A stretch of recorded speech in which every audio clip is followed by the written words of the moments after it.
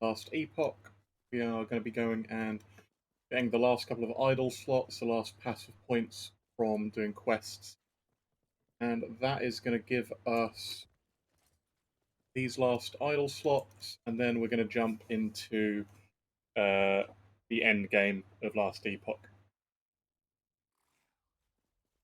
The end game is effectively maps from you would know from Path of Exile. They're similar to maps, but I'll go over that once we get there.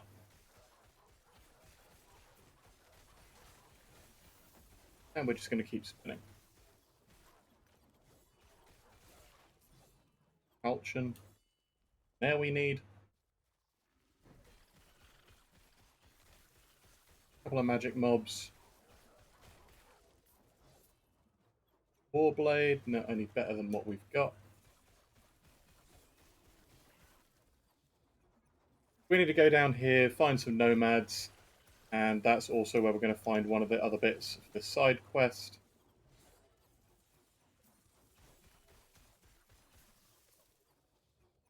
Good amulet with nothing decent on it for us.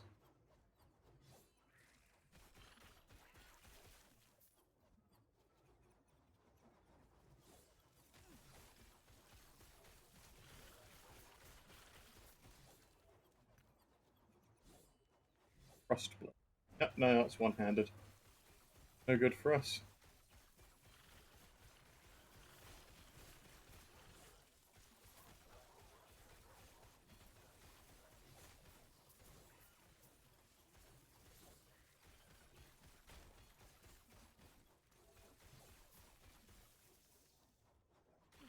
Warrior's Giant Club.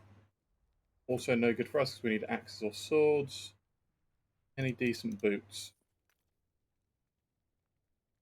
No, it's all clubs.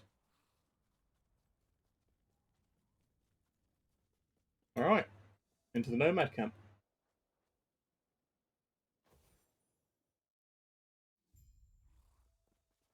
Here we go.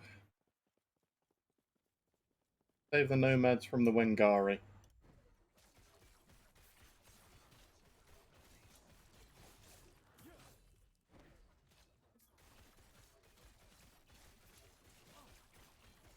Takes care of that boss leader they had.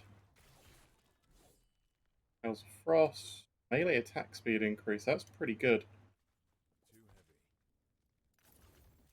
We've got lightning elemental resistance on these and necrotic resistance.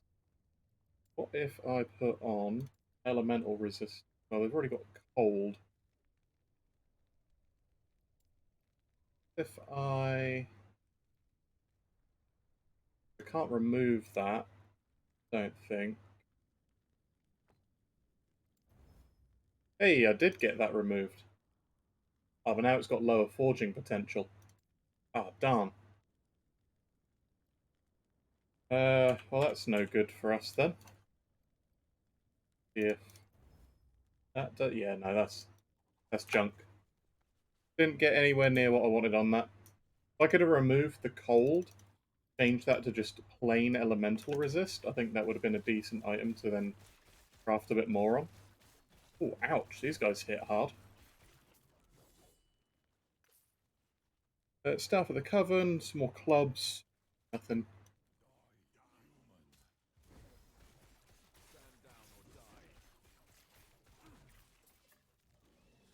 Oh, I just lost a ton of mana. Oh, yep, it double slams. Yep, I remember.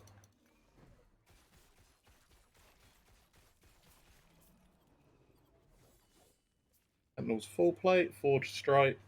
Bad thing we don't use that. Nice straight through.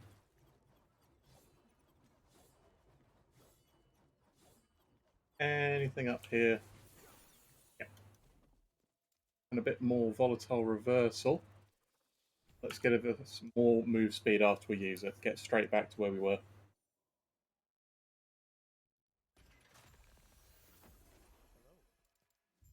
Right, we're going to go find some Wengari chieftains and cut them to pieces.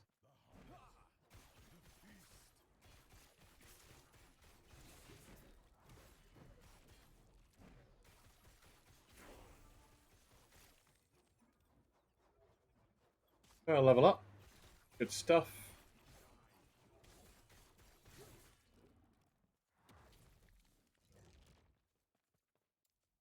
And let's put that into here. Get that full 20% chance to echo for Warpath. Now we have a 40% chance of leaving echoes.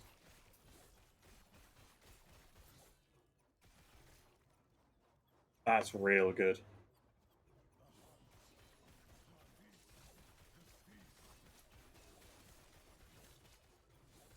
Well, these guys do hit hard, don't they?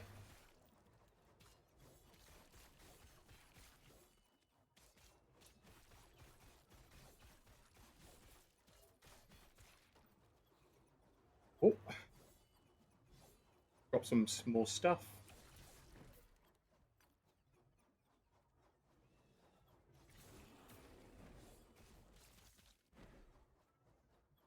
Got to wait for that second slam.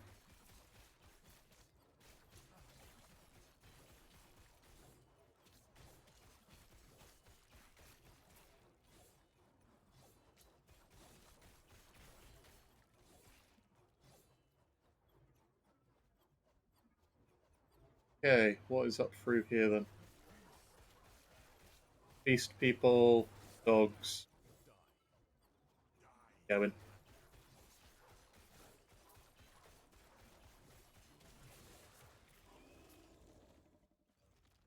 Oh, we triple slammed there. Okay.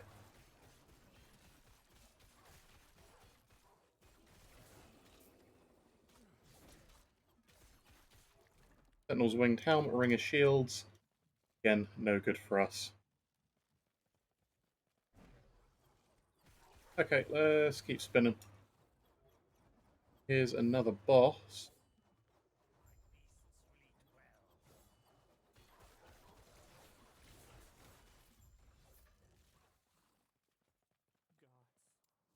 Out of here, Dredge Hurt, Halberds. No, nothing decent there. Go back down. Apparently I didn't get any Wangari Bile.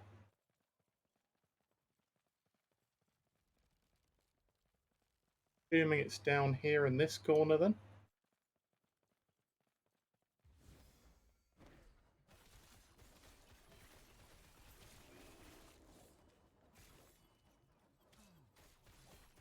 Yep.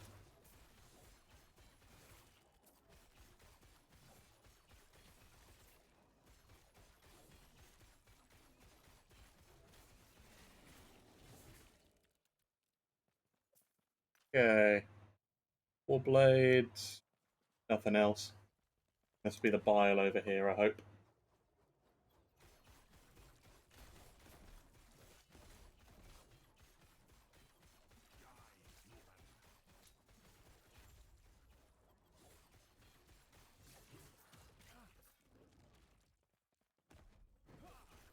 Oh, crikey. Don't TP into the damaging auras. Anything decent? Oh, that's a nice axe. That's a lot of cold damage. But, decent for us. We're also like 4 levels below this area, so that's not bad for what we're doing.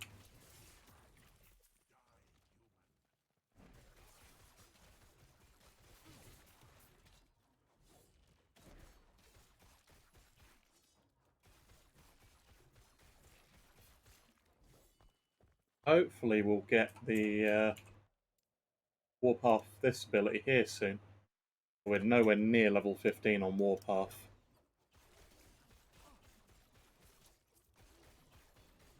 That will then let me regain mana whilst I'm spinning.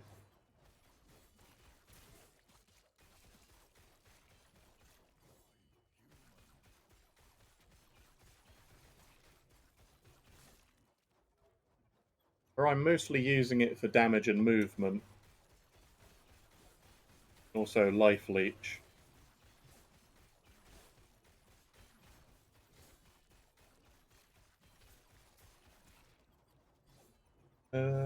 Let's see.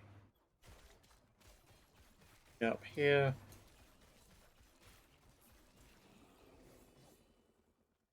Any bosses?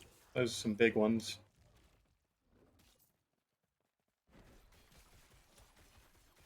Well, that's a big buff after using Volatile Reversal. Oh, nothing there.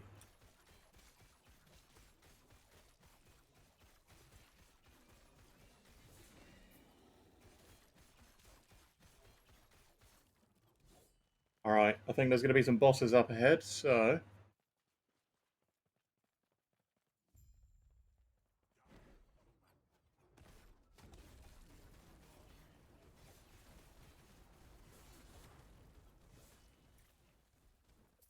Oh, that instantly gibbed one.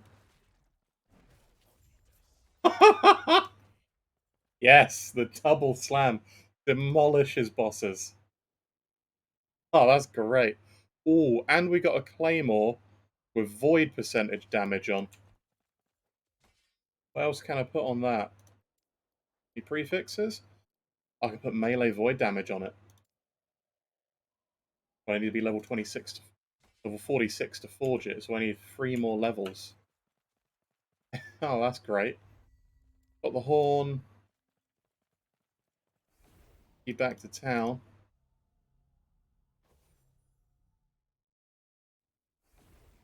Oh man, just huge chunks of damage there. I love it. We're going to run down here and go through those ice tunnels and get that Bitterwing Fang. Then we're going to go up and get that Ebba liver. Eba liver, I suppose.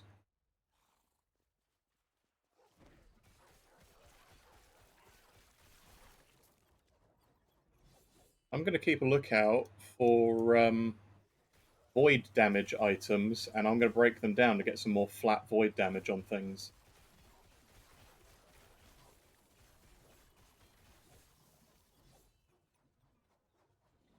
As soon as I start getting mana from this, I'm going to see if I can get Void Shred.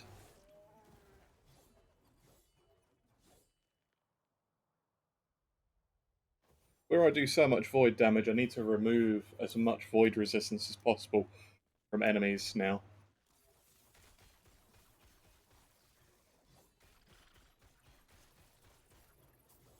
I do a lot of damage in a short burst.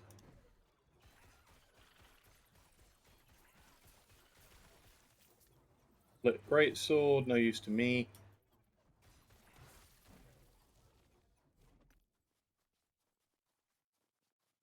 This way.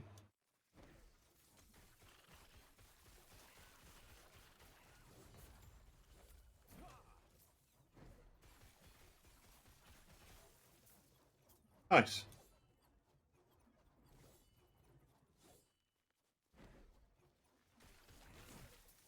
Oh, just immediately. There is something really good about just a great big high damage swing. It just feels good to use.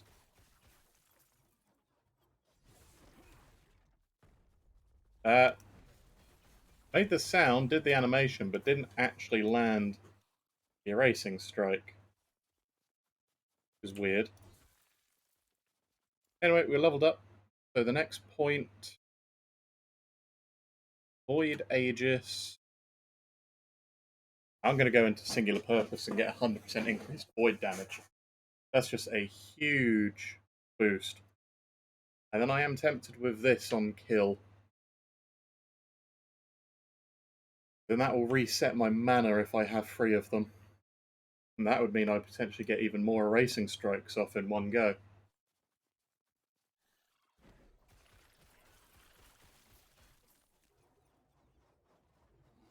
Well, let's keep spinning.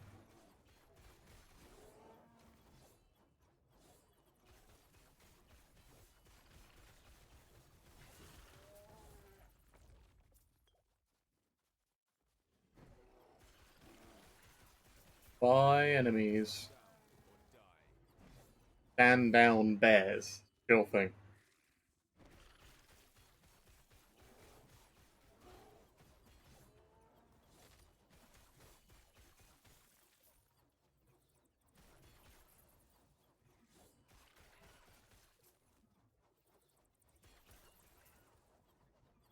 Okay, almost at the exit of here, I think. There we go.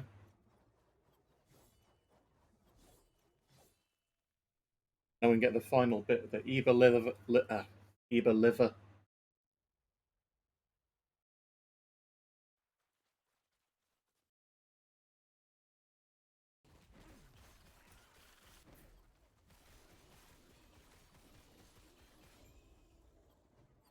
Okay.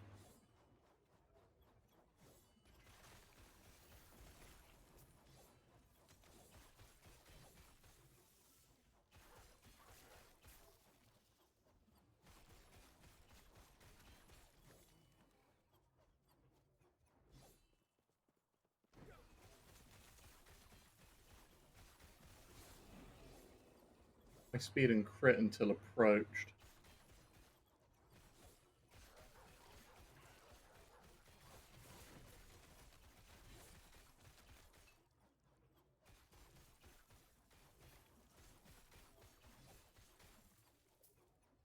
Anything here?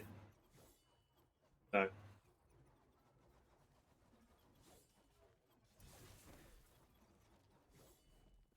To raise this bridge. Oh, okay, I can just ignore the animations and helicopter my way across.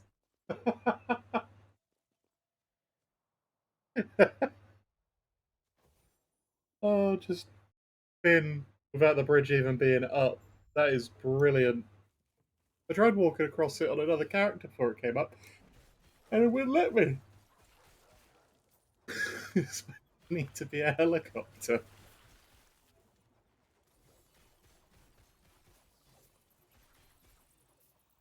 How much attack speed does it take to have liftoff?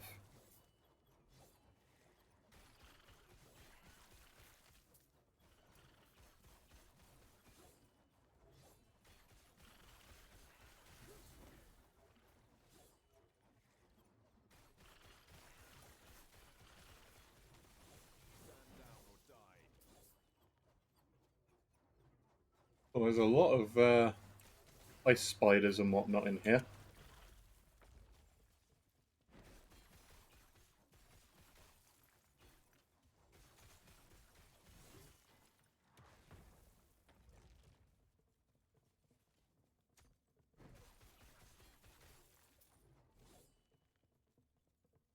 Okay, and up we go. Oh, I suppose we've got to continue this way. Or going up. A big ice wolf.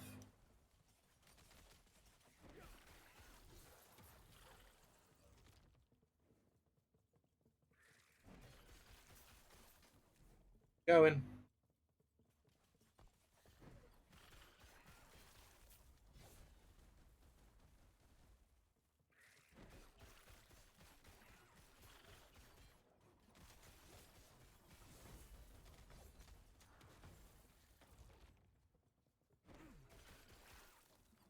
And I think I may be able to get away with another point in that slam. Because if I do it the once, I need something to survive first hit to see if the second hit also crits. I'm assuming it does.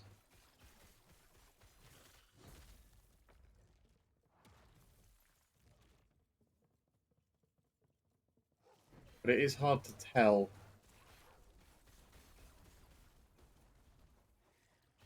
Oh well.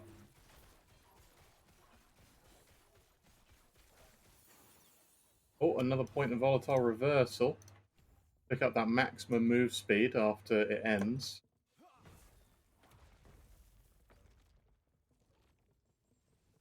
Oh, that's real fast now. That's really good.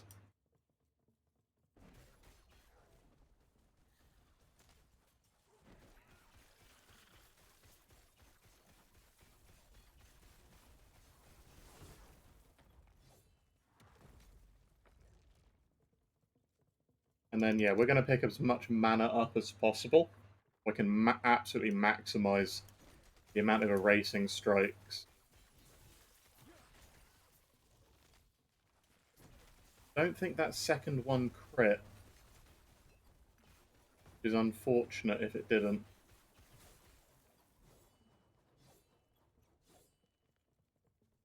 2 minutes is going to be up this way.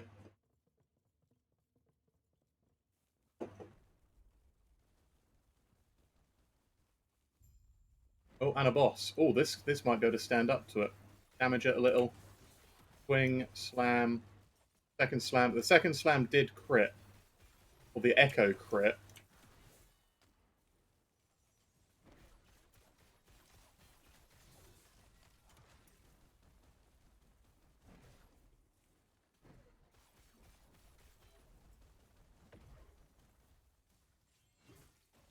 Swing and slam, and then that slam did him in. Okay.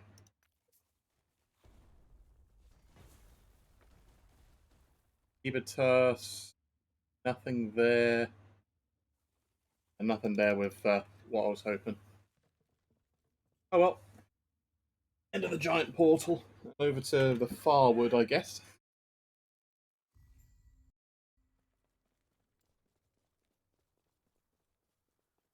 Off we go.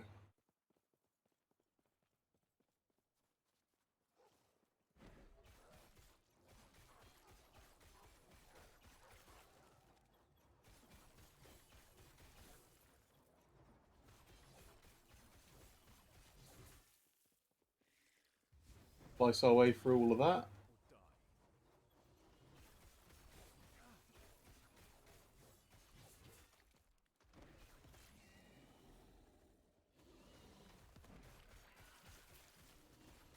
Suppose we've just got a long way to spin.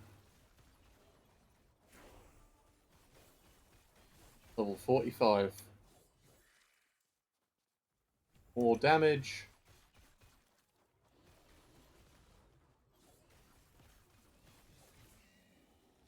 This is no anti-block.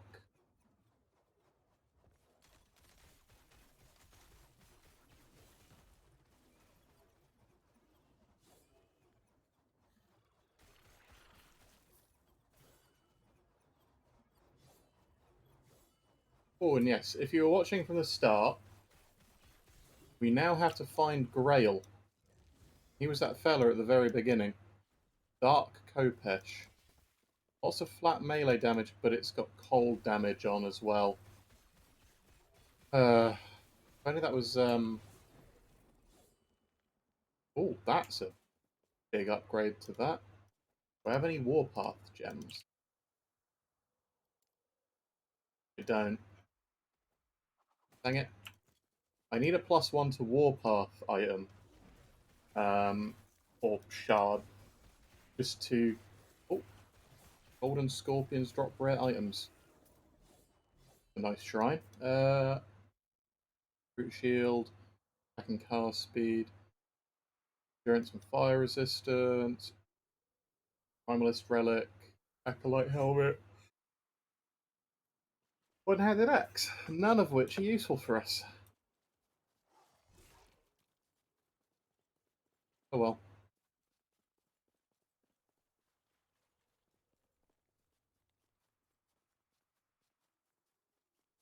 We're going all the way back down here.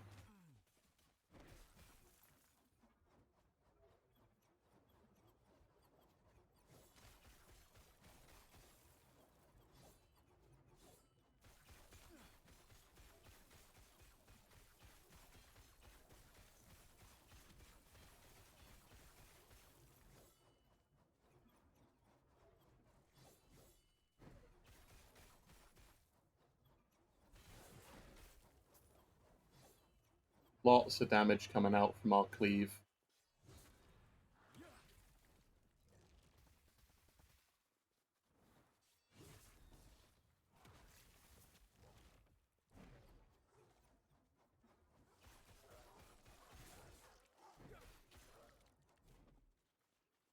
Get a ton of mana back then.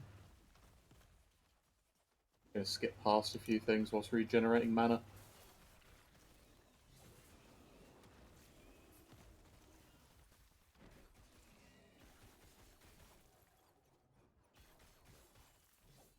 Imperial Staff, nothing there. Toxic Ice Axe. Again, no void, no full.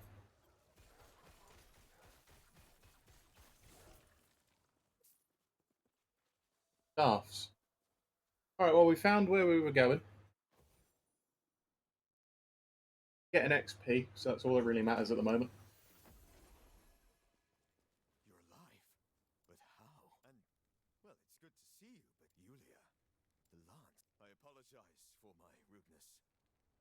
changed his mind about the... No, damn it.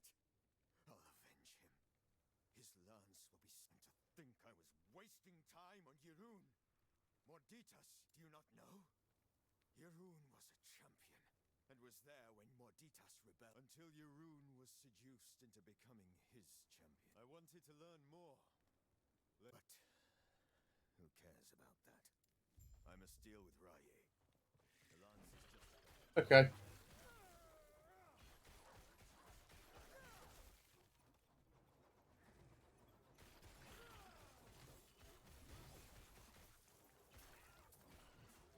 I am much more effective than the last time we met, but I'm still spinning.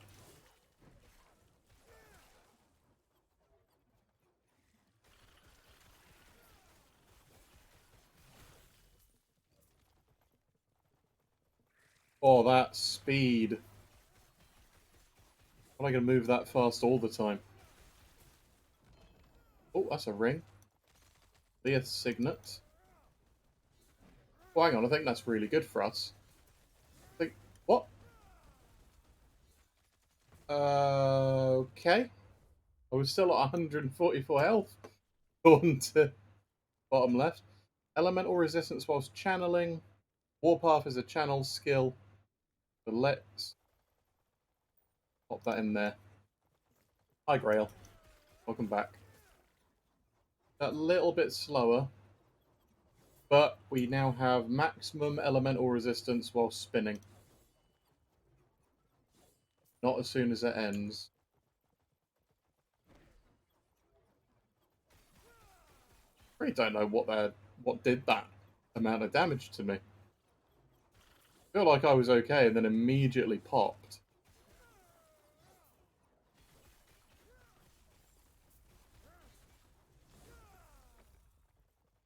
Alarum Banner, Block Chance, and Health on Block.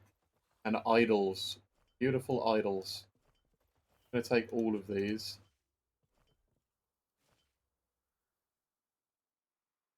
Oh, Sigils of Hope and Fire. That's crit chance and health.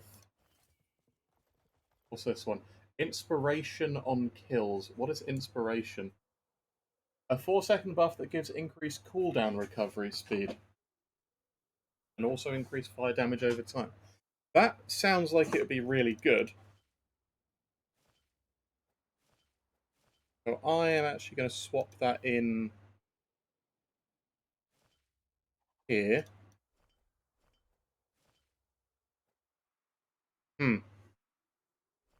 How do I work this out? I don't think I can yet. Okay, that's fine.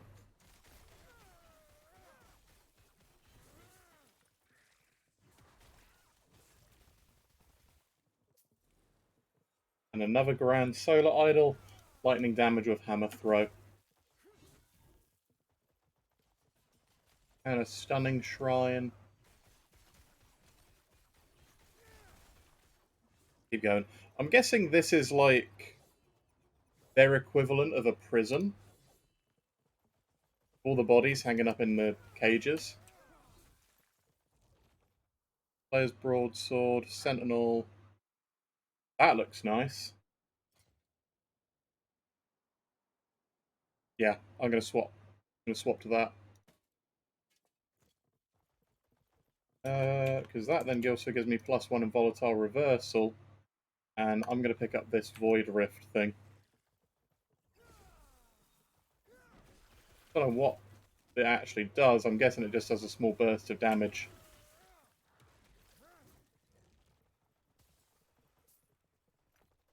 It does a ton of ice damage to me. Oh well.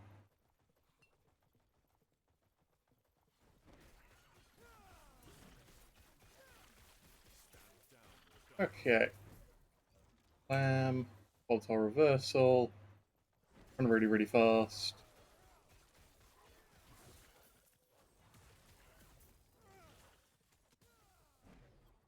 Volatile Reversal again.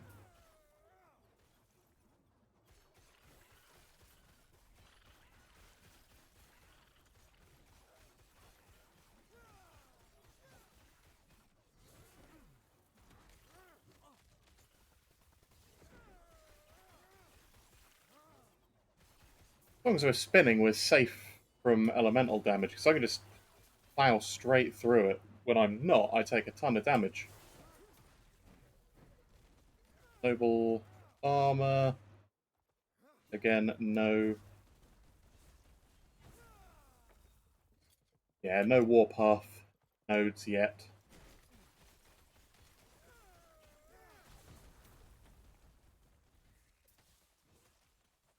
Eviscerating Broadsword. Deft Claymore, what is that? Attack speed. We're going to shatter that. Only got the one, but that's going to help.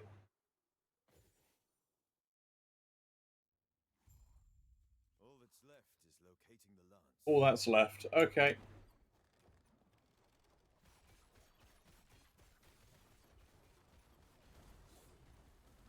Do a big tantrum.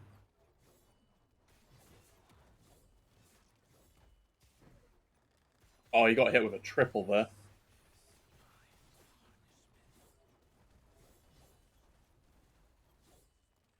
Regen some mana. Go with one of these. Come back out. Master must not be freed.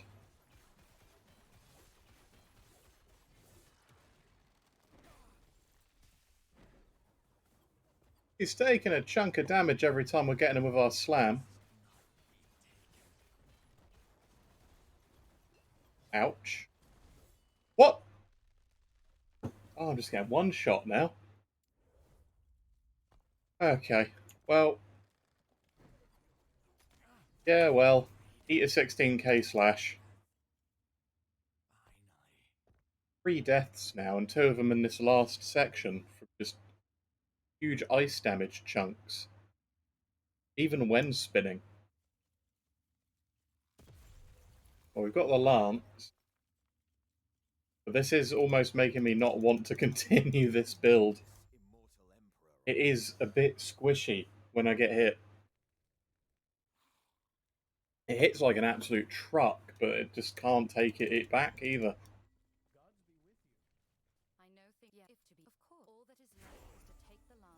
Well, that's our last... Oh, it's almost our last idle slots. Guessing I need to... Yeah, I need to go up here, talk to the medicine man.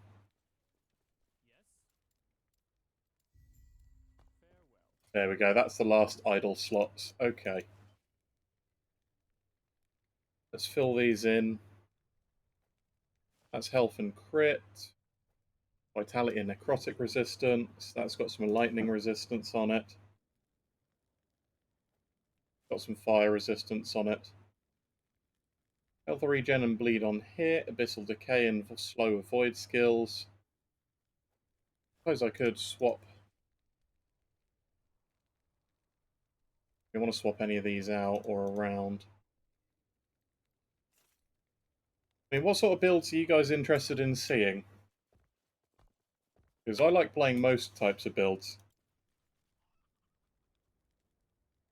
Let's pick up more. What's that mana? We'll pick up a bit of mana and mana regen.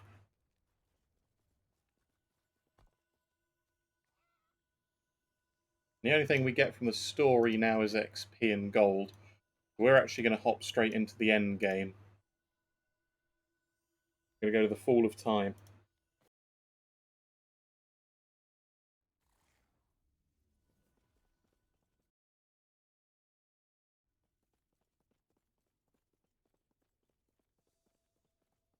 So this is the Monolith of Fate. They let you do something called monoliths, and monoliths are the equivalent of maps in Path of Exile, endgame dungeons in Grim Dawn, and effectively hell grinding in what was Diablo 2. I'm not sure what they were. Rifts in Diablo 3, I think. The way these work, right, is that you pick and choose the path that you go down, and you can switch it up at any time. So if I go here, I can go here, and then I could go here if I want. As I do them, more will unlock further along. So to start with, I can get some glyphs and then runes or gold, or I can get glyphs and then tomes of experience or runes. So I'm going to go here, and if you look, every time I do it, enemies get modifiers. So that modifier is enemies of 30% endurance. This modifier is that rare enemies have more health and damage. This one is more dangerous, is what it sounds like, but we're going to go and do that. And a shrine with XP on kill, that's nice. Yeah, our damage won't be too great here. Not until we've... oh, that's a Dark Oak Scepter, that's void damage. Going to shatter that for more melee void damage. Find a wealth here that drops gold.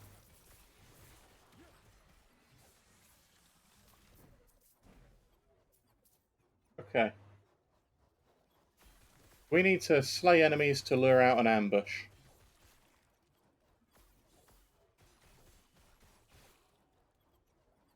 This is just a horrible looking meat grinder sort of thing, isn't it?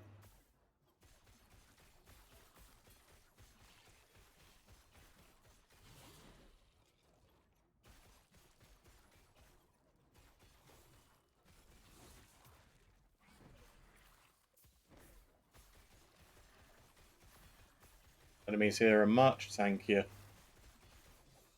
But we do have a nice sword waiting for us. We can actually use it now. I'm going to put melee void damage on that.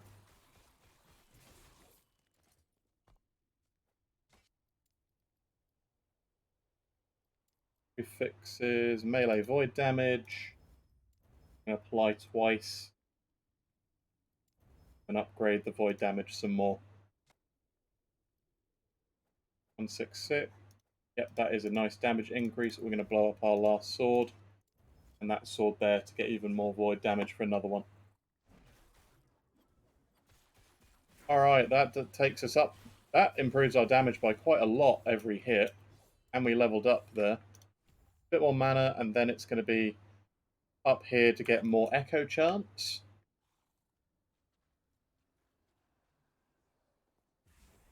100% crit strike chance. That's huge.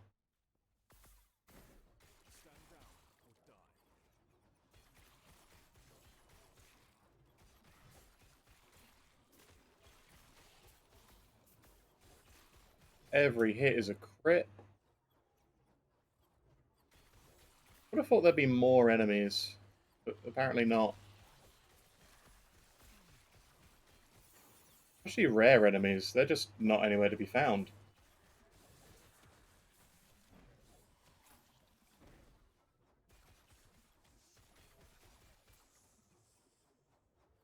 Oh, no loot there. Any good for us? Warpath level up, and that's mana per second.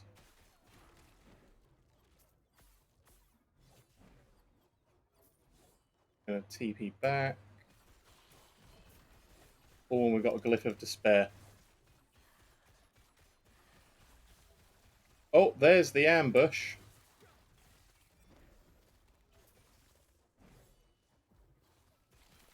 We're going to have to avoid that. That's a lot of poison damage this thing is doing.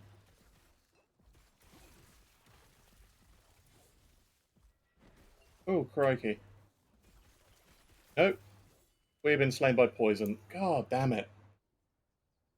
So much damage. We are just not tanky enough to do anything without getting one-shot by things. Although that wasn't really a one-shot. That was a lot of damage over time. Okay.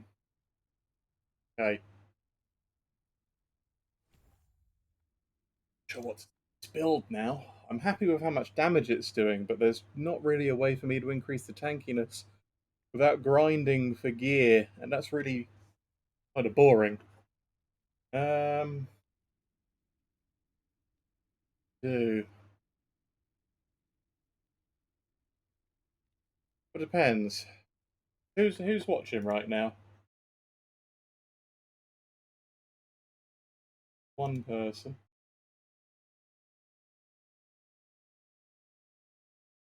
Okay. I think what I may do, I may swap to another build I do like spin to win, and I do love this slam and the damage, but it just doesn't feel tanky. It doesn't feel like it's going to go too well once I get further in, because it's starting to hit a plateau of damage, because things are now surviving the huge one-shots. Yeah. Yeah, I'm going to swap to a different build, I think.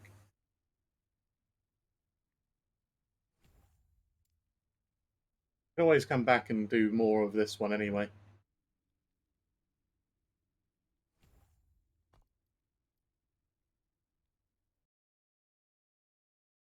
So, here's the question.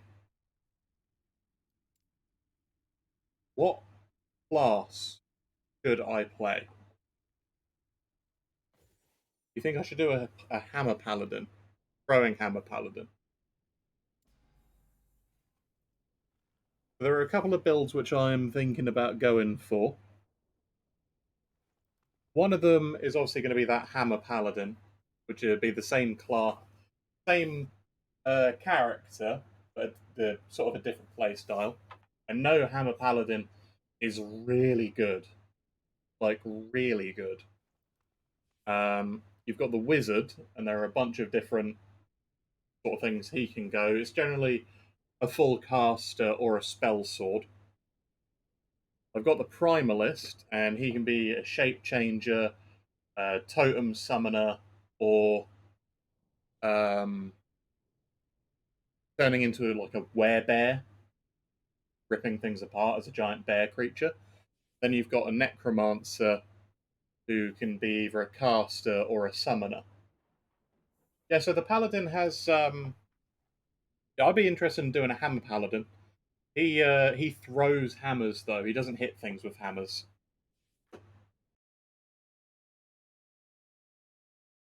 What do you think? Should it go like spell wizard? Should it go spell like necromancer or hammer paladin?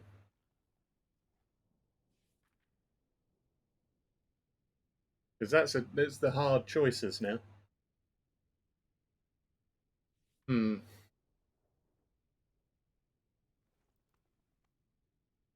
Hmm.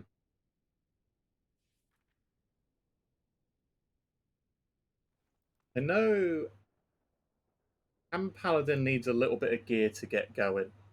Then again, they all do. Do. I haven't done the wizard for a good while. I don't know how he's currently playing in the end game or the dungeons. I know Hammer Paladin can hit like a truck, and he has pretty good inbuilt survivability with block. The Necromancer, I've got so many of them at end game, so that's not going to be any. That's not going to be useful to watch. Primalist it doesn't feel great to play to me. So I think it's going to be between the wizard and the hammer throwing. I'm going to flip a coin. I'm going to flip a coin.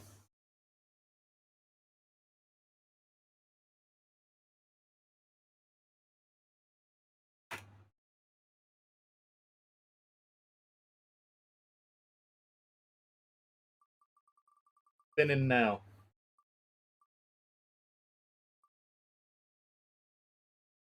Well, it has actually landed on hammer throw, so it's going to be throwing hammers.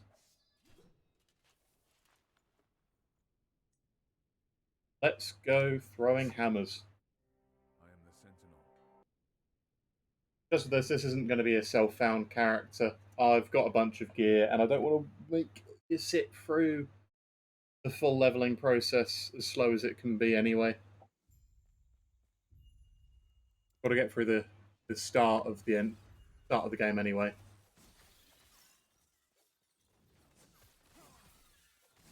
I can't throw hammers until level 3. That's where it's going to kick off.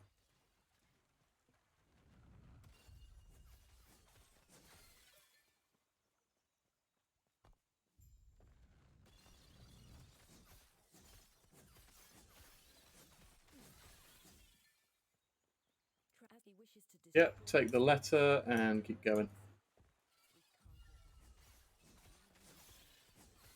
Yeah, we have swapped from Warpath. We're going to go and throw hammers instead. Let's swap to that.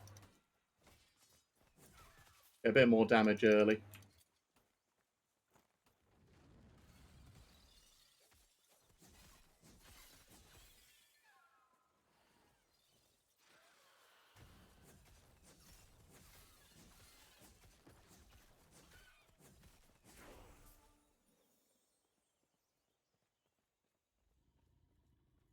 Yeah.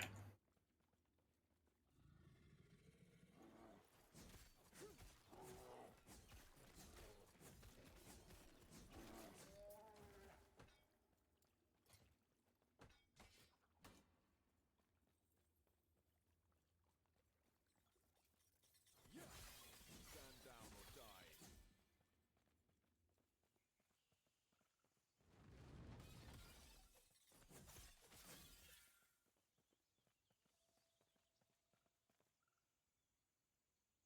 So there are a few ways of us building a hammer throw paladin. So it's either going to be hammer throw or javelin.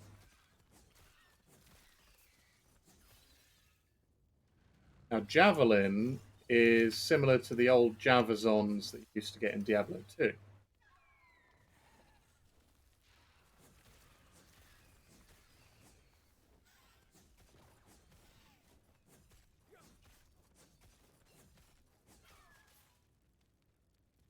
I'm thinking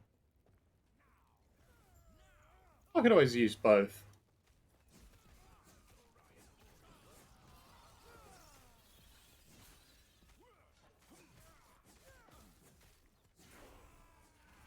There we go, we've got hammer throw.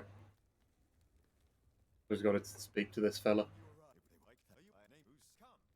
Go. Okay. I'm going to stack... No, I shouldn't have picked that because that does nothing for hammers. I'm going to stack strength and vitality.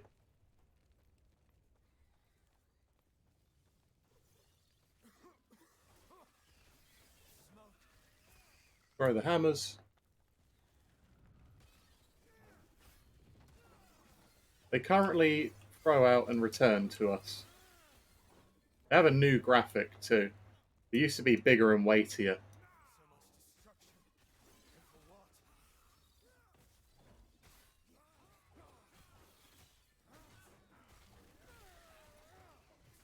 There's entire lines of enemies like this too.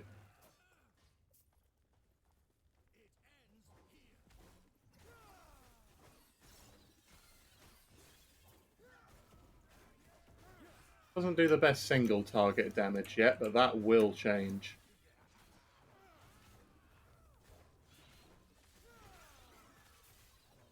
I'm going to take a look at the different classes or specializations we've got available. That's going to be hammer throw, clearly. And the first thing I think I'm going to pick up, I can make it do more damage, and then I can make it give me zeal. Increases damage and crit strike chance. Then I can give us global ignite. I can make it shred armor. I can make it give me health. Make it do stuns but no piercing. I make it chain to enemies. I then do no longer spiral, chain, or orbit, but they gain a lot of damage. Then I can make it free when I'm out of mana. There's also more damage but slow projectiles, and then they can have weird auras on them. I don't really like this line. I can go up, make it give me extra projectiles. I think I may go for that, and also mass hammers, because if you throw enough, it sort of becomes just like a giant cone of hammers shooting out in front of you. I don't think I'm going to want the orbit or the spiral, but the spiral increases the hit damage massively.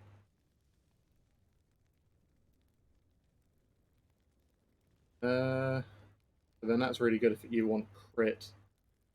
So I may go for utility hammers and have Javelin be my main throwing or damage ability. Difficult. It's really difficult to decide. Javelin will do a huge amount of damage per pierced enemy. I give it a huge amount of base crit. Also make it increase the judgment damage if I go Paladin. Give it a huge amount of penetration for each second I've been standing still. Massive bonus damage. Damage over time. Give it a giant trail. Give it a trail and then focus on the hammers, I suppose. Don't want to go into the flag. Yeah, that causes the Divine Fury node to not function, because this. Oh. Javelin does, what is that? Your?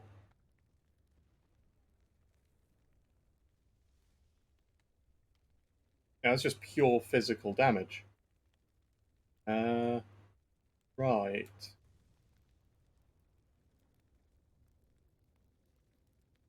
That does more electrify, and that's a huge damage over time. Hammers I can't make do electrify.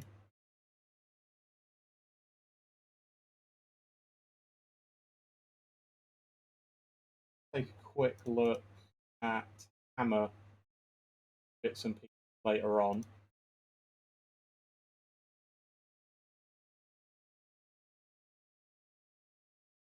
Hammer throw. I can add lightning damage to hammer throw.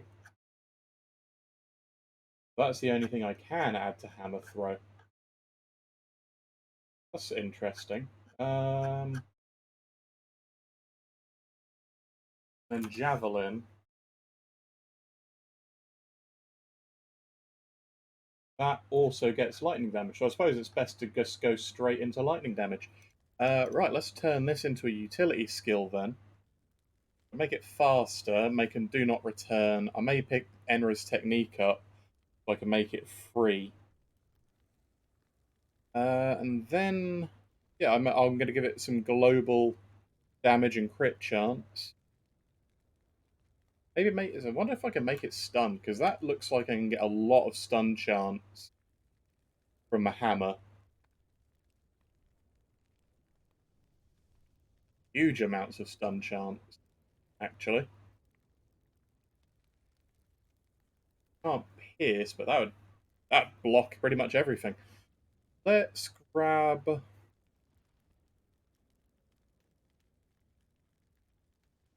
Okay, let's grab the stun chance and the damage. I don't think I've done stun hammers yet before.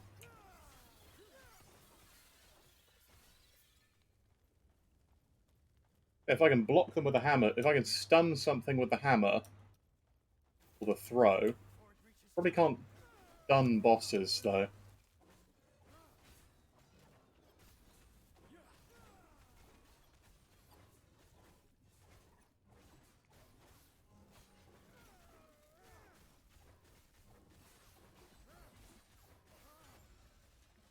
It does decent damage. Grab this hat. Then I'll start. I'll pick some gear up and make it a bit faster to play. I think.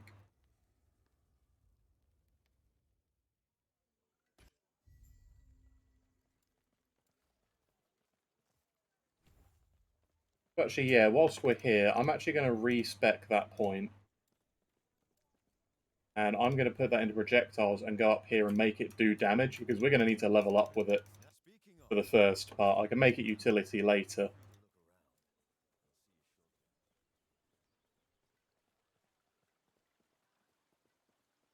And I'm also going to take out this bit from here. I'm going to put that in this for vitality and a little bit of health regen bonus. Right, let's take a look and see what gear I've got that does anything for throwing. Level 12 extra throwing damage, an amulet of extra throwing damage, gloves for shurikens, and a better amulet with throwing damage on.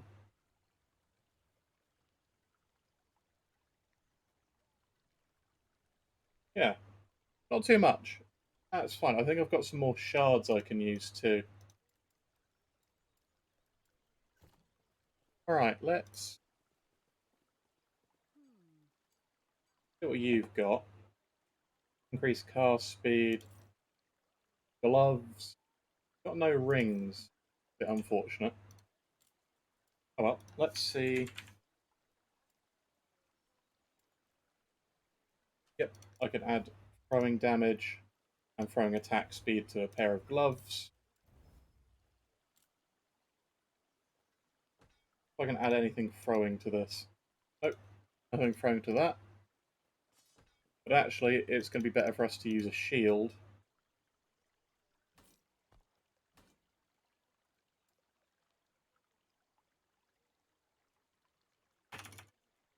So I'm going to make this give me a bit of elemental resistance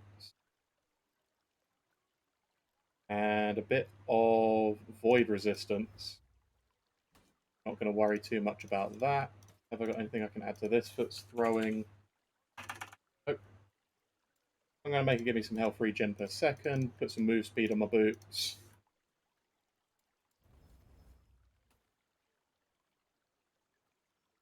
Anything I can add to this? Nothing for throwing. Okay.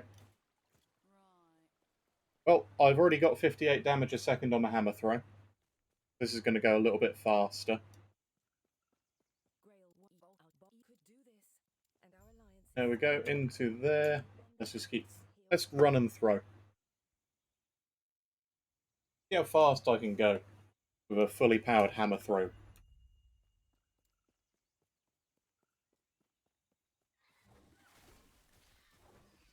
Pretty good, because that's doing like 40 damage a hit, and it returns to me still.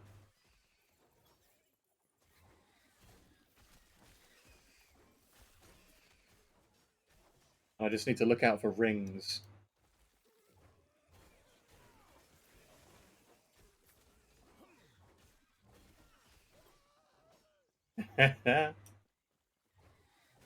Alright.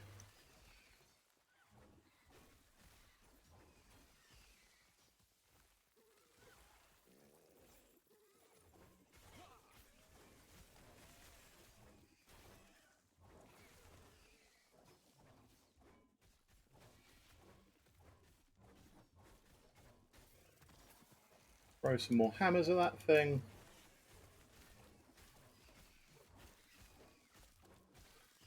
Alright.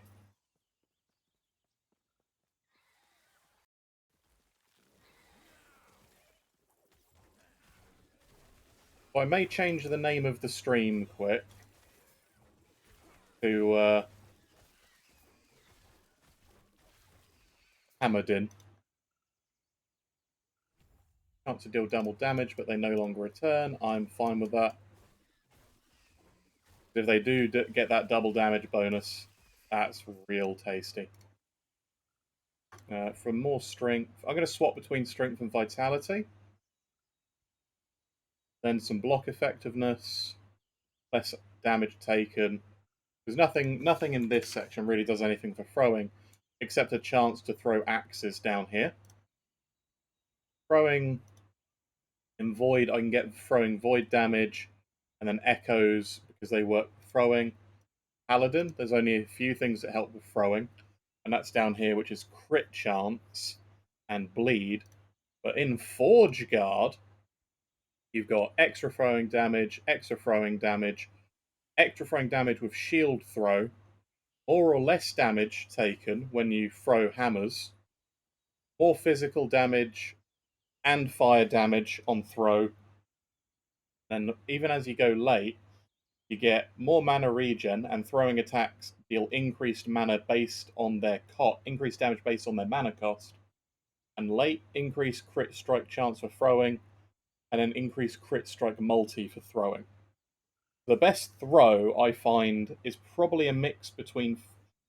It's going to be Paladin, just because that's 20% crit chance and multi with lightning, and both our hammer skill and our javelin skill are going to be lightning. But Forge Guard gets us fire and physical, so we're going to be putting a mix of points into both here and Paladin. I think it's Holy Aura is such a nice skill, whereas Forge Strike I don't really care much for. We'll take a look at those skills for a second. I mean, we get Shield Throw from Forge Guard, and that's a really nice skill, and that gives us Aegis, which yeah, just gives us armor to allies, us.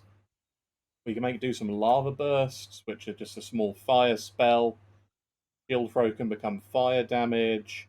Reset the mana. You can make it give armor, steal armor from enemies, give physical damage, more crit, block. It's a decent skill, but here in Paladin you get something called Holy Aura. You gain a passive 30% damage and 15% elemental resistance, and you can activate it to double that bonus for 4 seconds. You can make it give increased health regen, more healing.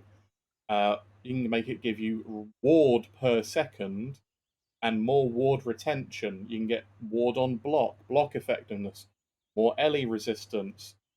You can give it slow, dodge, physical percentage, increased throwing damage, which is what we're going to be going for. And then you can also make it increase your crit. So you can make it give you a ton, just a massive amount of extra things. Um, Unfortunately, this up here for the Flame Burst is not useful for us. It only works on melee hits. If it worked for throwing hits, it'd be really good. I don't think there's anything in here which helps with throwing. No, but Sigils of Hope is a good one too, because that'll be free for us as well. Um, Divine Flare, not much good for us, but giving us extra damage. Nothing specifically for throw, but yeah, more damage, more sigils on kill. Cast speed, not so great, but yeah, it's free fire damage, so why would we not take it?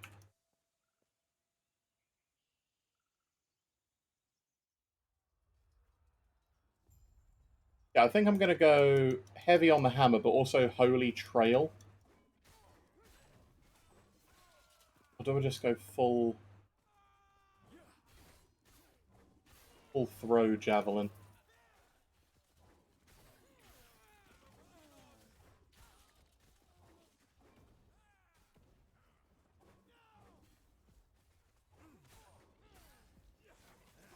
Bunch of enemies. Let's get them all lined up and throw hammers through them.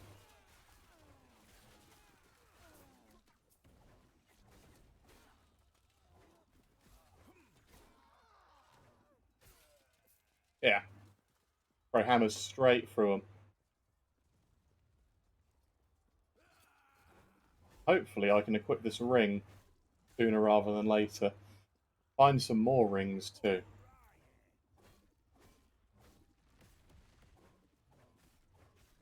A bit of dodge chance, that's nice.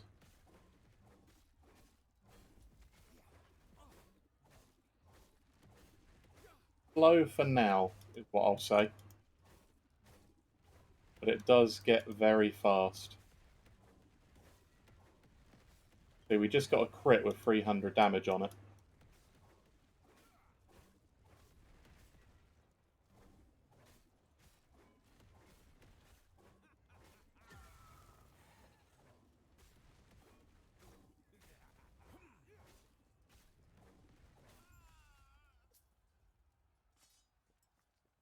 Actually, you know what?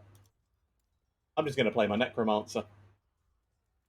The Necromancer's already at the end game, and we've just gone through the whole leveling process. I'm not going to make you sit through slow leveling again. I think it's Yurem? Where is my Necro? Here we go, Blood Rip Necromancer.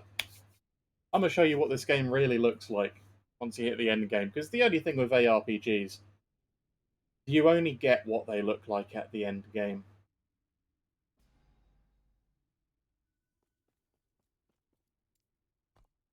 But we've just completed a ton of quests all of a sudden. That's fun. I'm going to show you on a training dummy, and I think they're down here. Where are they? Oh, never mind, I won't show you on a training dummy. I'm just going to go run straight into a map and show you exactly what they do. I've also got a passive point I can spend, so I'm not sure where that's come from. That's weird. Anyway, I'm at level 66. So I'm currently doing Ending the Storm, but I need to do some more. I think it was Ending the Storm I was farming. Yeah, Ending the Storm. I'm going to go up here for XP books.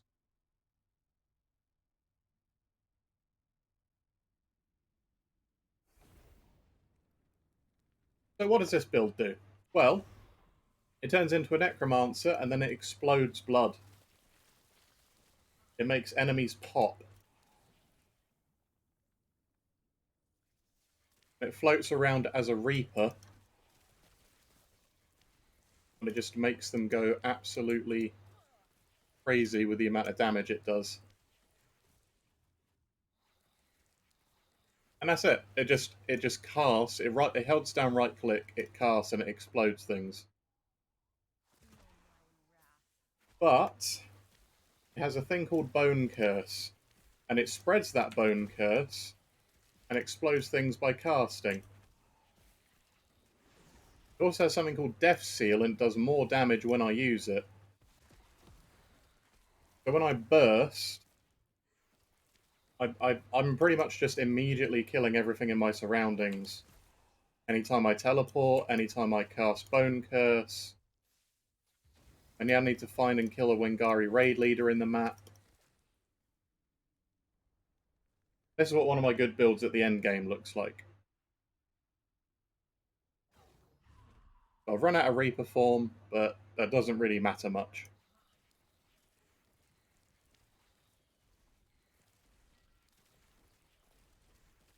We just shred through. Because the thing with this ability, Blood Rip, is that it does more damage the more it's cast. And we do multiple casts with it, with Bone Curse, with Transplant. Like, that just immediately kills things. Also, my Reaper form is back up, so I'm just going to hop straight into that.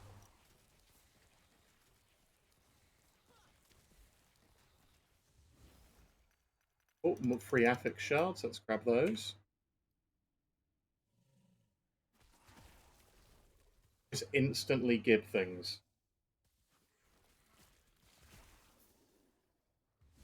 More affix shards. Lovely. Sit here and spam cast. And I don't even have, like, really particularly good gear for this. I've got a scepter with minion damage on it, and we don't use any minions.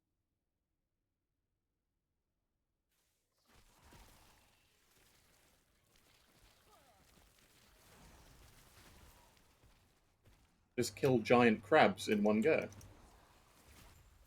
And that was the boss, and it's gone. Like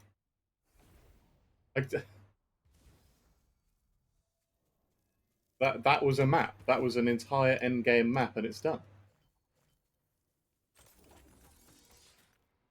Like, I know it's not the fastest, but it's incredibly safe. It's really strong. I'm going to go up here and activate this beacon so I can see everything around it. And the thing is with Blood Rip Necro is it doesn't need much gear. It really wants more cast speed than anything, because it automatically scales its damage just by casting it. And because I cast so much between that and my teleporting, like, the most important bits of gear you can get are cooldown increasing and cast speed. We need to find the beacon and charge it.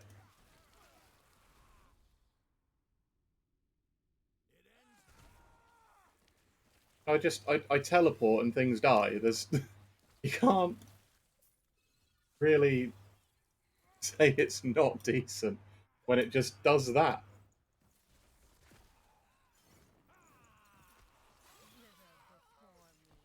And I'm only like 10 levels above where I moved off of the Void Knight. This thing is also so tanky because it's got 2 separate health bars. And it leeches life every time it casts. I can technically make Rip Blood echo upon killing an enemy, but it's not the point of it because I use Rip Blood to also sustain my life.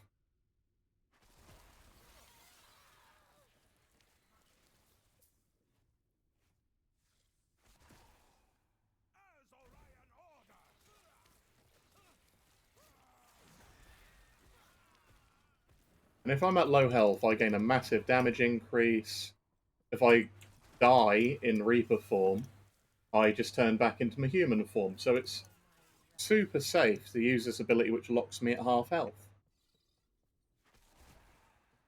And it's not like being in human form decreases my damage much either.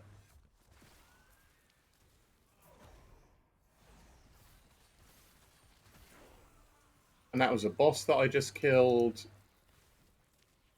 And I just sit here and I cast.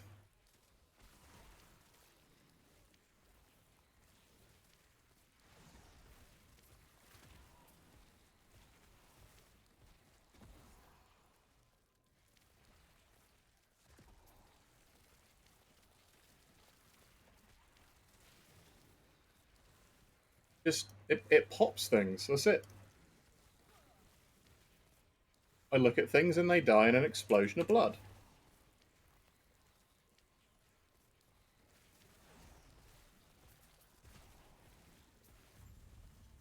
And I just gain so much health back from doing it. I actually outpace the health drain that Reaper form gives me. We've leveled up, so I'm going to be grabbing more cast speed and more movement speed. And more health leech. And then I may pick up some crit multi, because I do crit quite often. I do a lot. All of my spells do physical damage. So I'm also going to pick up more physical penetration. I suppose I could pick up ward as well. I can turn all my health leech into damage. I don't want that. I'm really not sure where to put the rest of my points. I may put more in Dance with Death. And points here because I don't rely on standard health regen. I can put more points into regular Necro. Because I am tempted to come all the way down here to Veins of Power. Or I could always get more Vitality. And then in a Necromancer tree, I just search Physical. This increases my physical damage. And then up here it also, that's for minions, that's for minions. There isn't a huge... Yeah, unfortunately there's not a huge amount of physical damage across the Necro trees. Mostly these down here. I think I may take that, which is less physical damage taken and less necrotic damage taken when I use a potion. But it's not particularly necessary. Anyway, we beat this map. We're going to go do another. A large idol that does poison chance and plague. Mage's Luna. Nothing too good for us. So, with this endgame system, the more you do, so you can see I started down here and I've come up. The blue lines lead to where what I've completed. The more you do, so say if I was to select this one, this bar up here increases. It adds stability to the timeline. And once it's stable, you can do these quests. And once you do the quests, the last one is you fight the boss of this timeline. You can also go to places like this, which are web echoes, and they add corruption to the timeline once you complete it. It resets the timeline. You fight a unique boss each time. So I am going to go look for, what do I want gear-wise? Got a good belt, got some okay rings, I've got a really nice offhand catalyst. It's just really good. My amulet's decent, helmet's pretty good. I want a better helmet, I think, so I'm going to look for nodes. When I may want a better chest piece. No, I don't. That's really good because it gives me more leech, and it has a legendary potential. That'll explain another time because that's confusing. So it's a helmet. Helmets are what I want, and I want a better one-hand weapon because that's only got increased spell damage on it. So I'm going to go down here because that can get me rare wands and catalysts. Enemies of crit strike and rare enemies give me shock chance. Don't really care about either of those. Just a really good build. Bit sandy, but everything dies.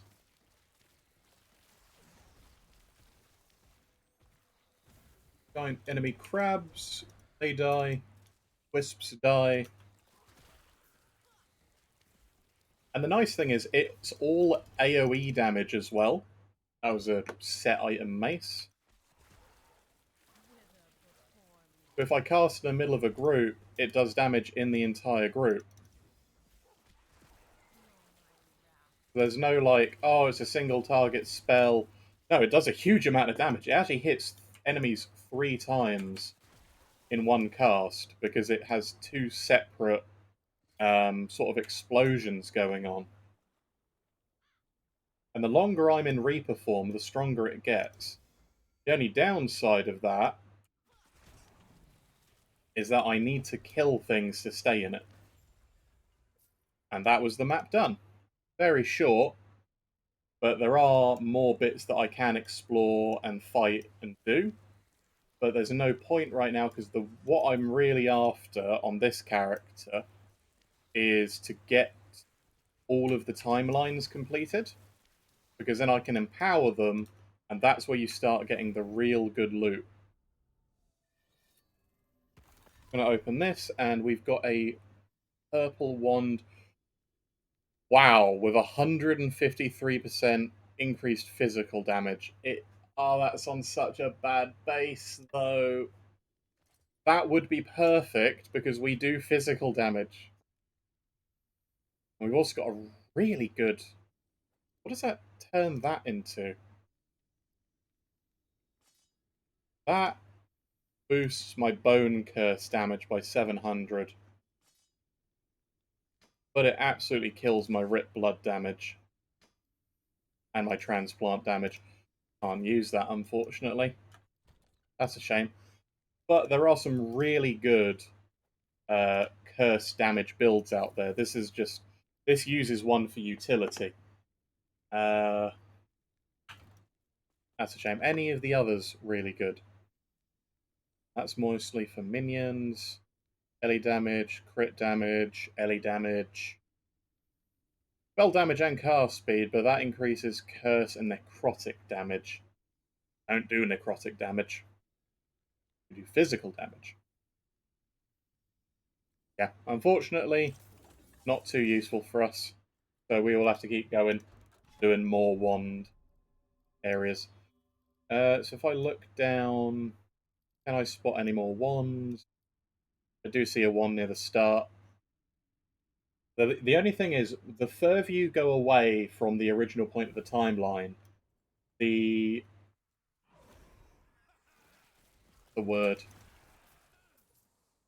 Yeah, the further you go away, the more stability you get per map you run. The closer you are to the beginning, the less stability you get. So you really just want to go in a straight line as possible, as far away from the beginning, if you're just looking at completing the timeline. And the thing is, with each timeline, they have special nodes that you can find, which give you increased. Well, they give guaranteed certain types of uniques. I can't remember what this one is, but I know the first timeline that you do drops unique bows as its special unique item.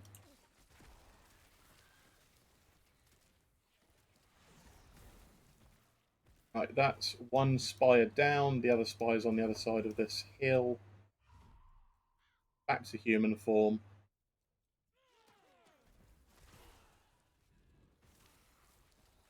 Die for me, thank you. More mana and regen, please.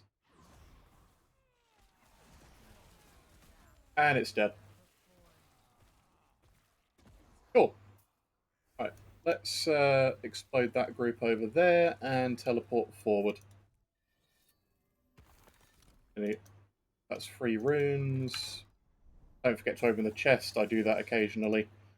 Acolyte Mask. Nothing decent. Right, let's see if we can get these ones, and then that actually completes this timeline for whatchamacallit? Stability.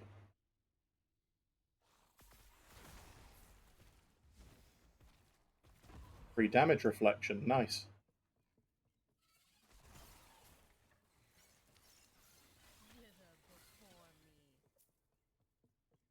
Reminds me of the first map that they used to have.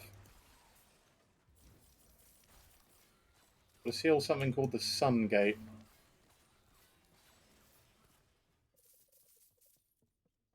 Okay, let's go down.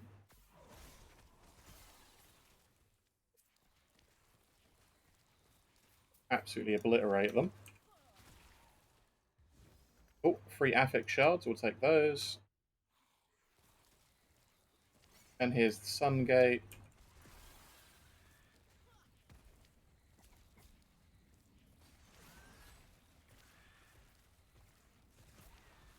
Things die. Oh, there you go. There's some bosses.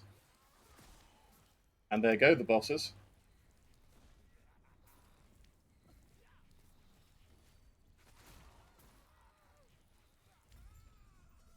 And that's this map done as well. A very fast build, because it has so much offense combined with innately defensive skills. And does this get me extra necrotic damage but ignite on hit? Unfortunately, again, no decent ones. That's a shame. Oh, that's a new type of ring. Increased cooldown, recovery speed, and all attributes. Interesting to know that's a type of wand in the game. I'm going to come up and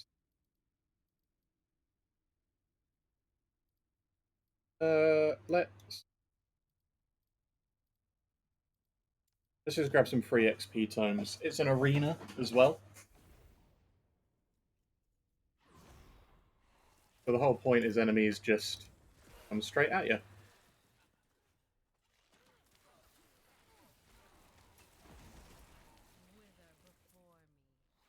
And just huge groups are the perfect thing for this ability, because the more there are, the higher the damage it actually does.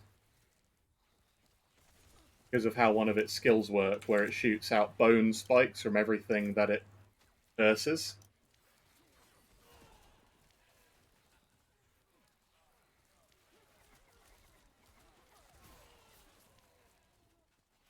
And it also carries more hits.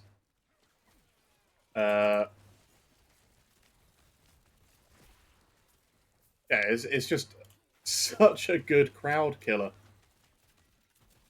Arenas are one of the perfect places for it, because you constantly have enemies filtering towards you. You don't need to look for them to kill them. It has a lot of tankiness, even against like Dot, because it has so much life leech on cast. And that's the arena done. We killed all those waves in, what, was that under a minute? So,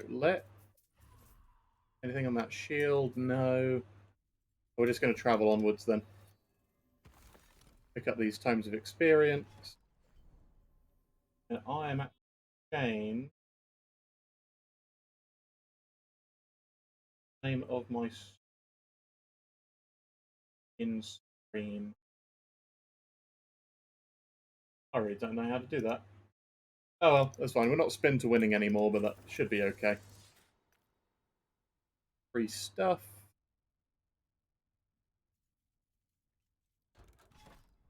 Alright, let's do these quests, and we're going to beat the timeline story nodes. Gods be with you. My gold, my ship, my home, everyone's dead. Wise, Lagon done this. Sent a storm. Kill everybody.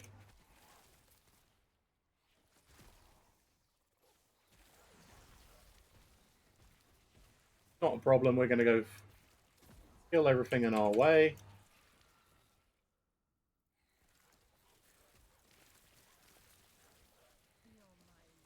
And yeah, we'll just kill everything in our way.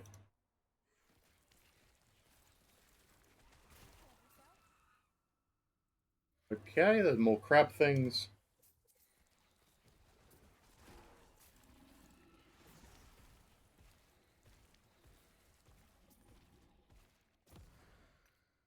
Nice. Get out of here, you. Rip blood and heal back up to full. It's one of the best ways I've found to sustain Reaper form is just through massive amounts of leech. Hello. Let's immediately pop the largest groups and the toughest enemies.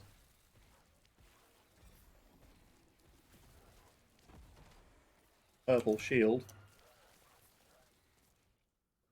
It eventually will no longer be able to sustain Reaper form because there's just no enemies nearby anymore.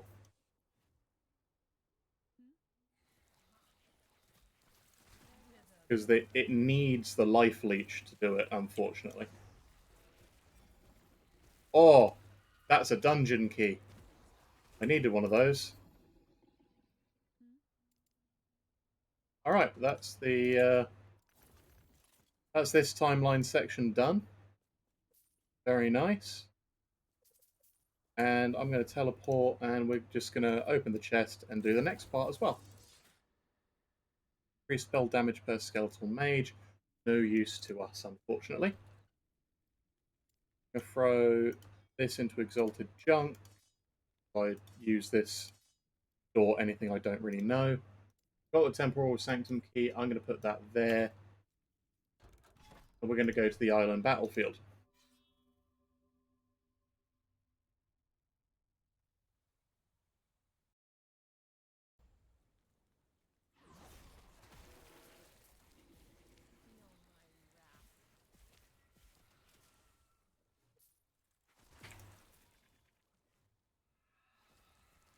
Gather the moon fragments. Okay. This is something that you just run through then.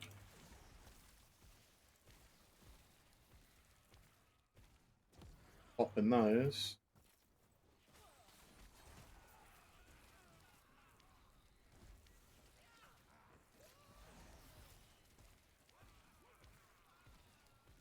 These explode for me. Eye shark thing. That rip blood. Physical damage whilst transformed. I'll take that.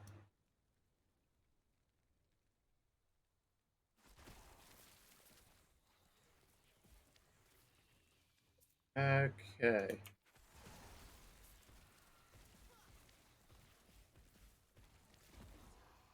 And also, whenever I use the Death Seal, which locks my health down to low health, I emit a bunch of bursts of physical damage in a Nova.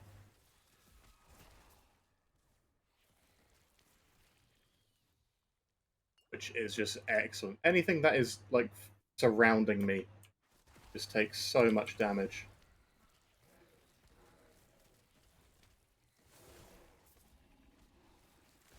Goodbye. Like, even the high health enemies that are meant to be like a slog to get through, they're just melting.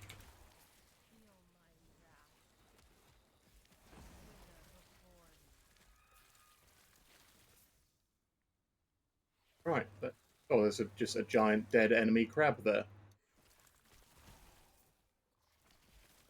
Moon fragment for me, thank you. Kill that giant ogre thing.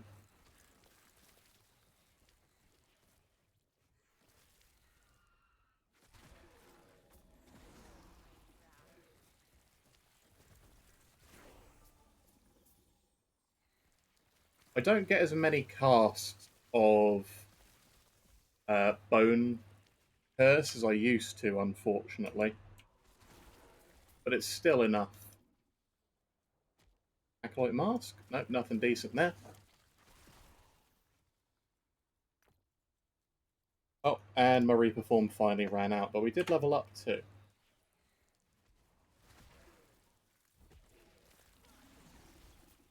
That was silly of me. I should never use this when not in Reaper form. Not that it matters too much because of the amount of damage that I do carry. I'm going to grab more physical penetration because that's just going to massively increase our damage.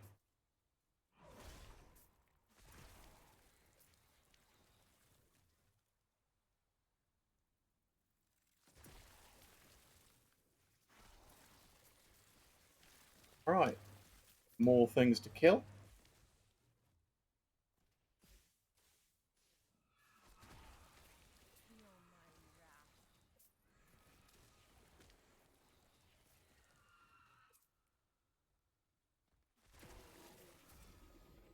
Oh, that's a free purple.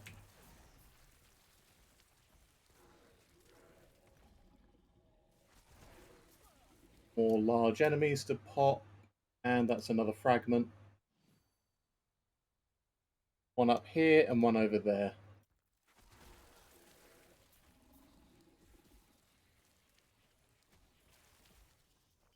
Effectively, we're going through different timelines in the end game and beating up things that are doing stupid things in them. Like Lagon, the storm god in this one, has flooded the world. You don't get much story through doing the actual end game, other than the little snippets and these things, where you can occasionally talk to people and they go, "Oh no, this thing's happening and this thing's going wrong."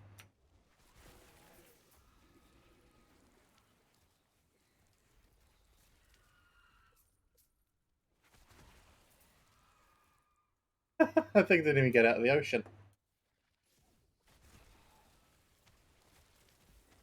Oh, triple sharks. Okay. Goodbye. Right, thanks for the moon piece. Let's go to the entrance of that shrine.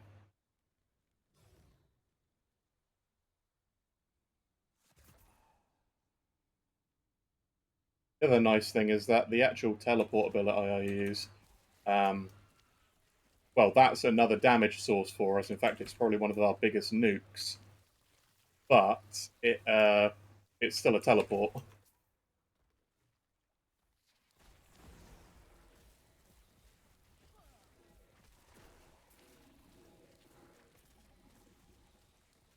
Anything decent? Nope, nothing decent loot-wise there.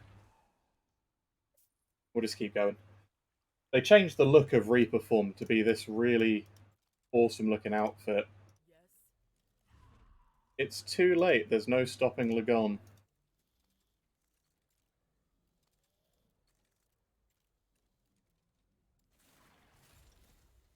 Oh, okay. My Reaper form ran out at the beginning of that. That sucks for you.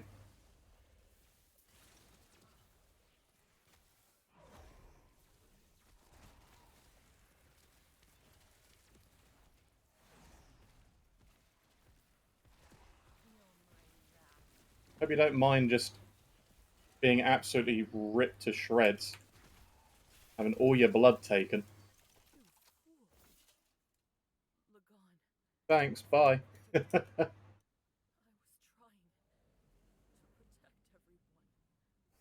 Alright, let's go.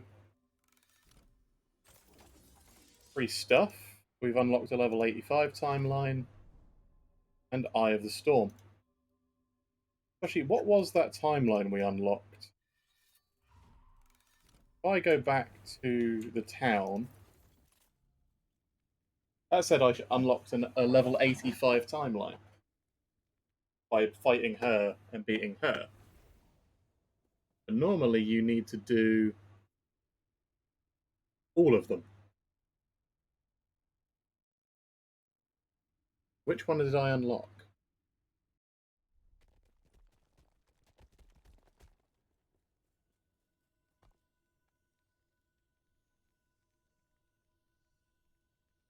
Okay, so that didn't unlock one of the level 85 timelines. But that's fine. We're going to go fight the boss that does. I'm happy to oblige.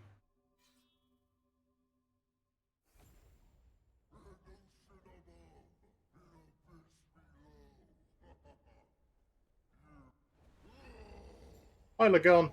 Remember me?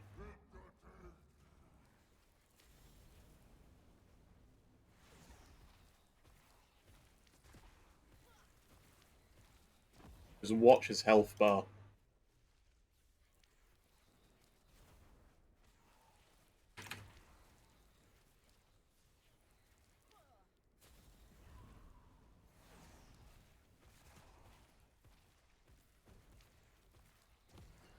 Need to be careful here, not get hit by giant nukes.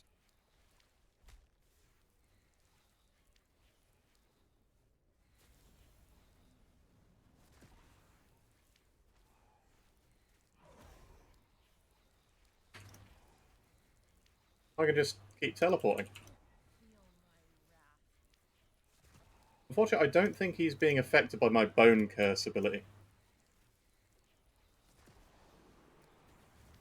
Oh, we got into half health, and now we've got to do this. Kill his tentacles. Dodge waves.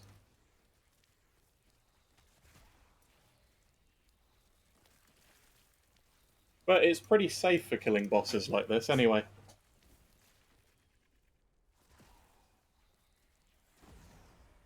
Mostly because it does a lot of damage. None of its abilities are, like, really difficult to use or manage. It does get stunned occasionally, which sucks, but...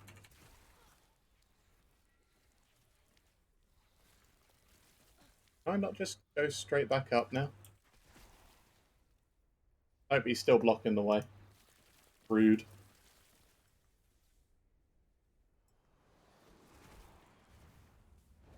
And now we're back up. Alright, fight me.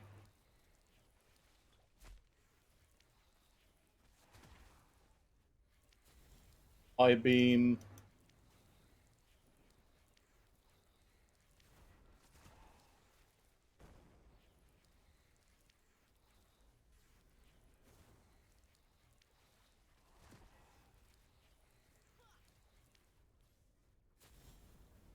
Oh, that does hit hard.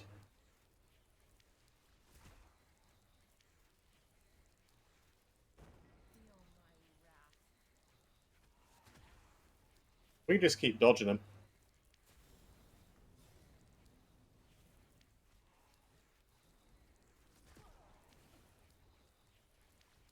Down to his last sort of third health.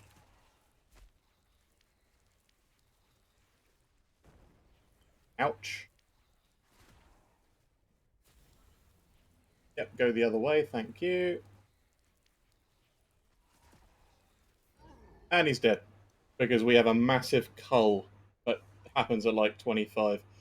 So none of these are good for us, because we don't use... I mean, I guess I'll take the stun chance. But I'm fine with that. We've got a Coral Aegis, gives us lightning rares. Less lightning damage taken on block. That's pretty nice. Physical and void damage. No other real decent loot here. But yeah, that was the boss of the timeline. Really big, really entertaining fights. But yeah, we can go up to the next timeline.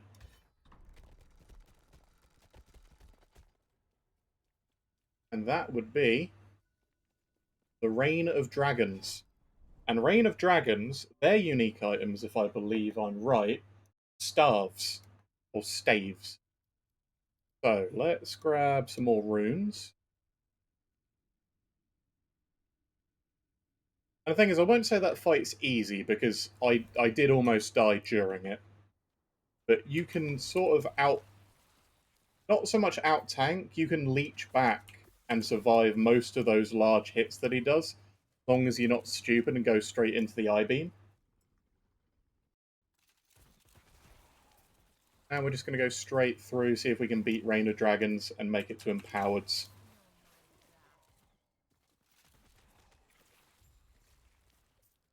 We now need to seal the Skittering Gate, which is up here.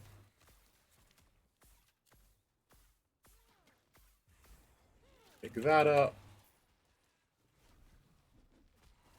Give me that.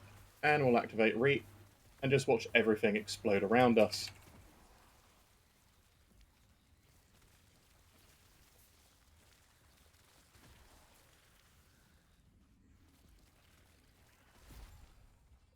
Alright, that's Skittering Gate done.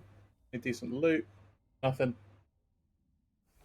And bow, not worth destroying. And 3 runes. Anything decent from the chest. No. Alright, next item. Rare amulets. Might as well go there.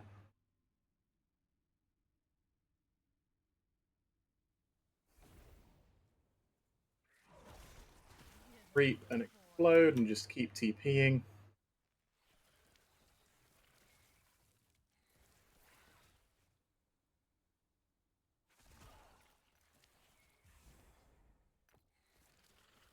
We're in a level 85 area, is a level 78 too, by the way.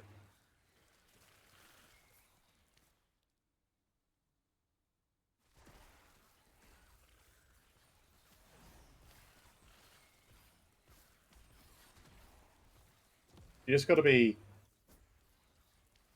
a little bit careful about your health bar with this build, because you do need to watch where you are and whether or not it's safe to actually use Death Seal or not.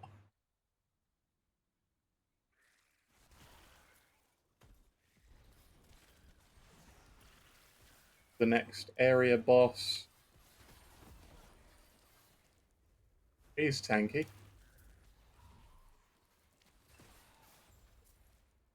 Keeps gaining power once in combat, focuses on attacking players. I mean, that wasn't too bad. Void penetration, minion health, physical damage in area. That would be really nice. Necro damage. Yeah, we do everything physical, so that's okay. Rare shields. Oh, there's also unique. Is it unique swords? And for Reign of Dragons, I thought it was staves. Or am I thinking of the? Oh well, we're gonna go up and get some unique swords then, I guess.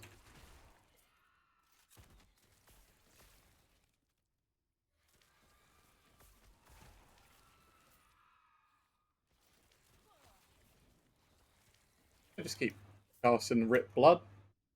I'll actually go over the interactions in a minute because this is one of those things that I was talking about with the Void Knight is that certain abilities in the game, they've got so much inbuilt synergy that they feel almost like you have to use them. If you're going to play one, you've got to take the others. Because why wouldn't you like maximize the amount of synergy you get? Increased damage or channeling, that's pretty nice. Same we don't channel.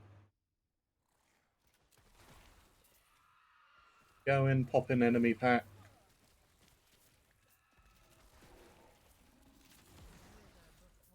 What was that? Oh, the Covenant of Dominion. Well, that's an easy boss to fight.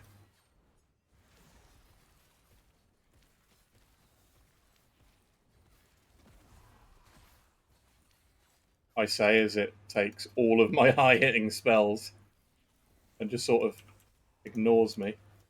And the second one spawns. Okay. Really weird.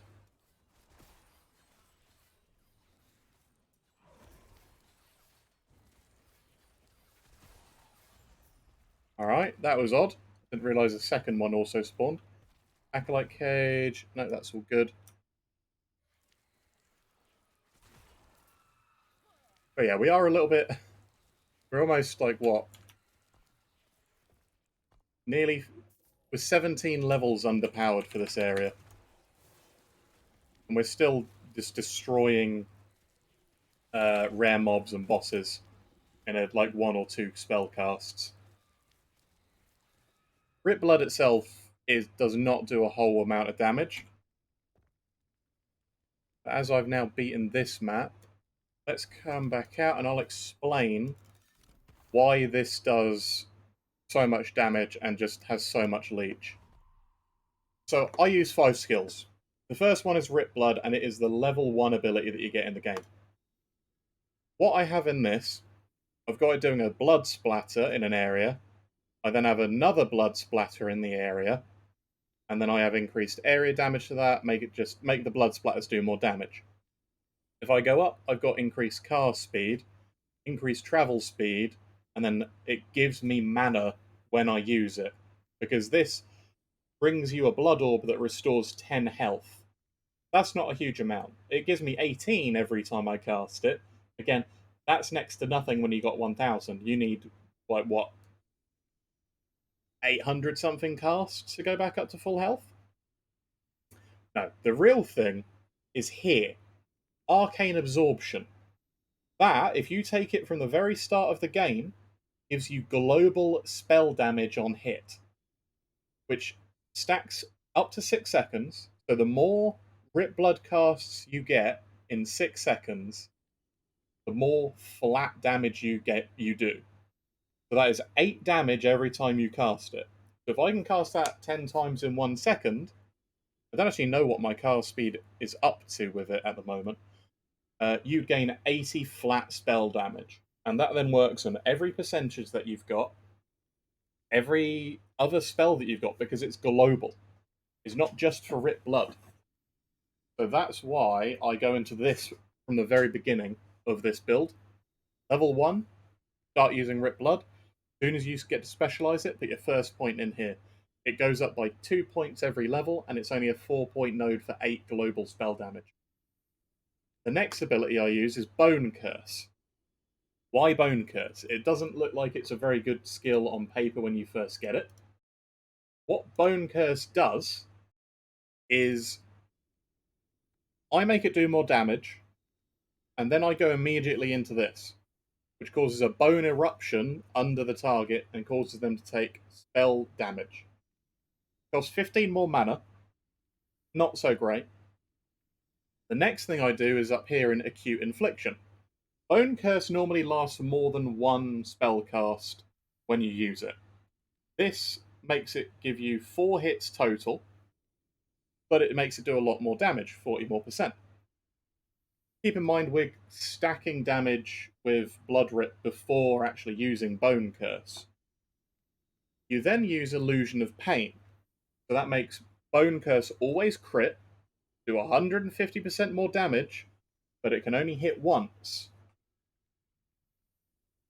And it increases the cooldown to 6 seconds. So that doesn't sound good on paper, but that crit and that damage increase are the only reason that it actually shows I'm doing 2000 damage with it. Keep in mind that's not including the actual crit or the exponential spell damage it gets off of Rip Blood. Then I make it give me a kill threshold of 12%, so anything that goes above 12% dies. Down here, it then lets me apply Bone Curse on hit for the next few seconds.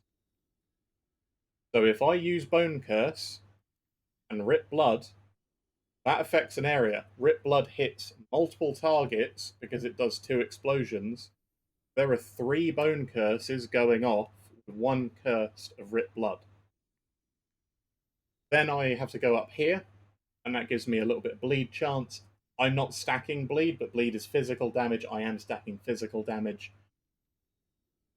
It then casts Rip Blood on timeout.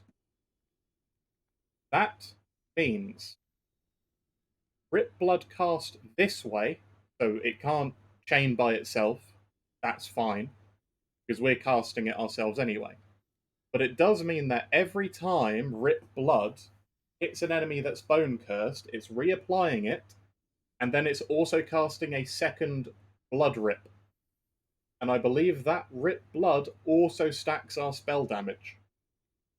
So that is massive synergy just between those two abilities. So you can cast it, you get more damage with the Bone Curse, you do a massive amount more damage because you keep casting Rip Blood. And it's just a constant back and forth between them. It's a feedback loop, more and more damage and more Rip Blood being cast. That is until it runs out of the duration. The third ability is Transplant, and this is normally a travel skill. So what this does baseline is it makes a new body and it explodes your old body. So it's a get out of jail free card. Now this shows 1600 damage. And that's real damage. It does a lot of damage in one area. Added damage is applied at 250% effectiveness. So that means with Rip Blood giving us 8 flat damage, that 8 should become, in theory, was that 24 damage every time we use Rip Blood, and that stacks on itself. It gives increased cast speed and reduce the cooldown. I've made it cost less health to use. I make it give me armor when I transplant. I make the detonations leave pools of blood that slow enemies. So this is all utility. This is what I go into after I've come down here. Firstly, I make it give me haste and frenzy. Frenzy increases my cast speed. I make it cast Rip Blood every time I use it. Up to 3 times. And then that Rip Blood, if I've used Bone Curse, also applies Bone Curse and more Rip Bloods. So that creates a massive feedback loop of ripping blood, bone cursing, transplanting into the middle of an enemy group, and then everything just explodes for the amount of bone curse and rip bloods. And then, of course, the damage that transplant does also triggers bone curse. I then make it detonate again when I arrive. So it explodes 3 times in one spot. The initial cast, the body it leaves behind, and the additional body upon arrival. And then I make it also cast Bone Curse around the target location after I arrive. So, from that one cast of Transplant, I've already then Bone Cursed everything in the area, hit it all once from the explosion, ripped blood per enemy once, giving me exponential scaling. I can then Bone Curse again in the area if anything is still alive, like a hard target or a boss, and then start spamming Rip Blood as many times as I can in that short amount of time left. And it will keep re-triggering Bone Curse, doing massive damage. And then the very last thing is that Transplant actually does more damage against bone cursed enemies by 160%. So they then also heal me when I do that. So that's also a survivability skill. So that is what the main focus of this build does.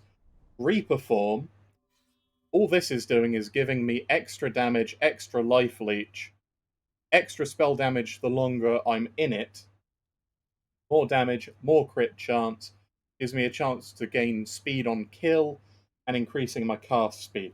This is all just a buff and an extra health pool that I can leech from. And then I have Death Seal, and that does the same thing. This gives me more damage per missing health. It causes death shockwaves that do a massive amount of damage by themselves.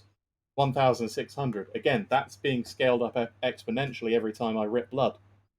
I gain armor per missing health. I get set to 33% of my maximum health, which I believe is actually counted as low life. And with Necromancer, you get a ton of damage and abilities at low life, just by your base class. Wave of Death then does more damage in an area, which is what this is. you do more damage with it. And then I turned it from necrotic into physical damage because Rip Blood, Bone Curse, and Transplant are all physical. So that is the basis of this build. So I'm going to go and run some more echoes and just show you what we can do. And we're 17 levels below the current timeline. And it just does everything you could possibly want a build to do. Immediately upon exploding, keep stacking much bleed damage as you can. Teleport, pop, teleport, pop.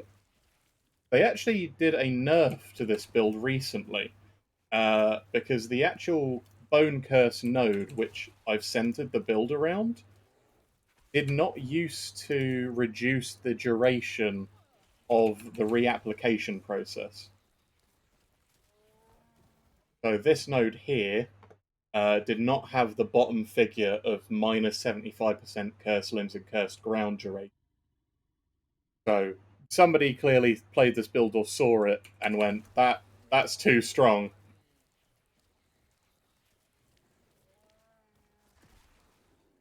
Because it is sort of just teleporting straight to enemies. And we're the best number. We have hit level 69. Get a bit more physical penetration. Just do more damage. Rip Blood is a carrier for our higher hitting skills. And then if those skills crit, because of course you want to build into crit damage, why would you not want to crit in any game unless you're a full dot build? You need to find and locate and heal the Savage Gate.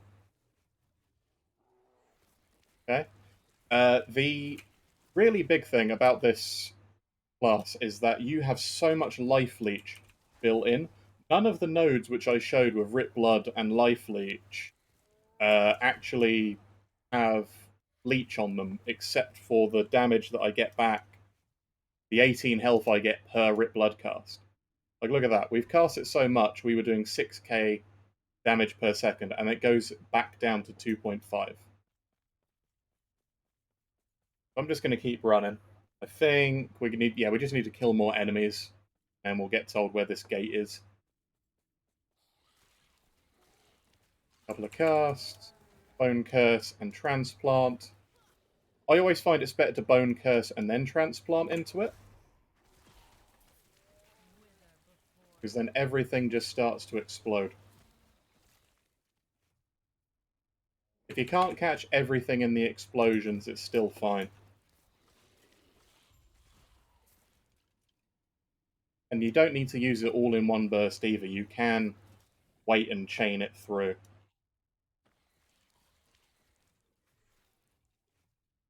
And it's very long range. You effectively have a screen wide range over everything around you.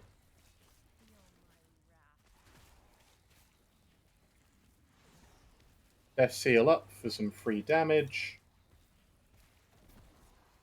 And just keep casting. Oh, that's a boss. That's the two bosses, the Wengari bosses, and one is dead, the other is dead. Once you get it ready and set up with enough damage of Rip Blood, map bosses, forget about them. They're gone, they're dead. One map done, we're just going to go through. We've got Drought's Release. That's a level 27 for Acid Flask. That is awful. Why would you give me that? Alright, I'm going to throw that in my unique junk. And I'm going to throw these here too. Yes. I'm going to sell the rest.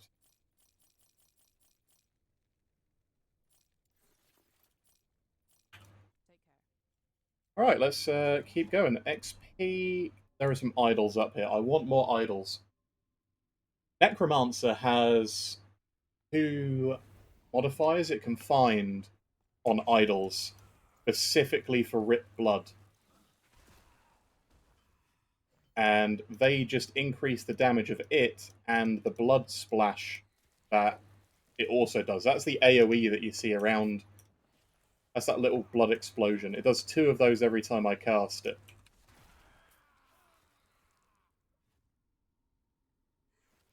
More enemies. So effectively, it's a bit of a lie, the tooltip, because I don't know if it counts the fact that it's hitting all these enemies 3 times per cast. The only time it actually stacks up more damage is that initial cast, though. That's why I want to stack as much cast speed up as possible. Why I give myself as much haste as I can. More XP per kill, I'll take that.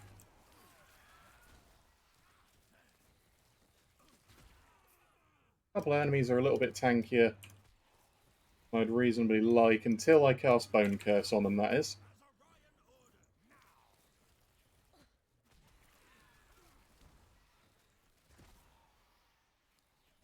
There's a lot of tankier enemies.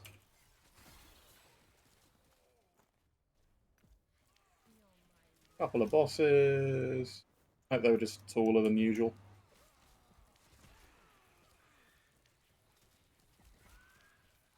It just shreds. It shreds and it's safe because you've got 2 health pools everything needs to get through. And because it does physical damage, not really much can resist it. Especially because you penetrate physical resistance. Just teleport onto higher health enemies and they pop. You've got innate, like, health regen from the amount of leech you've got.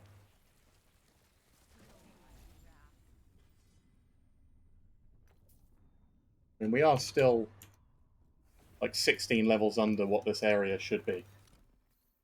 Anything decent. Physical necrotic resistance, spell crit, necro damage.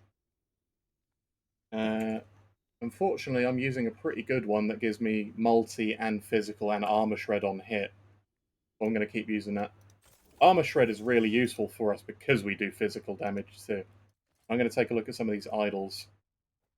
Mage 1, base, Sentinel 1. No. Yeah, sadly, no Necro idols. But we're going to go do this idol map. Oh, and it's an enemy wave one. Perfect.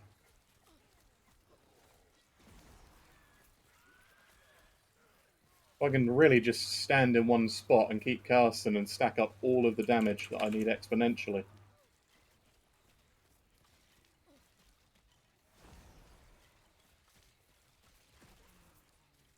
Just saw a 1200. Where are they? Where are the more? Give me more enemies.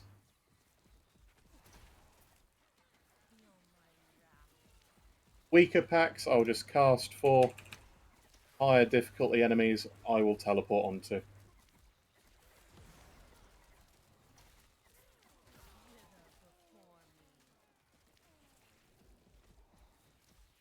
Still got to go looking for them, apparently. Cowardly enemies. Cowardly.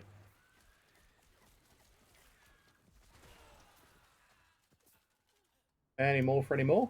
Yep. Still more. What's this? Guaranteed crits. That's what. Why would you give me that? Oh, and free cast speed. Come on, give me some tough enemies. Where are they?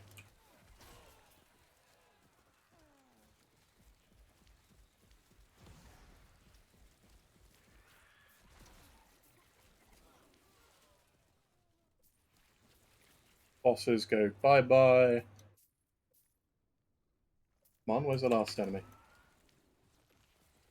They weren't the last, but they are the deadest. Because Rip Blood gets up to like 3k damage.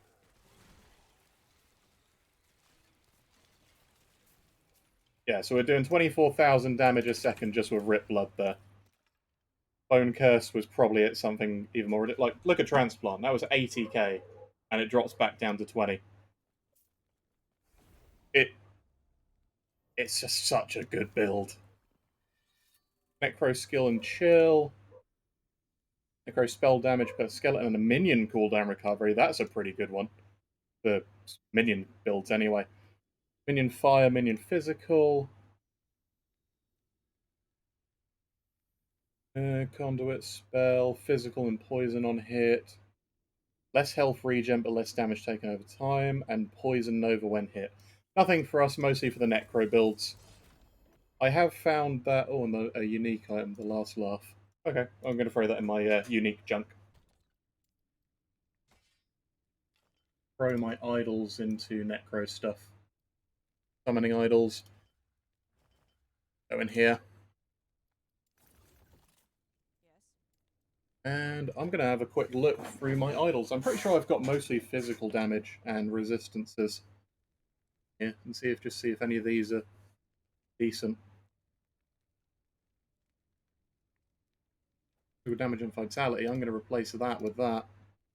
When I lose one vitality, I gain a bit more physical damage. Yeah, the rest I'm just going to sell.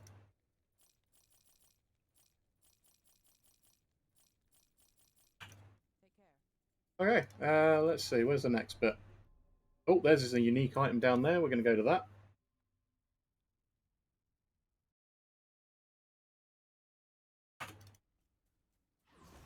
And back to it.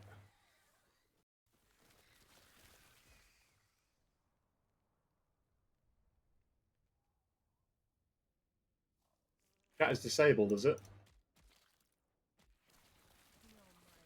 It really wasn't.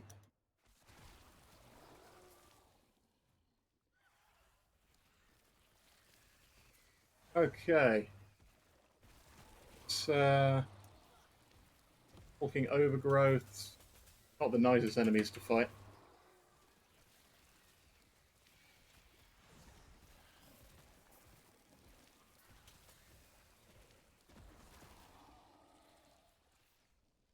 Let's see what this shrine is. Damage reflection. Again, not that great. There aren't really many builds in this game that focus around damage reflection. One of the best ones is actually the wizard. He has a really strong fire shield ability that does just bite back on hit.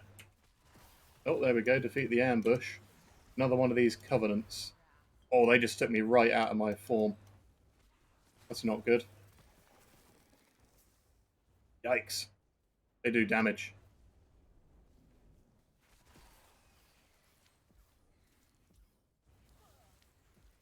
Gotta get some more blood rip curses in. There we go, back up in my form. Bit of low health, make it risky. There's one down.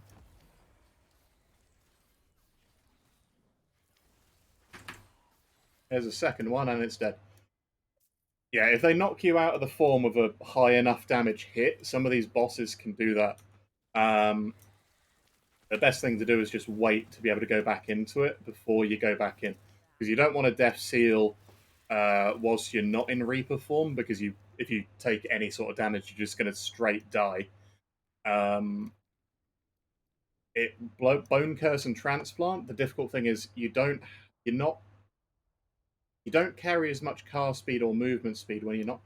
It's an entire empty route. What was the point of putting that in that map?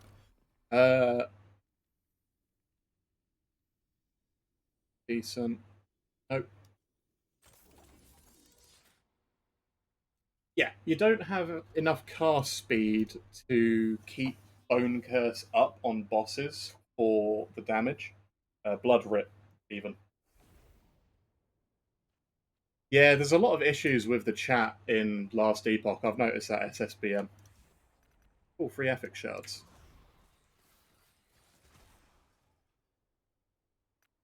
Pick up. The only other thing is that if you move too fast, it just start missing. I think that fellow was just T-posing. Oh, a silver ring. That was a lot of damage over time. Effective Goliaths.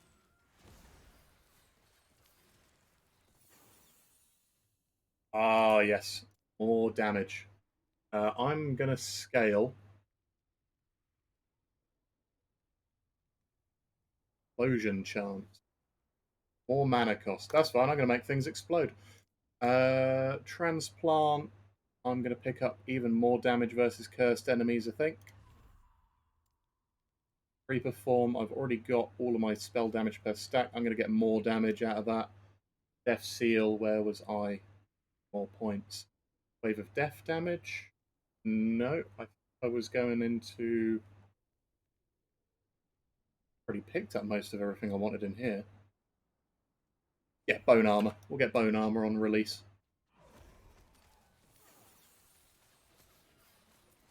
See if that gives me a bit more damage with me bone curse. Hopefully it does. We kill enough things with it.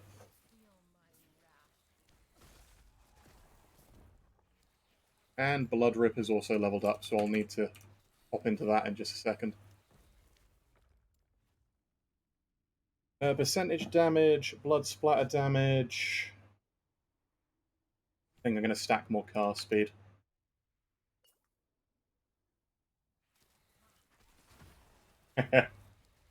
Oh yeah, I love a bit more damage.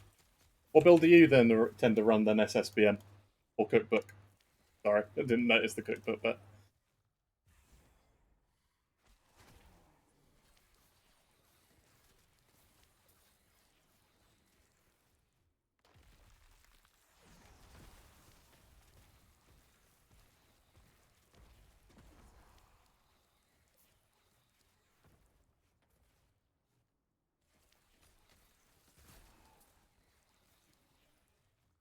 Nova Scorpion. I've heard that Nova Scorpion's decent nowadays. Back when I tried to do a Scorpion build, the AI of it was just not great. Is that Poison, or is that the Frost version?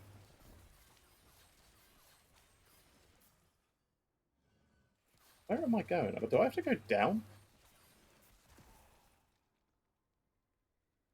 Poison. Still, the AI is still not great. Yeah. I feel like the Wolf AI on Primalist is the best AI, other than Skeleton Wizards, but that's just because they're a ranged bolt sort of deal.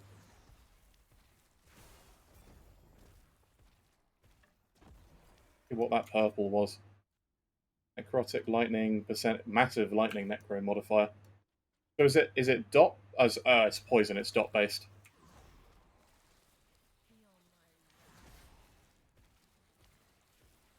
Yeah. So how does that get most of its damage then?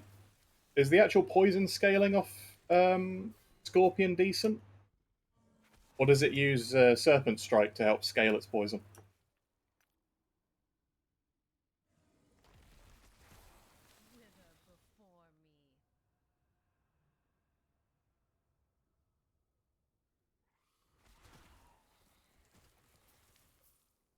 Yeah, Frost Scorpion did kind of suck.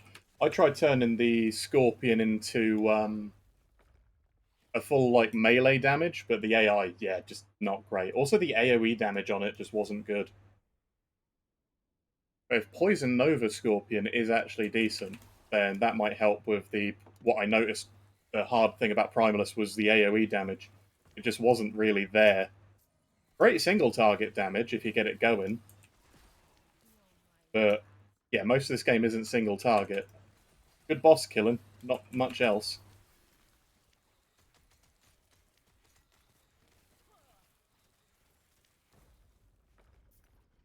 Uh,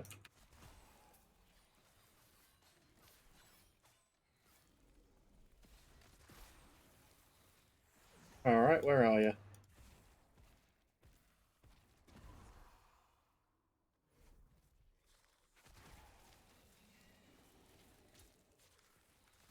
Oh, Rengari raid leader. Goodbye.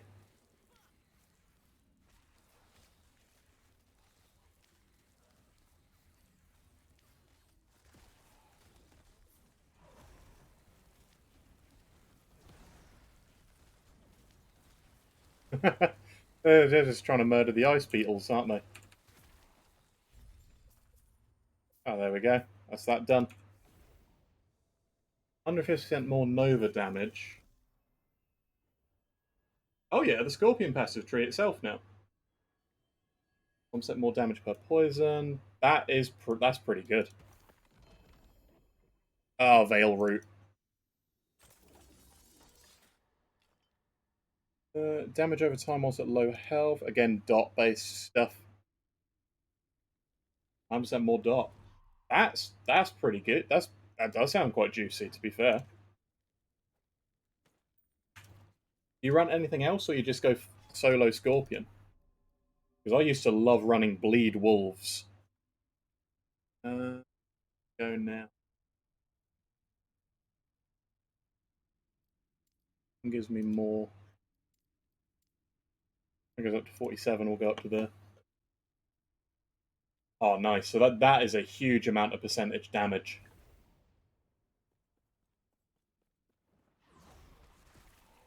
Yeah, the thing with this is it scales so much flat. Most of its percentage damage doesn't come from the tree. But it helps because I can take a lot of defensive nodes and still be pretty high up on damage without worrying too much on gear. But yeah, you need a lot of physical damage to get this going. That is increased physical damage and spell damage on there. Ah, it's minion based though. Ah.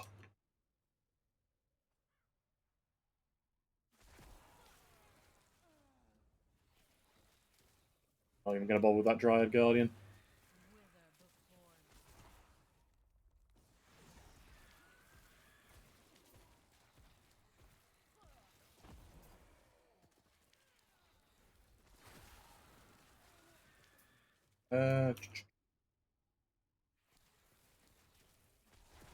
That does sound like it's pretty juicy. What sort of DPS are you looking at then when you use the Nova? Okay, that bit.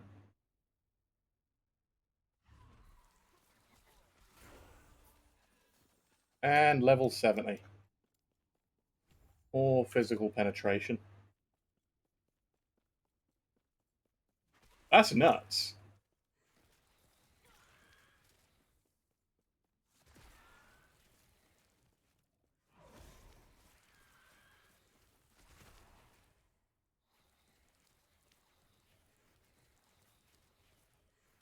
Nice. I wonder if this can still do the dummy mummy trick. After this map, I'm going to go to the arena and go to the dummies because there was something I noticed when I played with a friend about this build when we tried to compare damage. And it looks amazing. I hope it can still do it. Storm gates up here.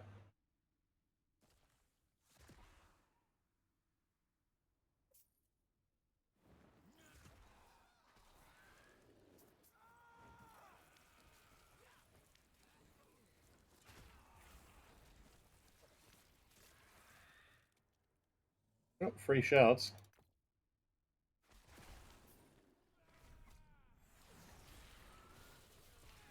That does sound real good, man.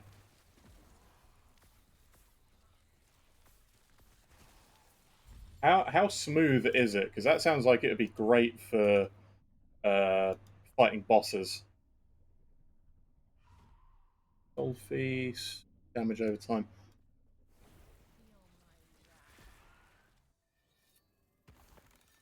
Yeah?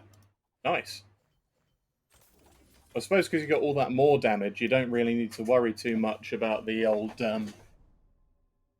survivability or personal damage because your pet's doing it all. Yeah, I'm going to TP out here quick, and I'm going to go to the training dummies because this is a visual treat that I learned is great with this build.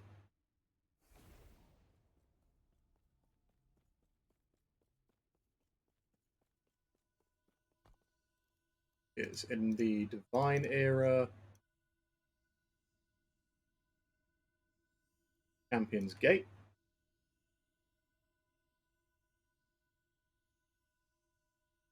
Every button and 2 invulnerability period. Yeah, that is real good. This build you have to be a bit more active with.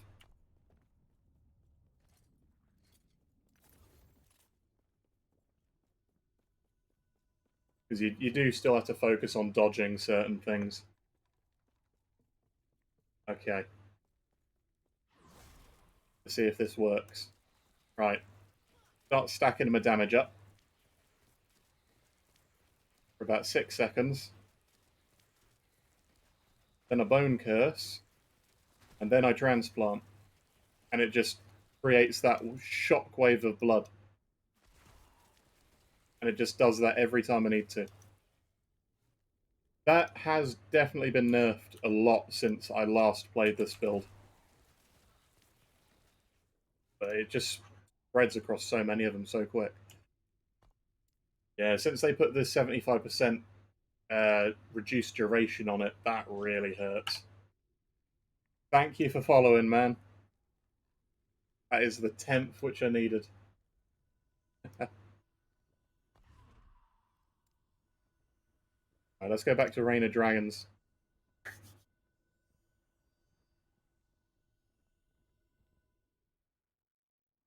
So do you supplement it in the melee, or do you just rely fully on the tome?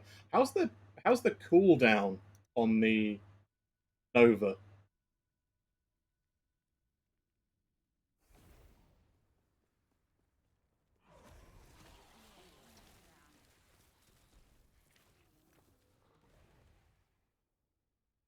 You don't wait. You just keep going, don't you? Or do you proc the Nova from something else? Pretty sure I remember something saying it can proc pet abilities.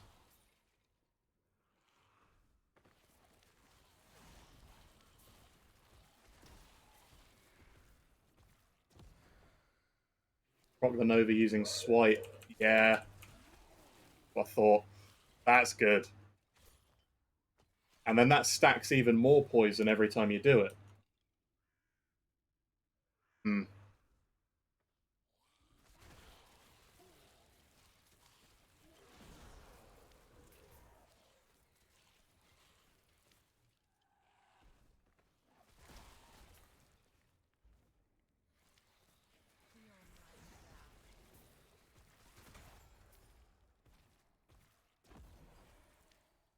Yeah, I do like the old auto casting. I know the devs didn't really like it. I think they tried to stop Numlock auto casting because I remember playing, what was it, Primalist, Thorn Shield Explosion, Avalanche, and Tornado that followed you. And then I read like somewhere in the build guide that they were planning on taking out Numlock. Yeah, I mean that's the thing. If they take it out, they're probably going to, loads of people will be upset about it because there's so many builds that use it.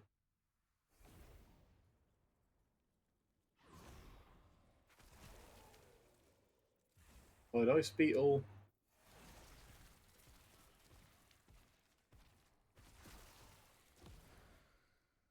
Oh, yeah, haste. There we go. What I like.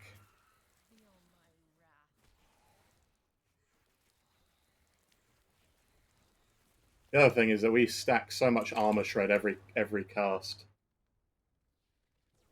Not possible for them to fix it. Oh, so they did. So they tried.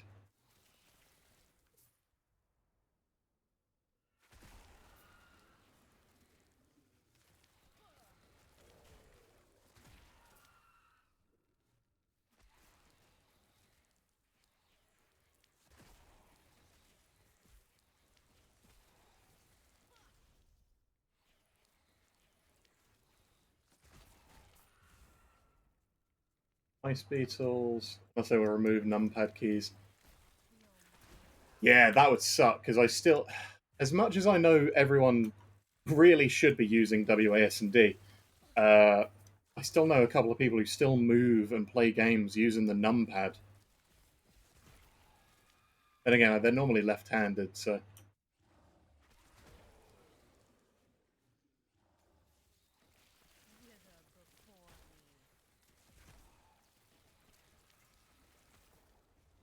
Rune of Discovery. Come on, where's this ambush?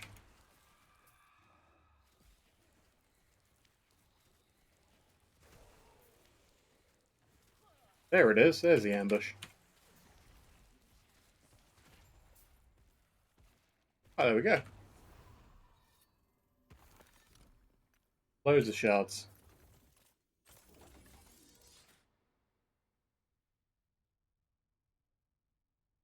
Use duration of stuns received. Too bad. Ah, I get it. It's a Windows thing. They can't really mess with that, can they? Let's get some runes. Get some runes. How does your build fare in the arena? Because I found this build is really good up until it gets to the boss. Because I got a boss down to about like 5%, and then I think it just wiped me out right through Reaper form. You don't hit, no me.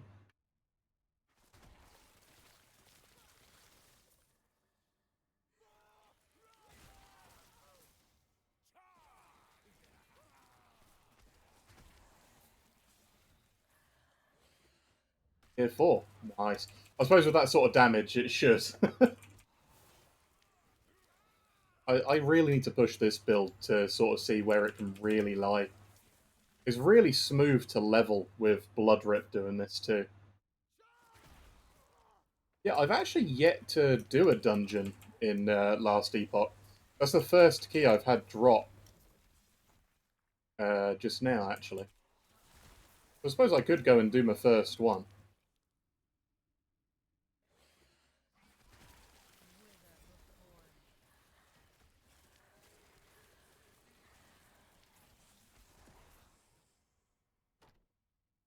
Yeah, I've got to say, like, this is probably one of my favourite builds that I've actually made, just because everything works together. And you can do it from pretty much level 8 once you get Bone Curse.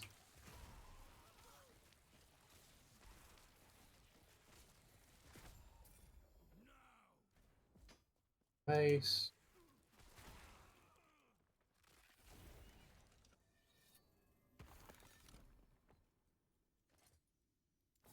Is that the Lich Asylum boots? Because I saw the Lich Asylum boots.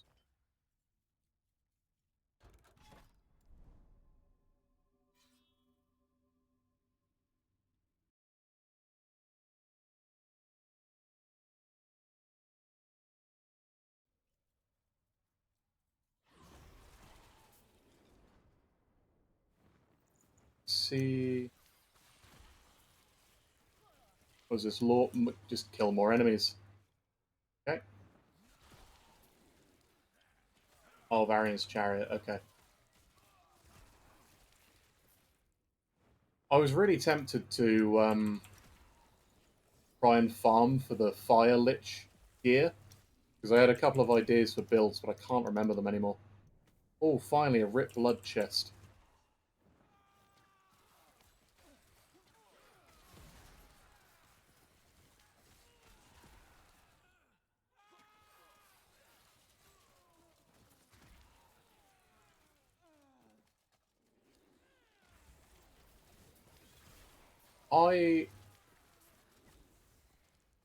There are still two builds which I want to recreate from previous versions.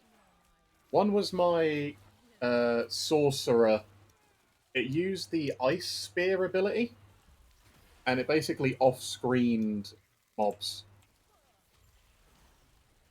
It off-screened entire monoliths.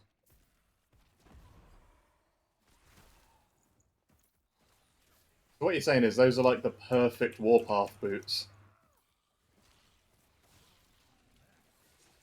And also Dancing Dagger boots.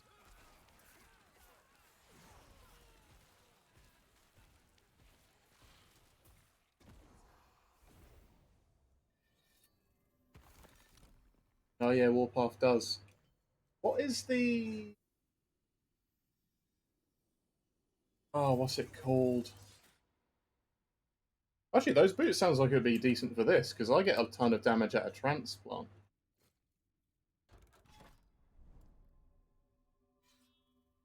What's the ability? It's a rogue ability. It's not dancing daggers. It's called something else. It's the one where you do like a flip and slash things. I think it'd be decent for that. Or is those all another Temporal Sanctum key? So I now have 2 dungeon keys for the same place. Awesome. Might go do the dungeon after I beat this timeline.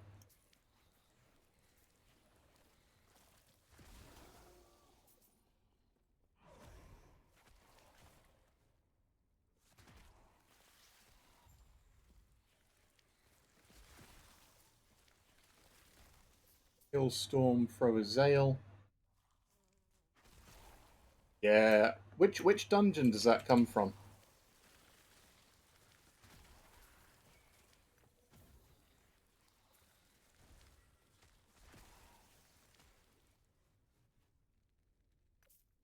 Oh, that's the arena.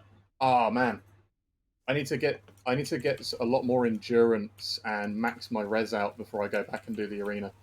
It's just those darn bosses.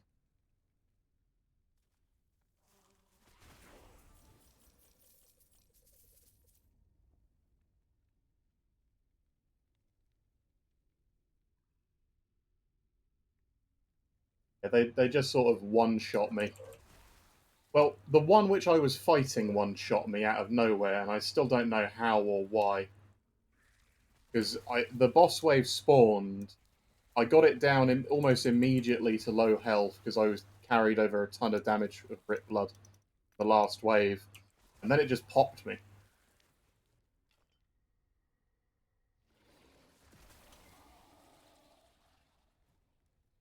Then again, I don't think I was what level I was. I think I was level 60.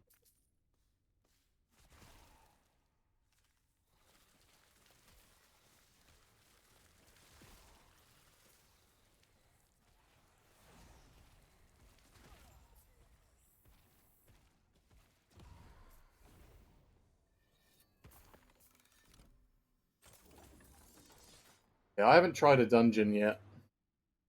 I'm not. I'm tempted with. I only went through the arena like once because I felt like it'd be better to go back to doing monoliths. Close, then more runes.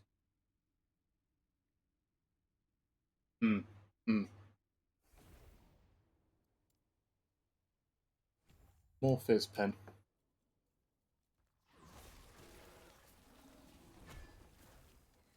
I do wonder if I should turn this into a necrotic build.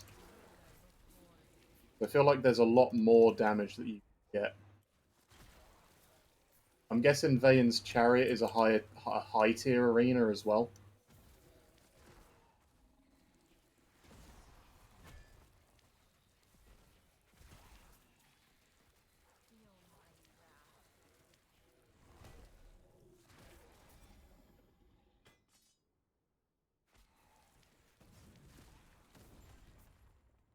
That was the quickest one I've done yet. You can get it in the lower tier arenas. I suppose farming for it's the annoying part then.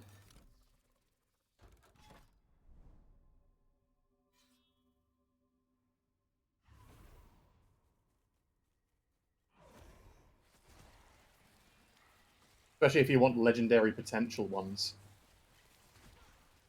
I suppose you get more legendary potential if you do the higher tier ones, or does that just not matter?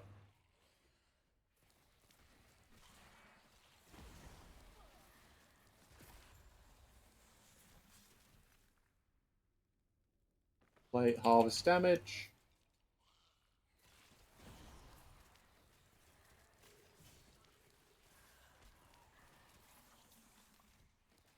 Which is ancient coins. Oh, that's rogue relic. Wraith.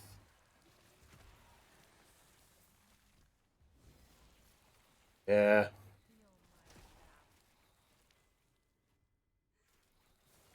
That's the thing. I still don't. I know what I want to put on my uh, woven flesh.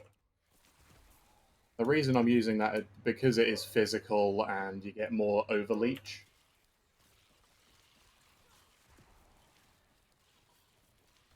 I don't know what sort of thing I want to put on that. I'm thinking something specifically blood rip.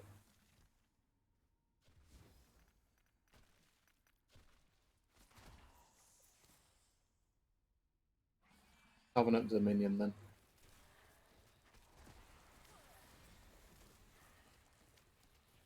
Hurricane Zweihander. Oh, melee lightning. Oh, it's a dodge hits. Ah.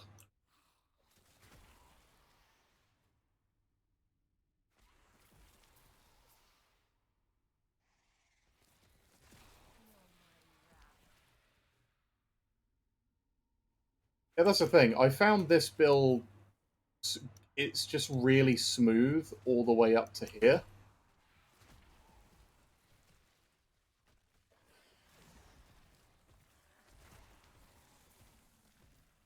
But I haven't brought it to the end game yet. I haven't geared it properly, haven't got it all the way to where I want it to be. There we go, finally. Covenant Dominion.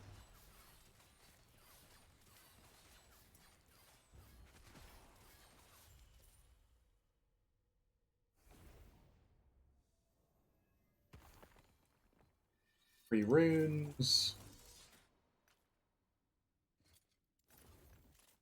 I'm going to throw all of this in my exalted junk box.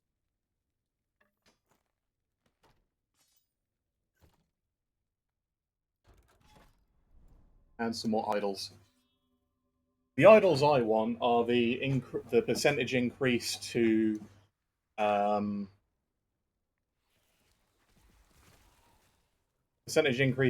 rip blood and blood splatter,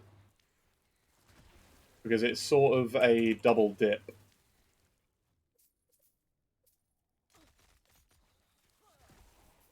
Need to max out my LE resistances, I think.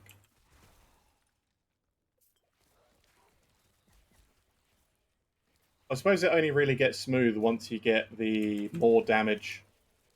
Yeah, how do you level a Primalist now? Because every time I've done it, it's just slow and boring. Well, except for Werebear, Lightning Swipe Werebear was decent.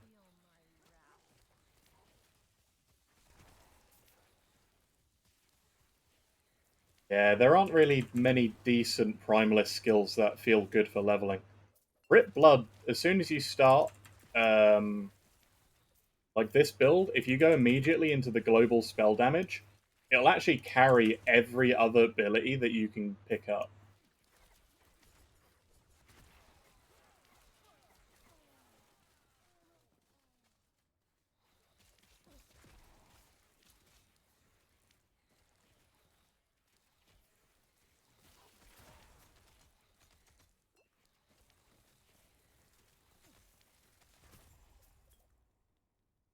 Acolyte's Rubcurus, Crit Strike, and Minion Crit Strike. Warzor Thorn Totems. I heard they nerfed Thorn Burst Totems. Is that true? Wraith and Mark for Death on hit. Plague on hit. Reflect.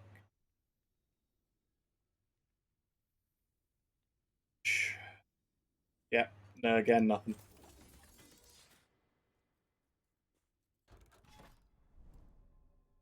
Oh, that's a shame. Yeah. I think they did used to work off poison. You used to go into the, you basically put them down and then re-summon them. Did it? How do they know? Why do they nerf poison so much?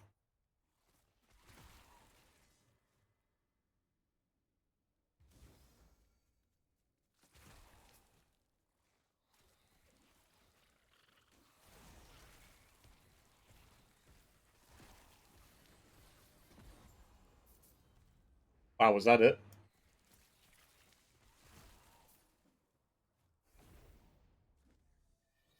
That sucks. Used to love doing a poison build.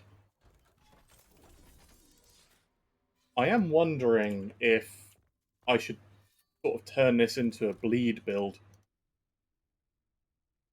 So I get a bit of bleed percent chance down here, and I can always go back and pick up this, which will give me increased bleed. And that's only bleed duration.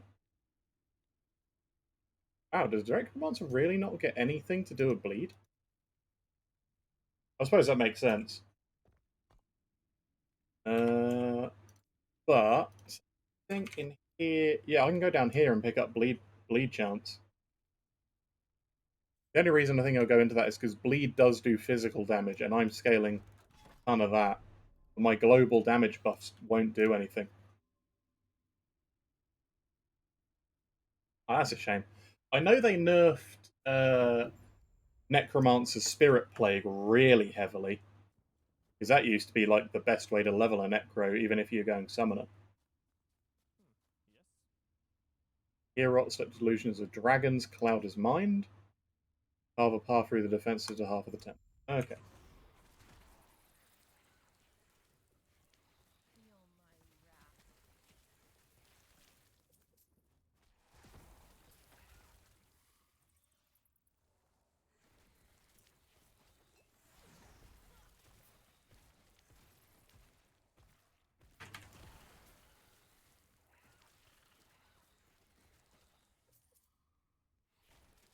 Yeah, I mean, I don't know why they would bother nerf. I suppose the thing is with poison, did they take away the reduction of poison resistance per stack?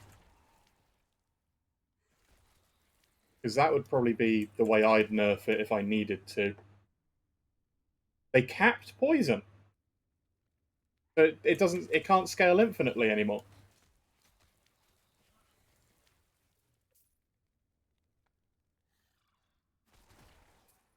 Oh, did they cap the shred? Ah, that's a shame. So you basically need to get it's I can't remember what they call it in Last Epoch now. Resistance Pierce, whatever that's called. Is it Cal? Nope.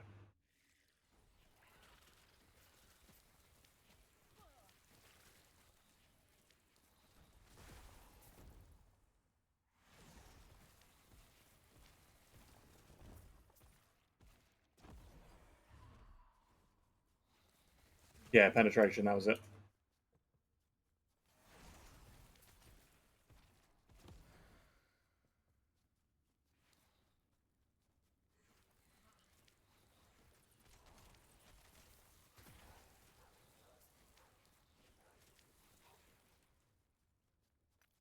That's the thing with this build. Because it doesn't rely on dot, it ends up just getting a ton of physical penetration from its tree.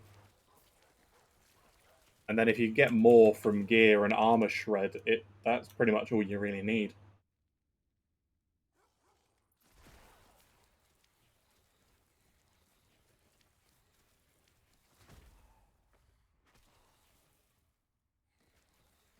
It's a shame this build relies on like getting everything done in 6 seconds.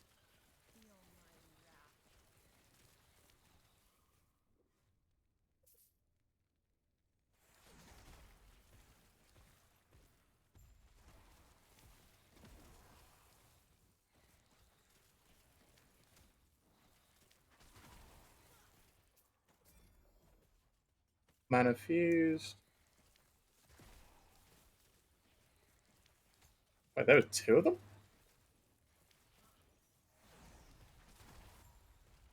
69k damage burst.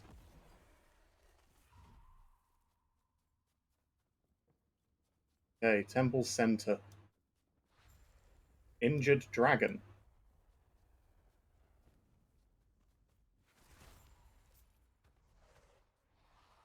Hero dead?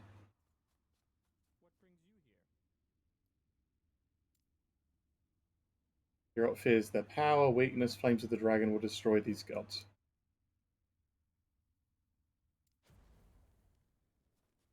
Oh, okay. Oh, rip Hero. He can't catch a break, can he? The gods failed to exterminate the dragons in the ancient era, and the dragons overcame them and usurped the role of god. Alright. 100% poison pen. That's good.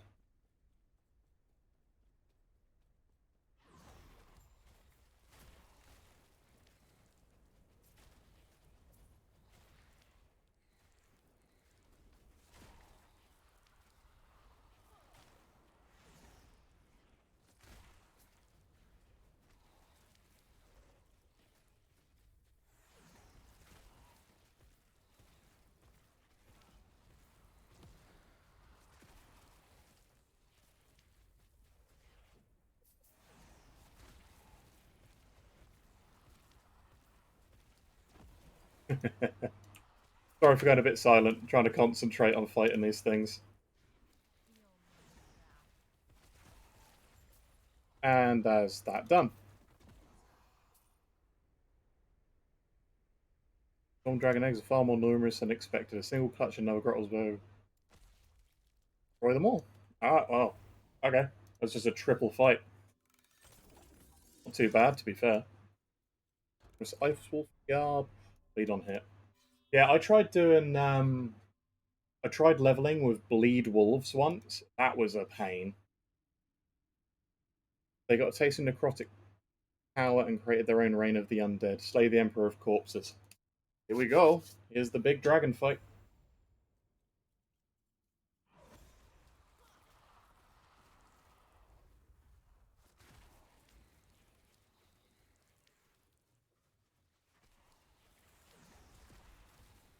Oh, he is. Look at that health bar drop.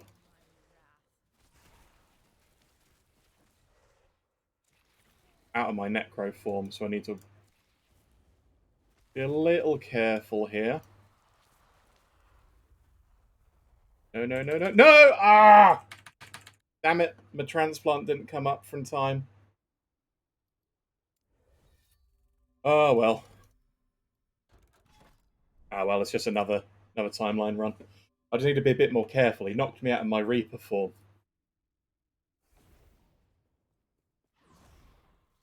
Still not bad for being, what, 14 levels under the timeline?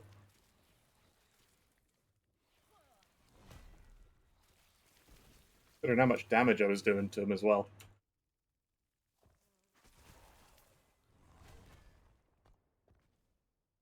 Where are you? Give me more enemies.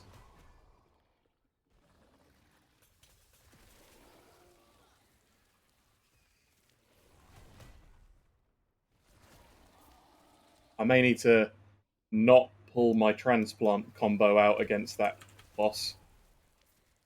May need to save it for moving.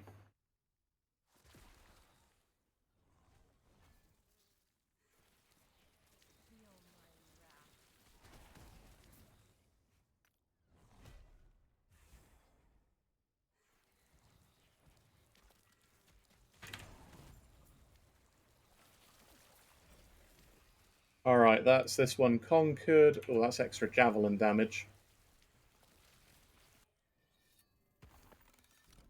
Anything here? Nope, just more necrotic. Honestly, most of what I'm finding is all necrotic damage. Necro and poison. I suppose it makes sense, because the old a necromancer, so that's generally what they tend to use. But still, painful. Alright, let's try that again. Have a good sleep, man.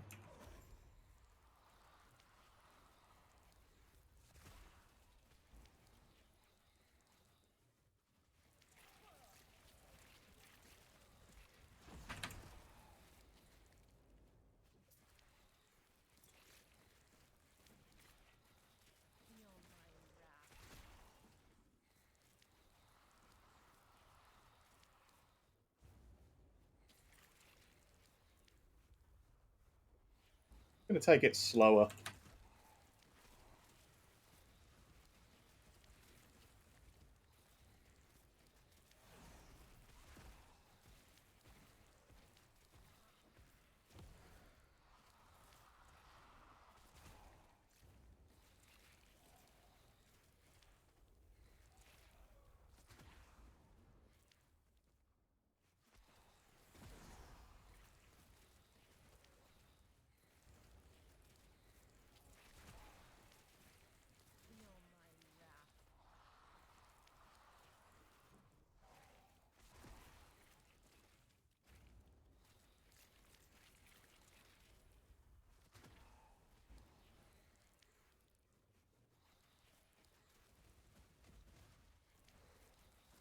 Alright, come on, die already.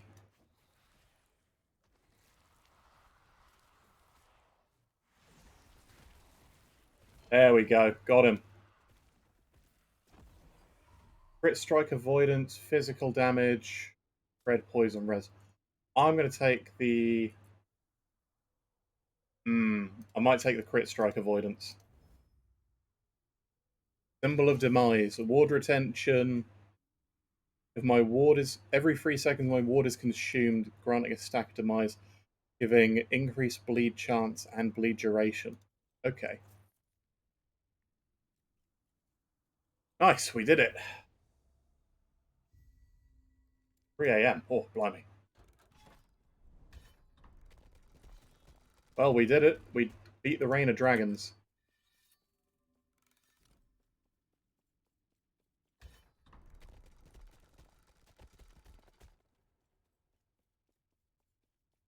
Too bad. So this goes 3 directions then.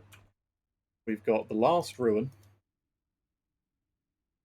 Spirits of Fire, the Age of Winter.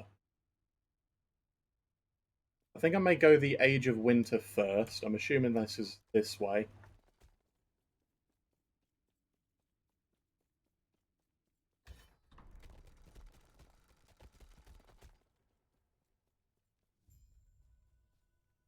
So the Age of Winter. What is this timeline? Don't know yet. Runes, gold, and gold. Let's go for the runes.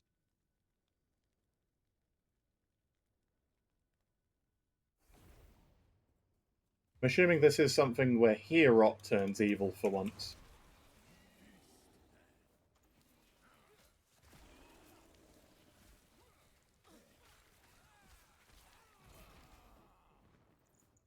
Healed.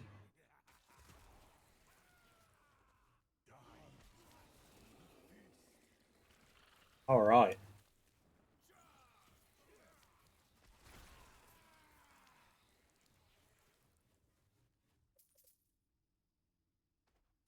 Alright, we're going to find the Reef Gate, which is up here, and we're going to go close that then. And any crabs?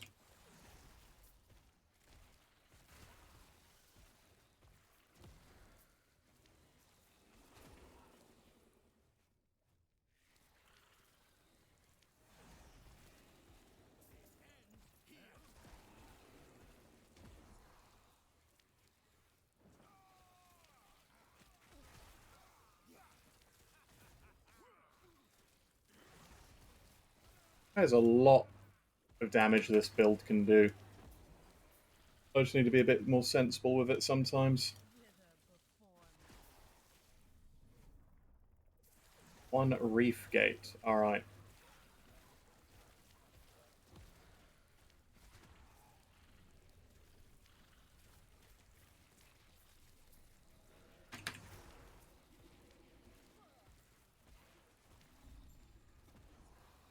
And that's this echo done. Humble Thing of Soul, Necro Damage and Vitality. Again, don't use Necro Damage, we just bother with physical. Runes of Removal. More shards. I'm just going to go straight up.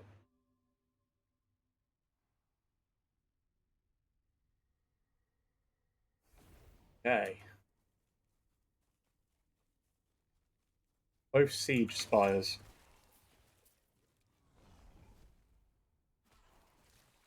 I've always been tempted to try a Harvest Necromancer, but I know that's sort of not a good idea.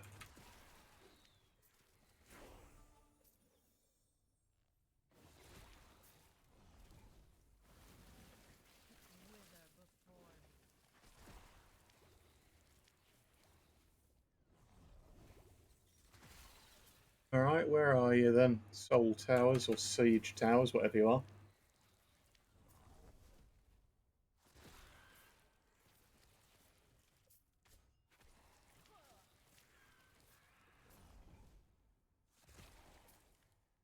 One down here, finally.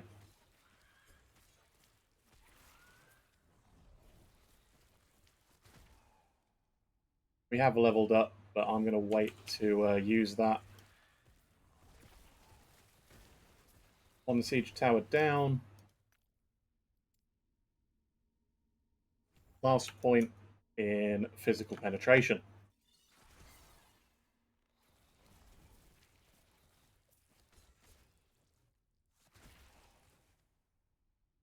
Okay.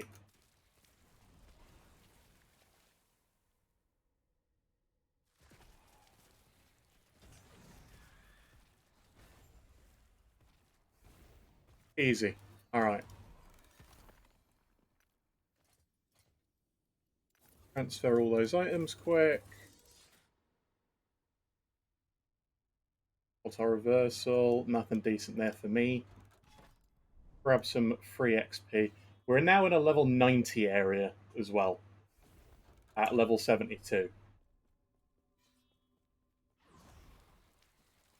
So I would say we're not doing bad at all.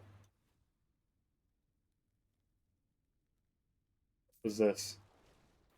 Oh, more XP on kill. Don't mind if I do.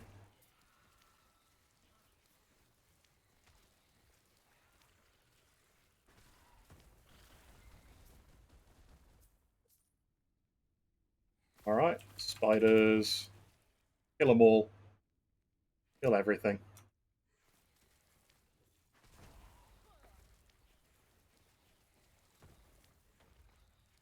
Huh.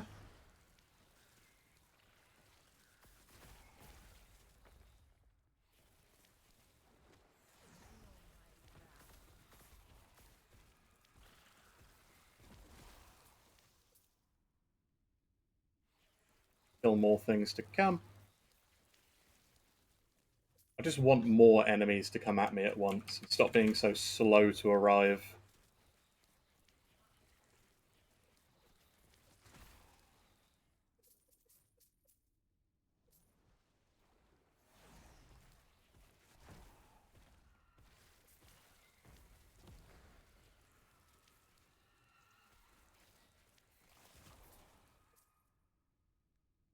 Any more for any more?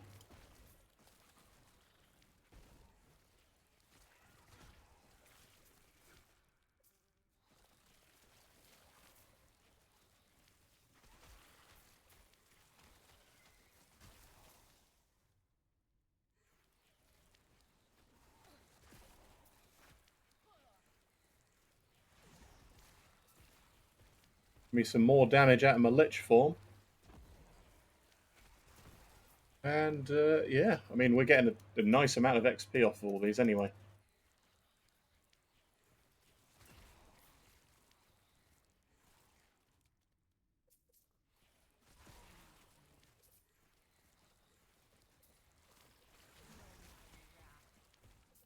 Not like we're in much danger. That was that then. Bones of regrowth, no use for me. 9,000 XP per tome. Not huge, fortunately. Actually, don't know how much XP we need to go to the next level, but that barely moved the bar. Anything that is a more for daggers. Another arena. I'm just going to do some more arenas. The more enemies which come to me, the better. I need to stop standing on that immediately.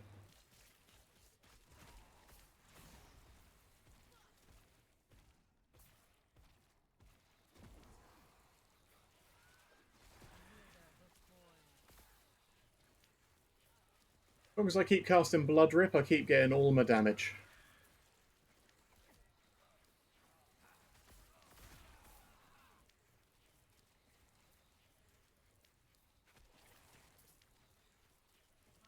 And then I just make everything else pop.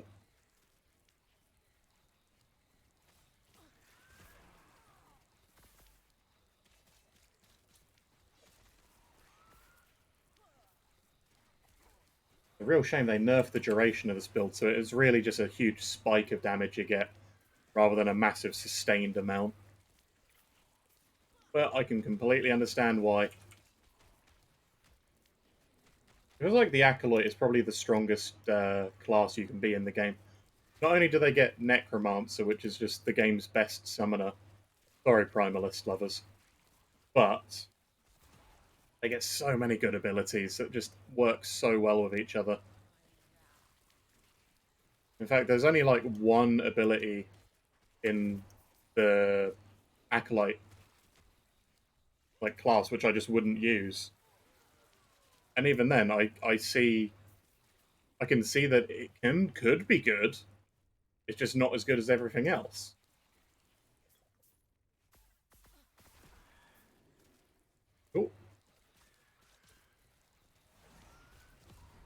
Alright. Oh, I got knocked out of my form. Okay. Rude.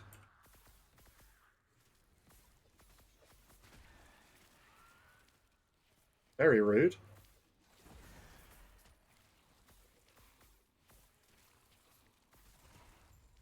Oh, Echo conquered anyway. Right, let's grab all this gold. And we've got daggers. None of which are good for me. Nothing decent in the chest. Let's go up here then.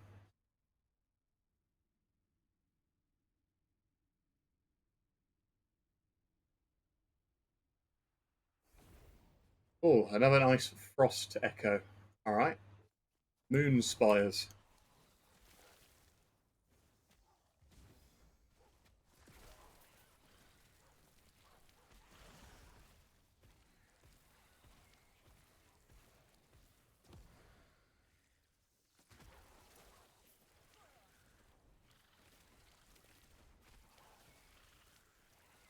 Okay. Crabs are just tanky.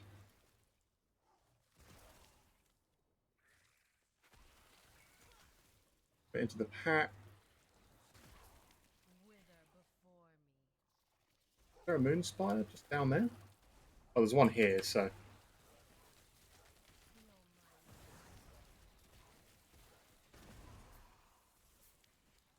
Moon spider, but it knocked me out of my Reaper form.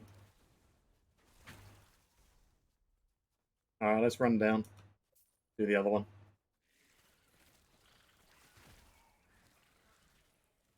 The only thing about this build is it's not amazing until you start building up Blood Rip. Then it gets real good. Nice part is you can build a lot of Blood Rip real quick.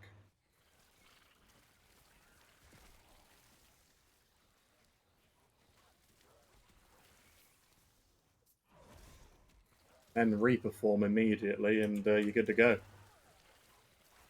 Oh, my frame rates are dropping hard.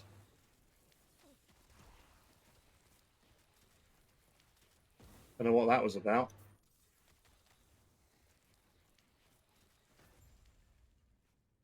And that's smooth. I don't know if that's something to do with the moon spire itself or something else. 3 runes. And got it.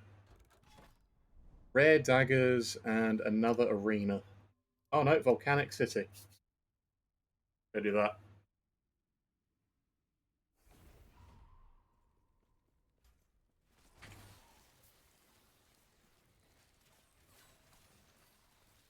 It's not that the build can't do anything in its base form, it's just that Reaper form improves everything the build can do.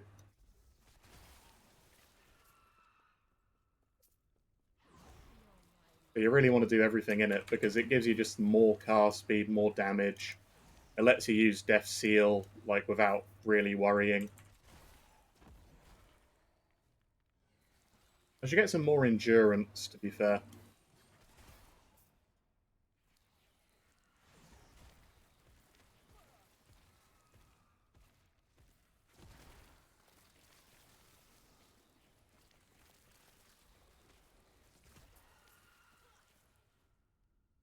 Uh...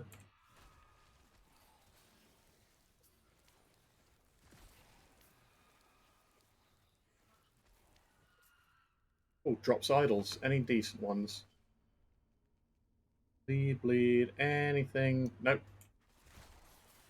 I'm looking for specific idols which increase both blood rip and blood splatter. So far, I've got neither.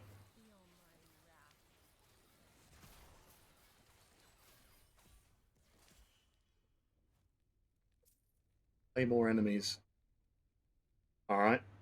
Give me more enemies to fight. Give me harder battles.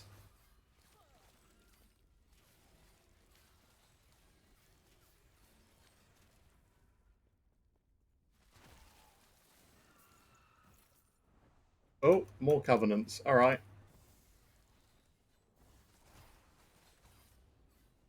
Let me get into my Reaper form then.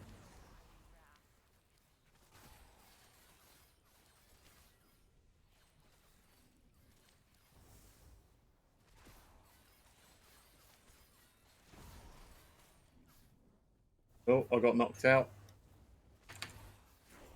And they're gone. Alright. Pick these up and move on to the next thing.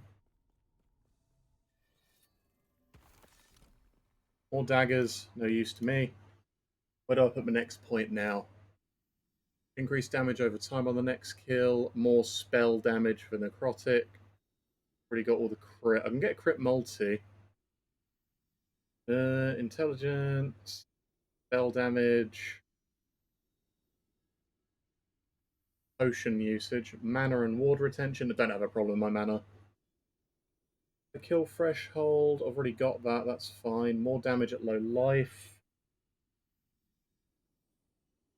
Dot. Health leech becomes damage. Vitality. Ward. More increased necrotic damage. We can also go into that for flat physical. More ward damage on death, poison and necrotic retention, necrotic damage and dam chance. The Revenant, minion skills. I am tempted with this because what I could potentially do is drop a point in here and get Entreat the Damned. I think that gives Bone Curse the minion tag. And then that should then give me more cast speed every time I use Bone Curse. But I'm not sure if that is actually how that's going to work. But I may as well start picking that up because more cast speed is going to be good.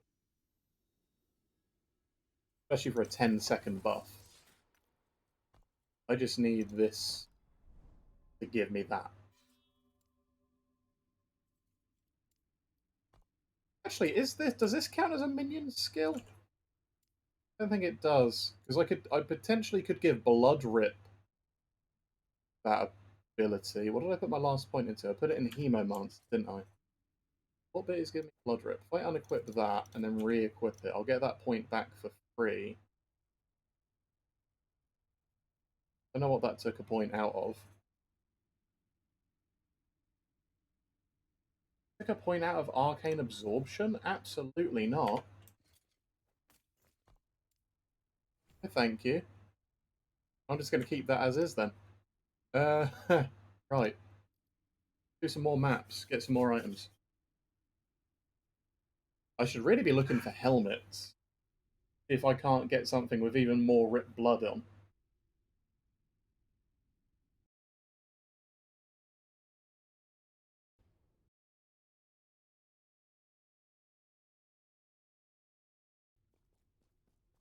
%100% crit strike chance, thank you.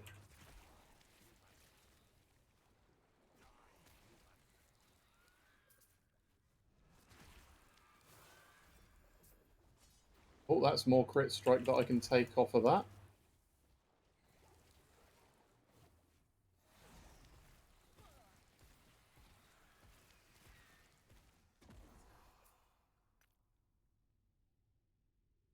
Summon Stormcrow Shard.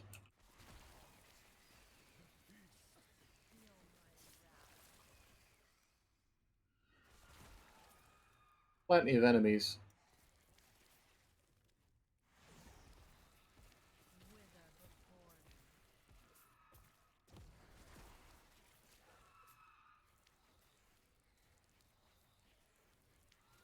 I do love shrines in most games. It's just like, oh yeah, here's a thing you touch and get a really good buff.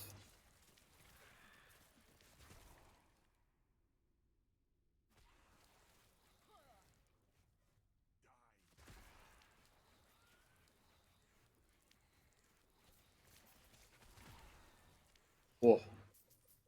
Big crowds of enemies. Another Covenant of Dominion ambush. Wow, that does a chunky bit of damage now.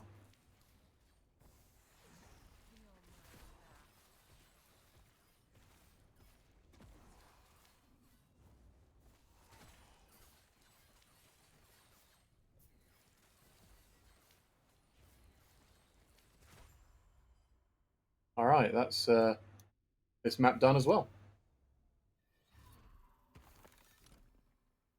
Amulets. Anything good?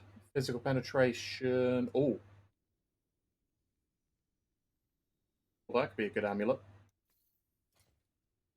I've got crit multi and physical damage and shred armor. Yeah, I prefer the shred armor. Okay. But that means I can shatter both of these. Pick up both of those shards. What's going to shatter this to get the crit strike chance off it?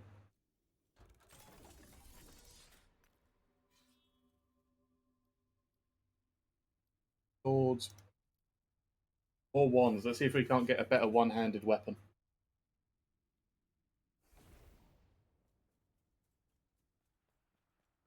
Play enemies to locate the Scalebane guild leader. Alright. 3 crits again.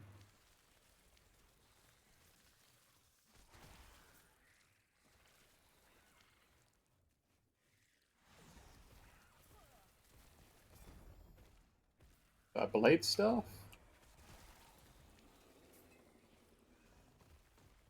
Several allied ice beetles.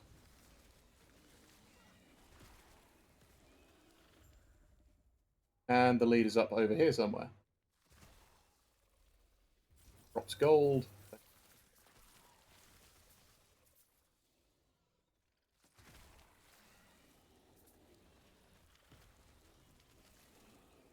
Where is he? Here.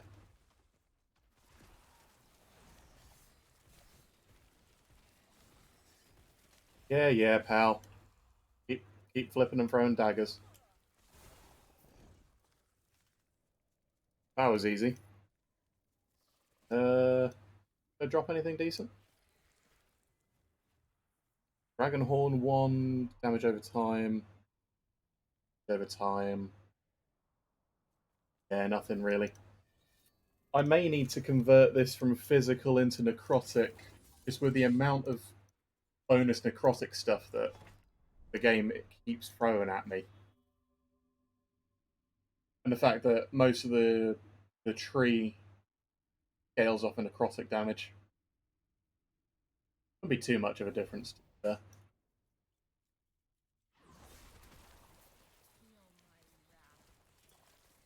Okay.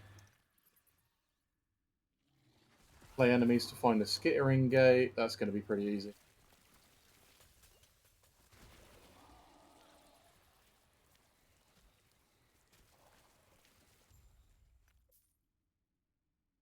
That's over here.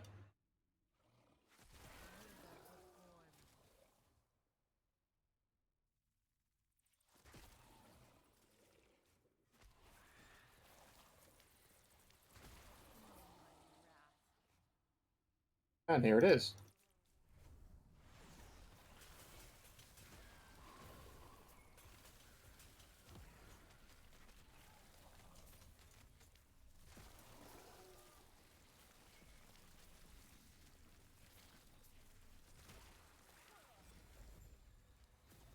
That was easy. Okay, next. Oh, another purple. Giving deicide lance. Anything good. Hang on, cast speed. Crit chance. I'll break that.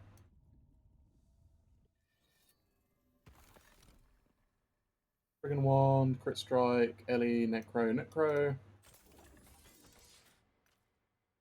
Yeah.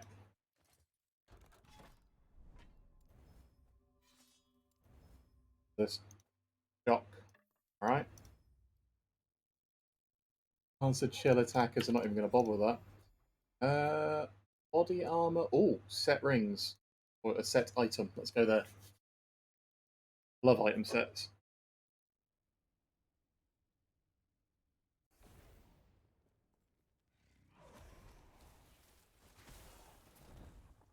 Oh, that was chunky. Alright, got a mountain to climb.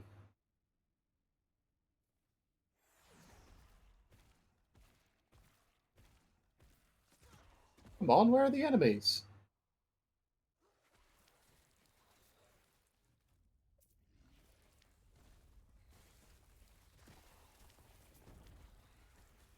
Give me any enemies. Almost ran out of my form.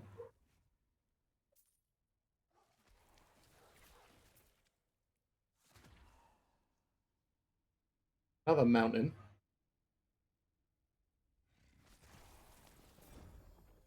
Urchin Star.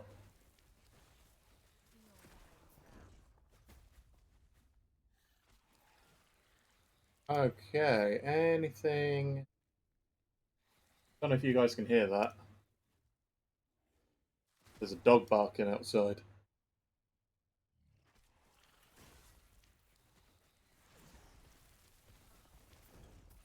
Uh,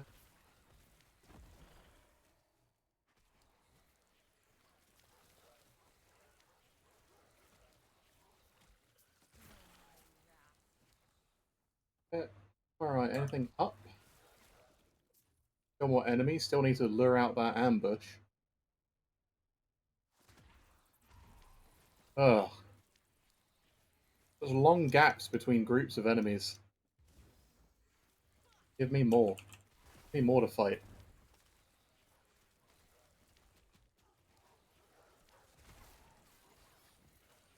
Oh, and there it is. There's the ambush.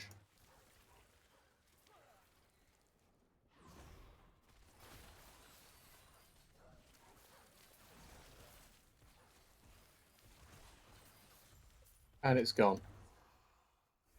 Bang, and the ambush gone. Oh, there we go. Lead on hit. Necrotic damage whilst transformed. Sacrifice. Damage reflect. Necrotic damage whilst transformed. I'm going to pick up both these necrotic damage whilst transformed. Shatter them.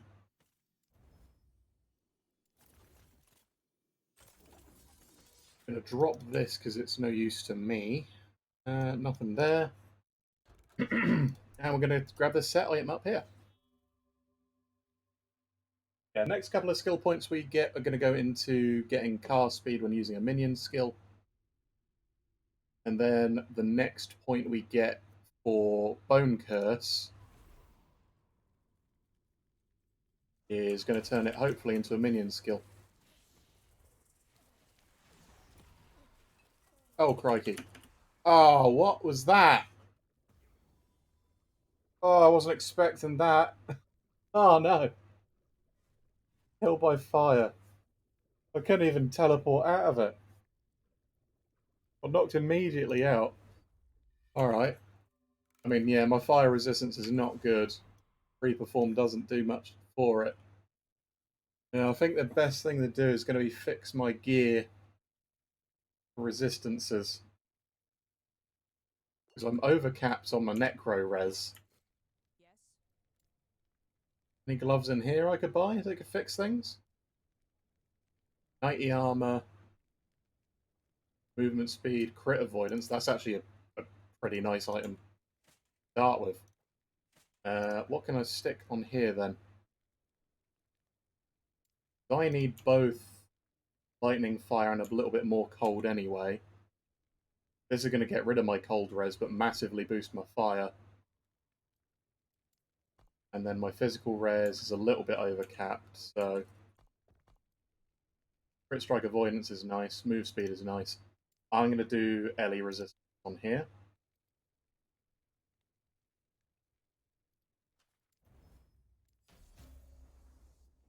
10%, no forging potential left. Okay. That at least keeps my cold resistance where it is, but boosts my fire res. I'm now overcapped on fire res. That's helped my lightning and cold out, but dropped my physical. Yes. Any gloves? No decent gloves, unfortunately. I probably want to get a better ring than that. Well, crit maybe? Crit. Oh, 17% LE. That does LE damage. What have I got? Alright, I'm going to go back to town. I'm going to check some shops and see if I've got anything that I can boost more resistance up.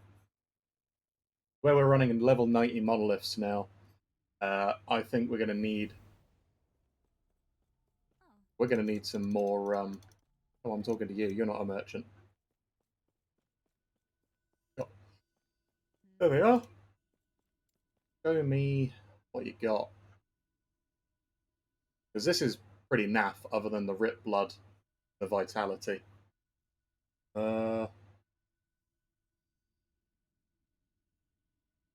Boots are fine.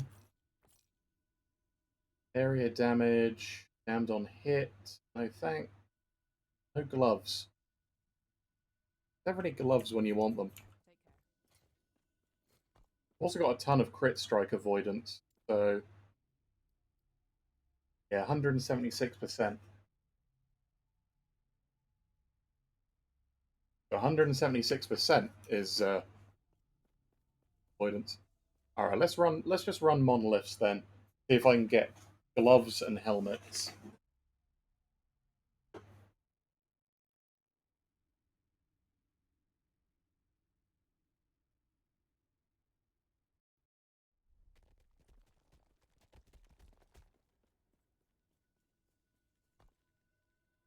Because we are level 73, I'm going to go back to ending the storm. See if I can just run for helmets here.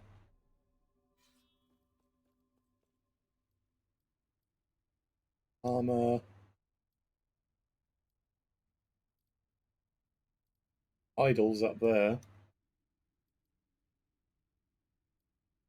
Helmets, helmets, helmets. No. Rare staves. Rare relics. Might go down for the relics as well, because my relic is the... it's a story drop relic. So I can get a decent one of that. That replaces this. Really all that's giving me is a bit of crit chance, spell cast speed, and damage. Rolling gold elemental. I can just see it. That's good.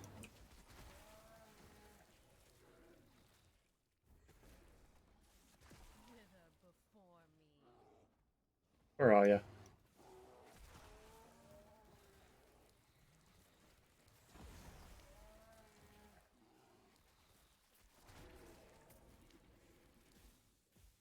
Okay, it's just over here. Let's go poke that then.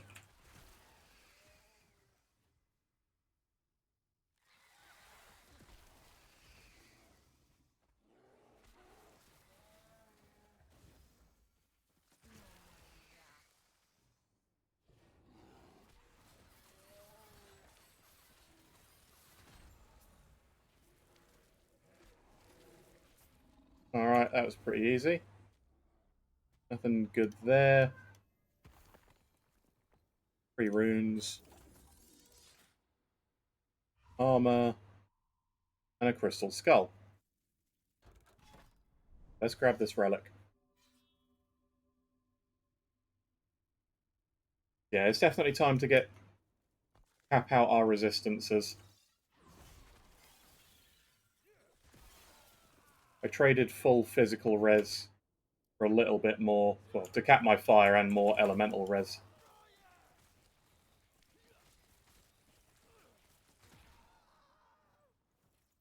Really stop doing that to single targets. We are an AoE sort of clear build.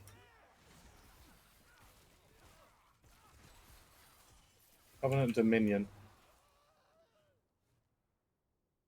Yeah, see, now we're back on, like, even level playing field. Everything is just melting quicker as well.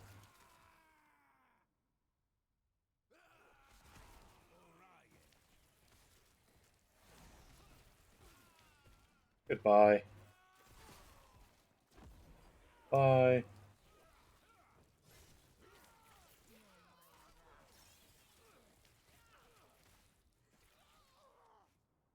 Where are you? Come on, ambush me. One-handed mace. Bludgeon. Okay. I don't know what that is. I'll read it in a minute. Probably no good to me. Oh, here we go. Is this the ambush? It's not. It's just part of the map. Alright. Bye. Oh, that was the ambush. Okay.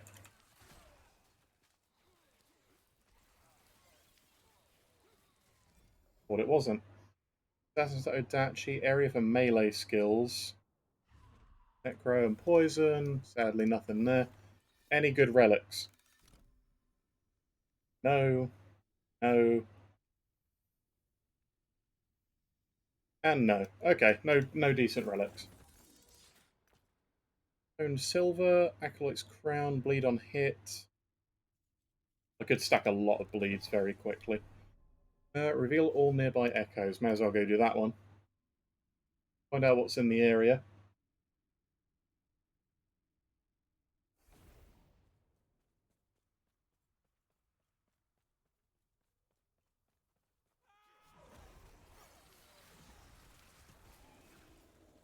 Alright, come on.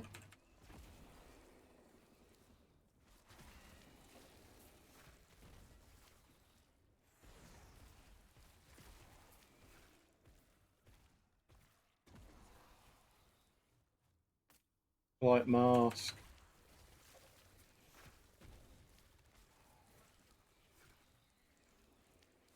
It's a real shame they took away the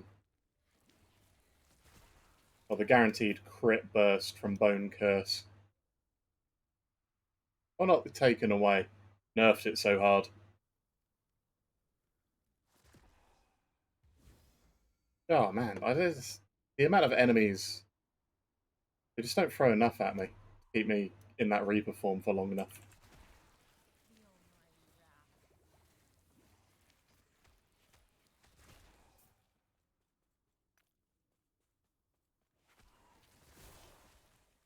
Almost tempted to see what the Scorpion build that fellow was talking about is like. Well, that's my problem. Is I enjoy a build to a point, and then I go, ooh, another build.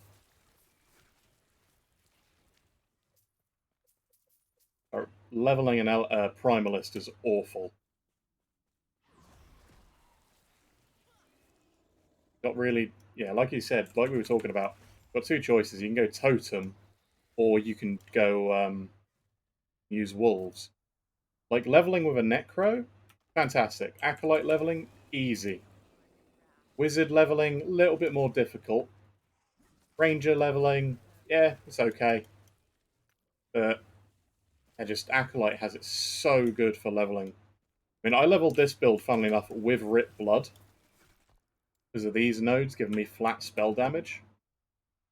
Made it an absolute cakewalk. You always have enough damage. In fact, it's even better early because you have more damage than you should reasonably get.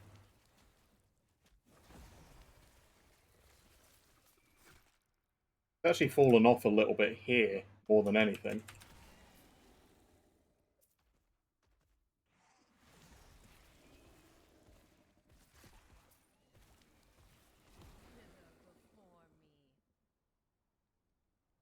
And just another long stretch of no enemies, I'm guessing.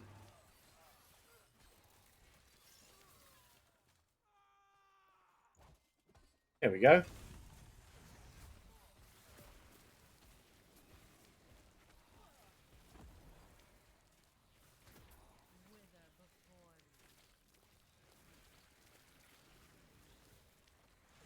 Back to low health.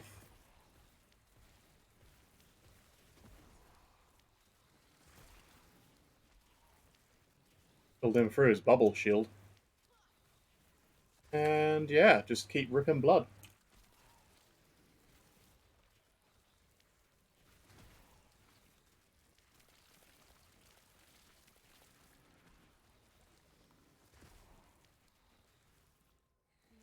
Any more? Come on. Keep spawning. Don't slow down. Echo conquered. There we go. Go sit by the sea. Oh, let's see. Is anything decent in here? Oh, that's what I wanted. Blood rip bonus damage. Perfect. Good damage leech. Oh wow. Oh, and we got exalted helmets and unique gloves and sets down there. Let's go.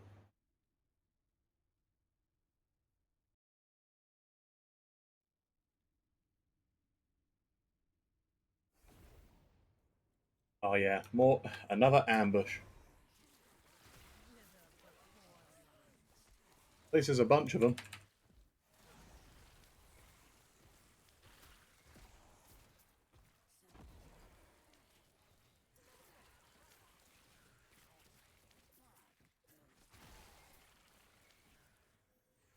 Acolyte Burial Mask, Volatile Zombie. No use to me.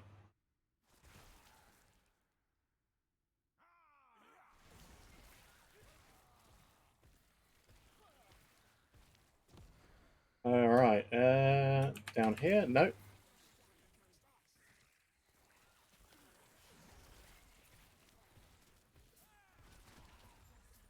Oh, that was the ambush.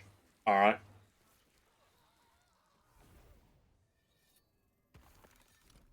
Very good at running Monolith. Oh! Mag Spike. Acolyte's Immortal Crown. Physical Spell Crit Strike chance. Could be interesting. Let's go and get some Exalted Helmets.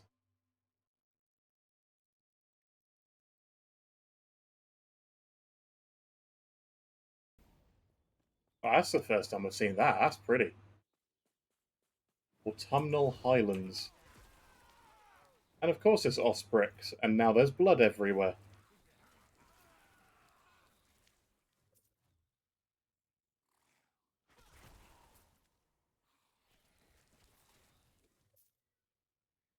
And up we go.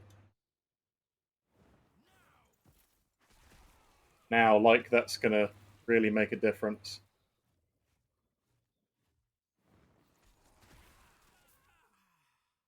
Don't even get to land. Oh, drops idols. Humble a Terran, physical, and poison on hit. Damage over time, health, shock, shock. Nothing decent for us again. Kill the Savage Gate. Alright.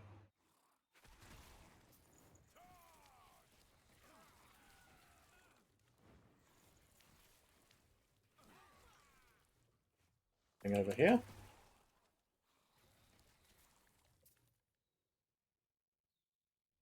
Oh, let's seal the gate. We keep stacking Rip Blood up.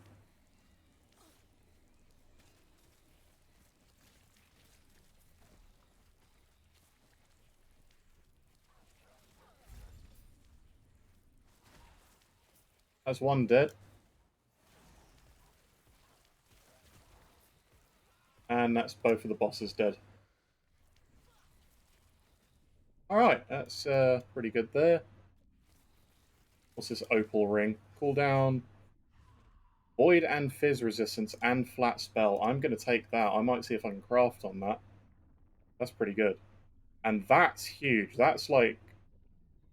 That basically caps Necrotic and has massive Void resistance on. Is that better than my current gloves?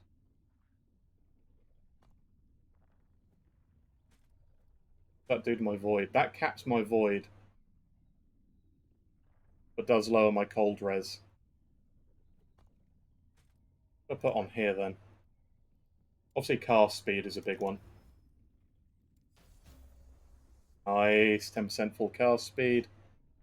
Int was good, because that put these back on 100 damage. They're not too big. Increase area?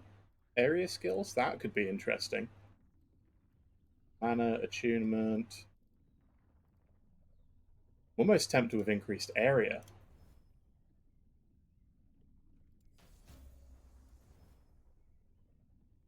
One forging potential left. That's a pretty nice pair of gloves. Okay, so I'm fine for gloves now, because that's now capped my Void and my Necro. I just need something that gives me like 30 cold, 20 more, well, 15 more lightning, and more physical. Yeah, I'm happy with that. Out of my old ones. I reckon that can be my helmet.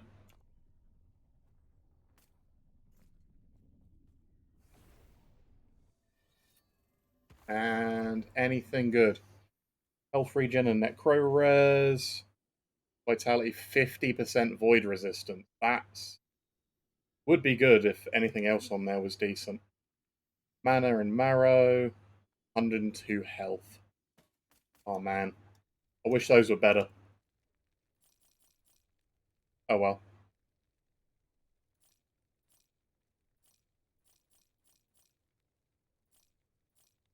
Bludgeon, leech rate, physical damage, level 62. No thank you. Take care. Well, let's go for that set item. Rogue chance to shred, alright. And no rogue cascade.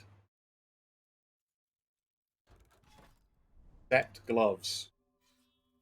I mean, hopefully I don't just have a really nice pair of gloves drop that blow mine out of the water, but I mean, I would be happy with that anyway. Better gear is better gear, no matter how much you just spent crafting one. Oh, this is an enemy wave one. Nice.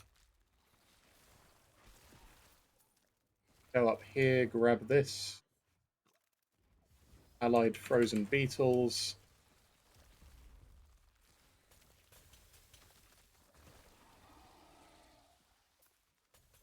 This one. Crit strike chance, gimme. Guaranteed crit.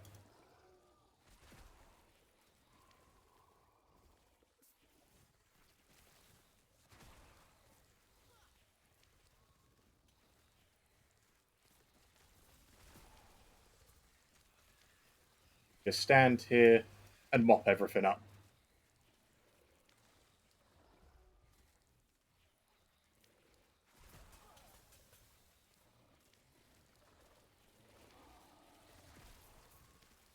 That's the thing, the build doesn't really have a range to it. I'm just doing this from anywhere I want to stand.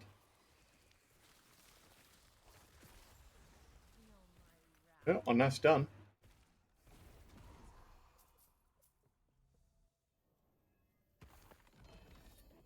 Isadora's Grave Chill. It was going to be something like that. No use. No use to me. Oh well. Ellie Res. Take that and shatter it. Oh, that was the other thing I was going to craft, is this one. Although that would keep my Void Res capped and then recap me on physical resistance. So I'll swap that out for that. I can increase the damage of it. That would be physical damage I want to put on there. Physical damage.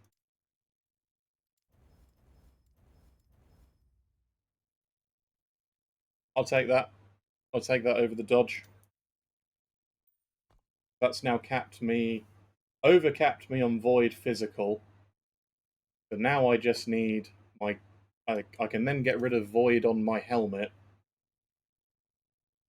And I can put lightning and cold on there. And I'll be happy with that. Poison, yeah, poison would be good, but we life leech a lot. That's not too much of an issue. Of course, I would prefer to cap it. If I can... I suppose if I get generic elemental resistance, that could potentially cap both of these.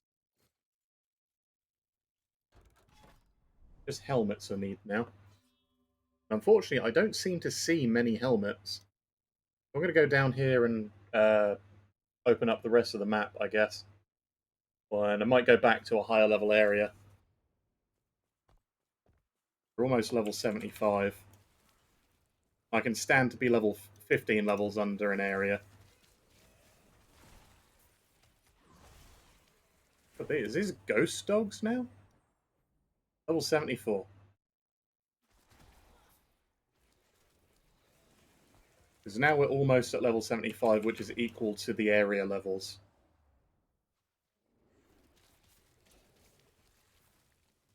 We also go back to Reign of Dragons and fight the boss there again.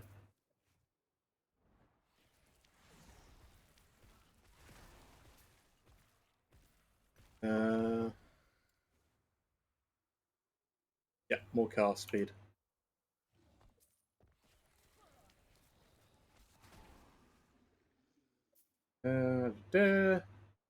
Yeah.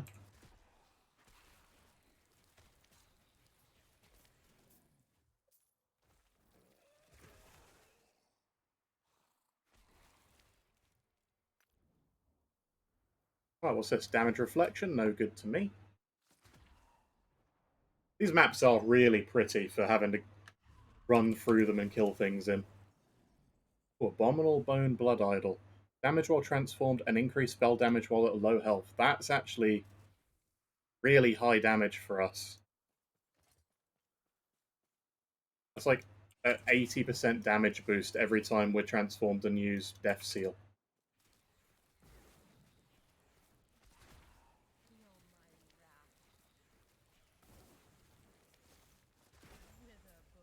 Alright, that's that area done. Runes of Shattering. Fire. Scythe.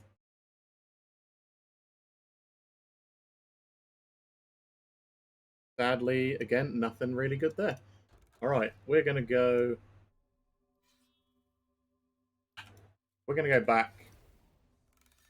Just going to go back to the old the map, go to another higher level area, see what we can't pick up. See if we can get some better helmets and stuff around there. Even if we have to wait a little bit to use them. Fine.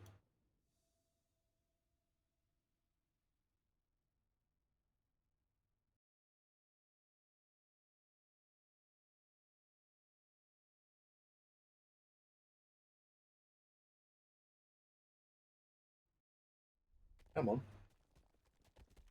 Taking a while to load into the monoliths now.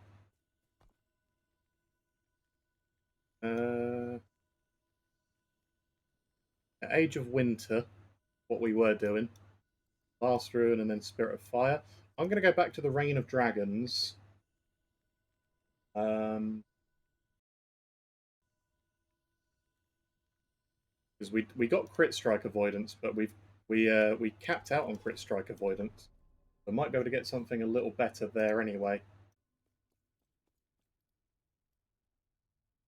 Any helmets? Shields, armor, rings. Unique item. Go for the unique item, why not?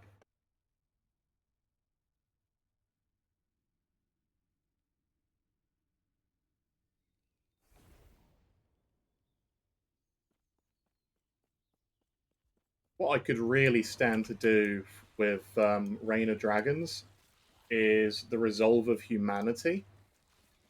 And that just is all resistances by up a percentage. That'd be real good.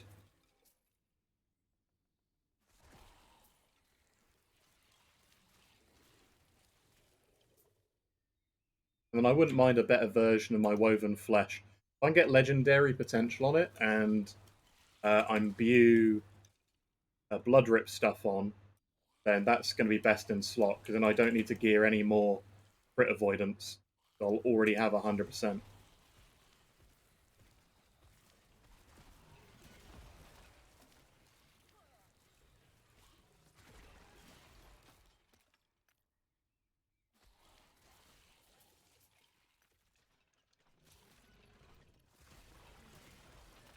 Damage reflection again.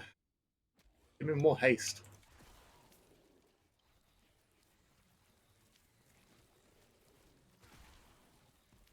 We're just going to see if we can bring this right up into the end game. That's easy.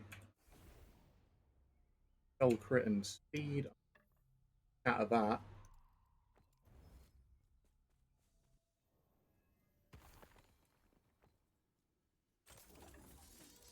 Good, no, all blues. Lights, Wandering Spirits. Go get another unique item.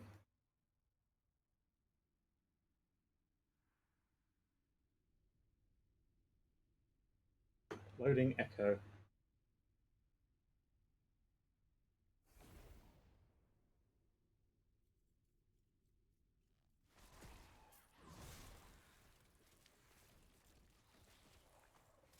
Play enemies to locate the forged soldier.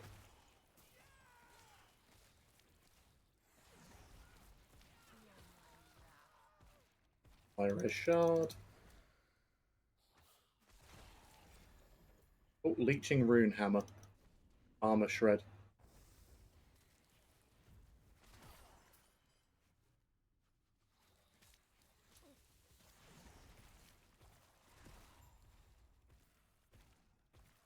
Okay.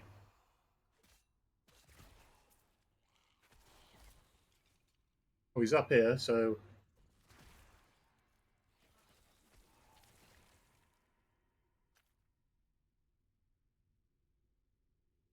I should also probably look for another weapon. Although my one's okay. Got minion damage on it, I don't need it.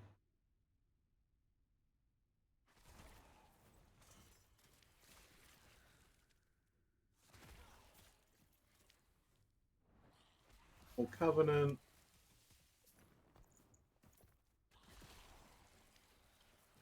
Then once I've got all of this, it's just going to be a matter of getting more health and vitality. Boots, still are on step. Crit multi, movement speed, but look at that minus physical resistance. That is... Why would you put that on there? Just cruel. Out of that for my Necro build. And Shred Armor on hit, 251% chance. Wow. Didn't even give me any of them. Summon Wraiths. Physical spell crit chance. I'm gonna take that.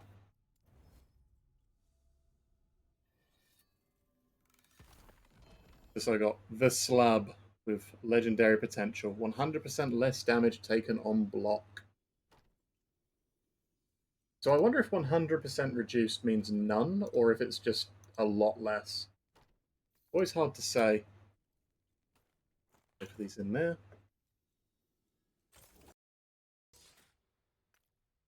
Pull that up. That's a minion health one. Again, nothing too great for us.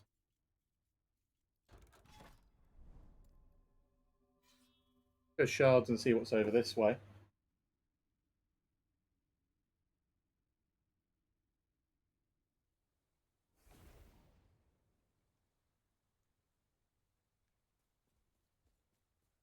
Yay.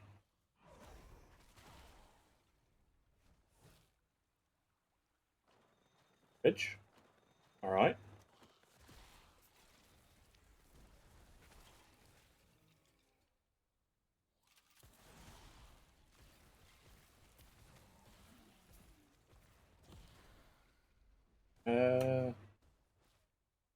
Bone spires.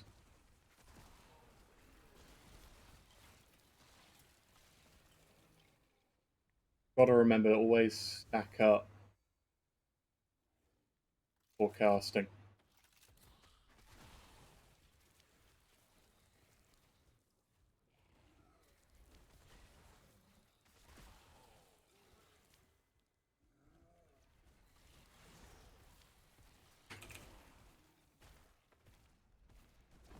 It's a turquoise ring? No, thank you.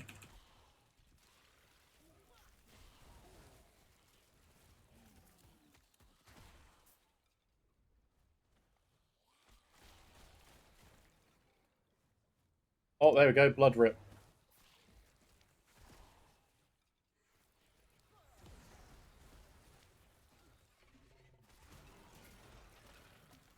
And a bone spire.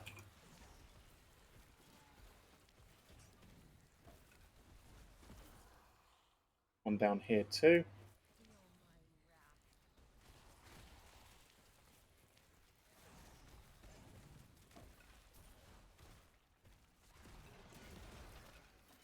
Golden scorpions that drop rare items. Yes, please. Fleshbound tome. Nope. Nope. No, no, no. That's actually pretty decent for fire. I might take that for a wizard build I've got intended.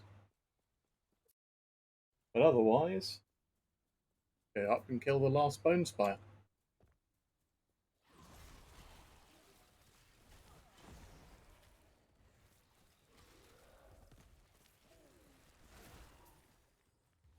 Idols? Anything here?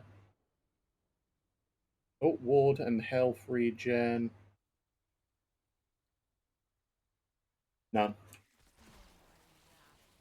It's hard to find good things that you're specifically looking for in any sort of ARPG. This love Epoch lets you craft onto things. Specifically what you're looking for, that is. If you find something that's almost there, you can make it pretty much what you want. Nope. None of that. That's a lot of vitality on there.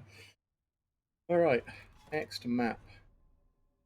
Oh, when there's relics, we'll go up there and grab a see if I can get a better relic too. We are just that little bit under-geared, I think.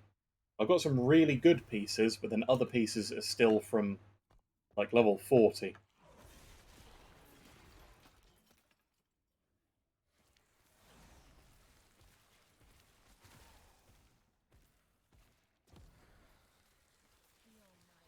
Blood Scorpions.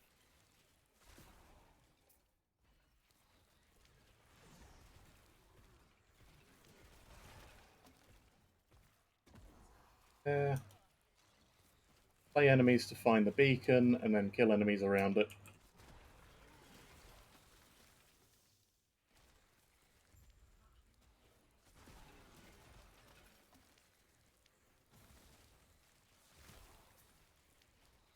Looks Revenant Plate. Soul Feast, no good.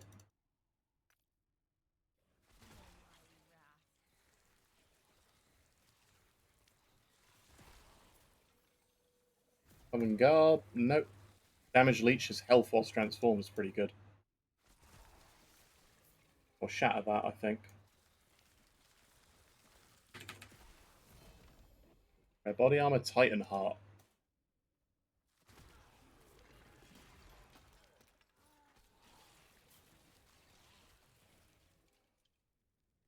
Here's the bridge.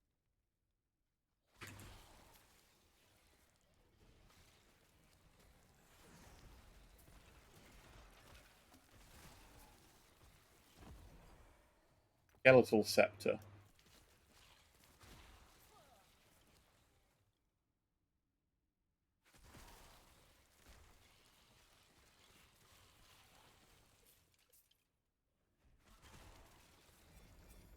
Bronze Belt of Remedy. Poison. That's a massive amount of poison resistance.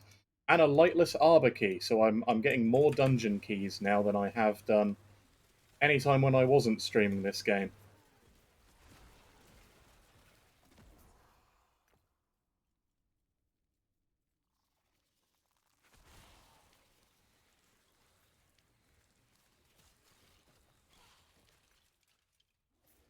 Famed Helmet. Free Strike with Physical. Very good.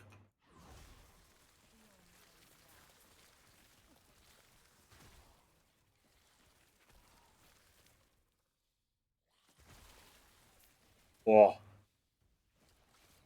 I love doing that.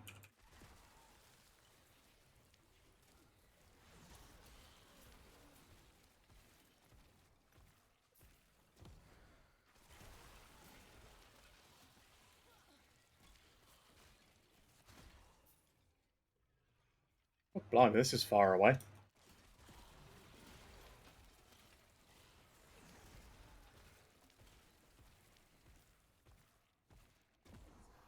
Yeah, runes are shattering. Alright, so where are we? Here. Kill everything. Oh, I lost my necro form. Still fine, still got plenty of damage.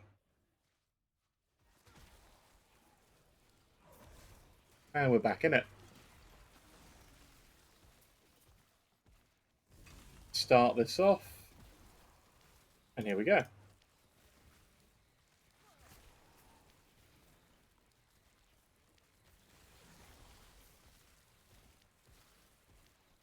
Everything dies.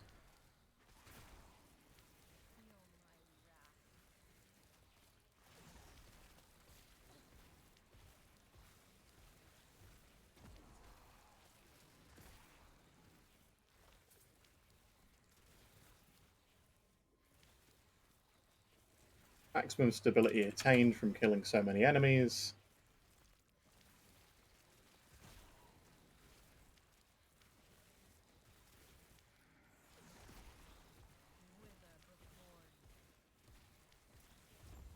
Easy. Echo conquered. Fantastic. Right, let's grab these glyphs. Acolyte, again, nothing there. Unique belt, what was this? Legacy of the Quiet Forest. Rage gained whilst in Spriggan form. Well, I now have everything which I would need to make a Spriggan build, but I want to push this as far as I can, really see how good it gets. But I'm going to make a new tab. I'm going to call that... actually, I'm going to make a new tab and call that Primalist. I'm going to give him this little weird paw-looking thing. That full green. Where is it? Yeah, didn't I?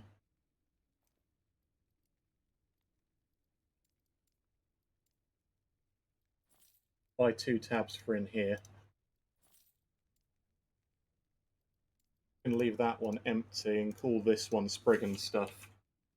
Actually, I'll call this the Druid stuff.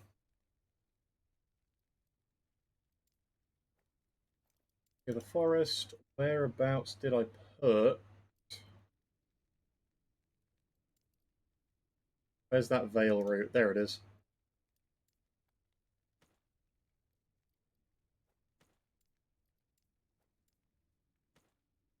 There you go. Those are the 2 really big ones. Transfer all of this, throw this in the junk. Poison resistance. If that didn't have anything else on it, it would be great. And shatter that. Shatter that. Shatter that. And shatter that. Can I fit this in somewhere? Reduce health cost of spells and ward reduction. I don't really care about.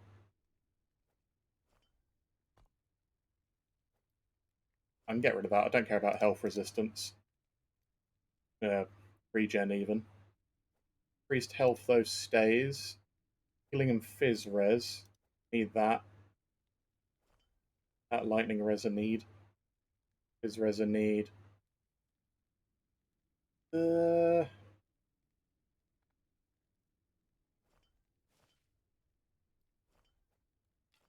good, I can fit that in there. Nice. Alright. That should give me a huge chunk of damage. Yeah, easily like 1,000 bonus. Out the gate. Rare amulets. I mean, my amulet is pretty good. Multi-fizz dam, shred, percentage dodge rating. I really want helmets. Oh, yeah. Have you got any? If there was a search, like, option for here, it'd be amazing. To highlight things that you're potentially looking for.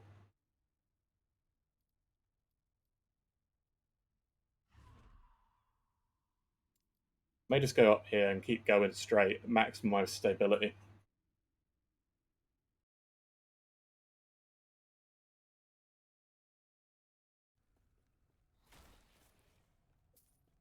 Then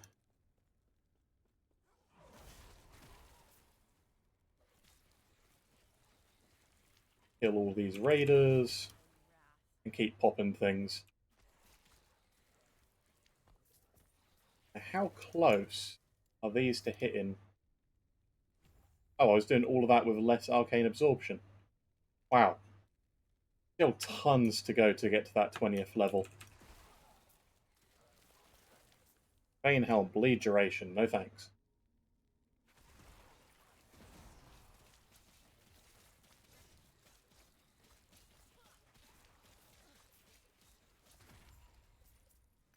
Well, that was that. Play enemies to find Admiral Harkon. Harton, even.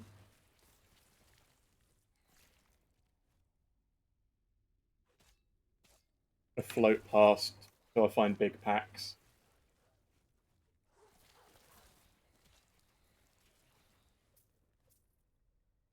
Right, where are you? Golden Scorpions. Oh, that's nice. Umbral Blades, potions. Isn't scepter, but it's melee. Done. Damage over time for minions. Again, necrotic stuff. Ooh. 57. Increased spell damage. Damage, melee damage, leeches health. Ah, ruined it. 7% crit strike chance. That's an excellent skeleton item. But I'm not running skeletons. I'll throw that in my necro stuff chest, though. I've got another build which does run skeletons.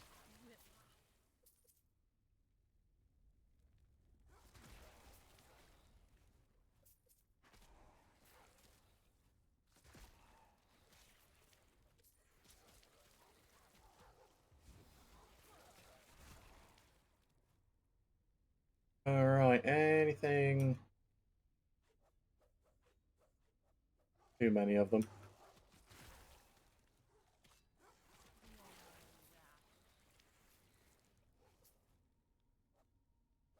Okay.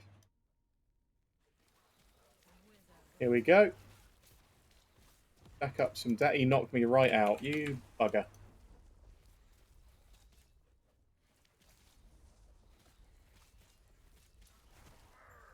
Alright, bye.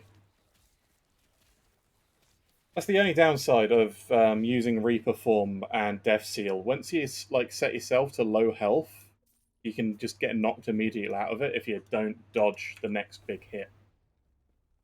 What's this? Ah, idle drop. Nice. Hope I get a decent one. Fire res, shock on hit, healing effectiveness and fizz damage, void res, tapped over on that. Increased void damage when a skill echoes, that's pretty good actually. Fire damage armor, flat percentage Ellie. How is my Ellie res? Don't really have anywhere it could sit except here. Maybe 10. Yeah, I'll put that there.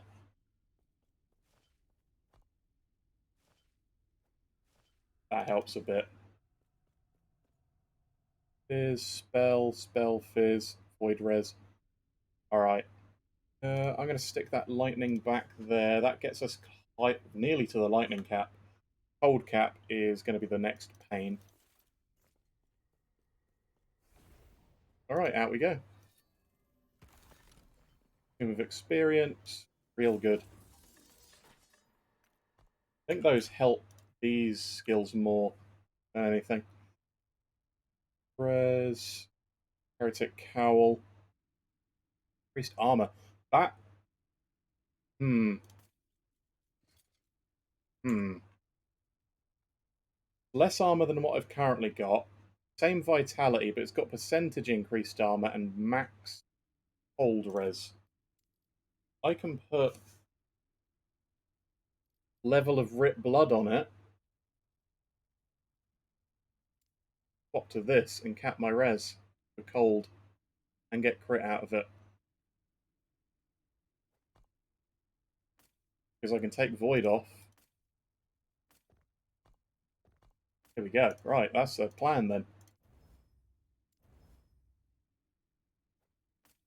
I'm going to shatter this.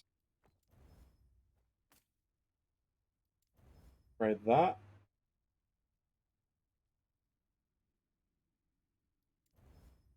Tier 4. Tier 5 plus 2 to rip blood. Get in. No more forging potential, but big upgrade. And that puts me at 4 out of 4 there.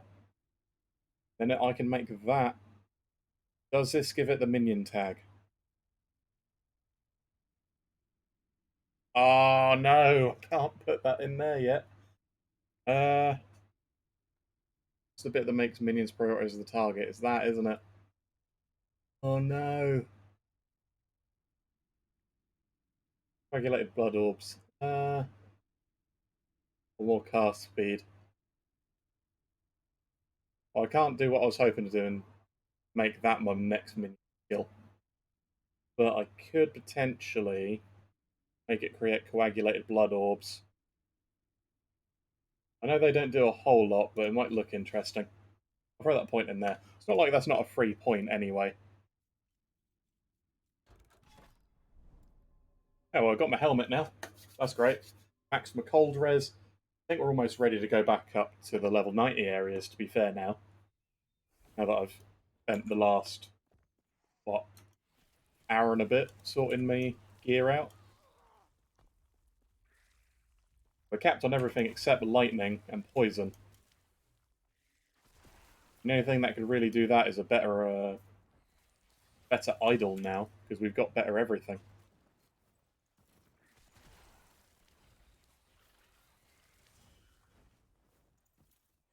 That's real nice. I don't think the blood orbs are really doing much. Oh, another veil root. If this is a sign it wants me to go make a Spriggan build, I'm not going to do it yet.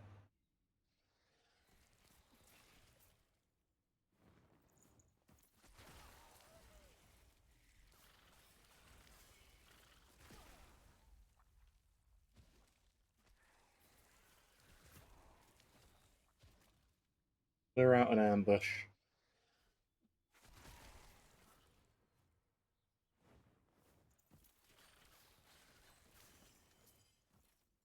This'll gate stuff.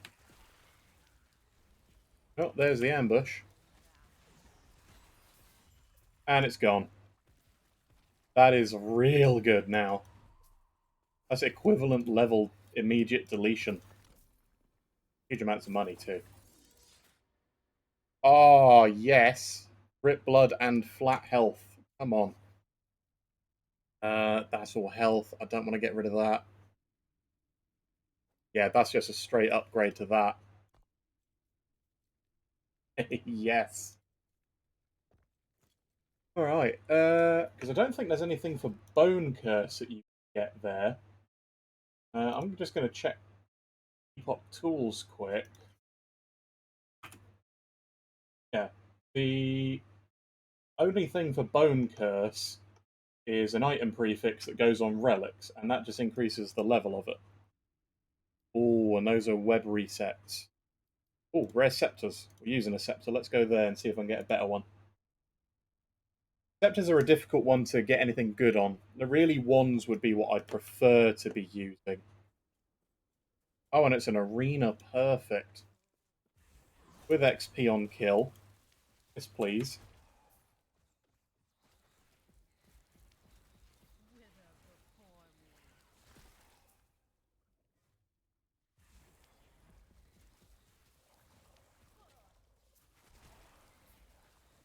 Go.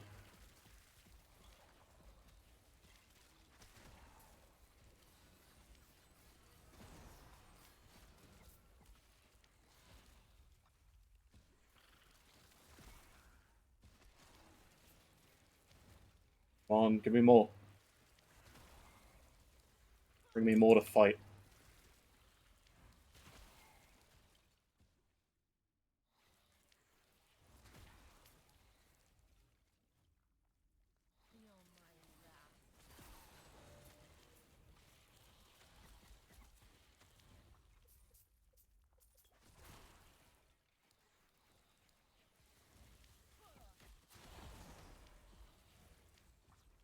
Oh man, sometimes when doing the burst against a big enough group, the amount of blood splatters just tanks my FPS.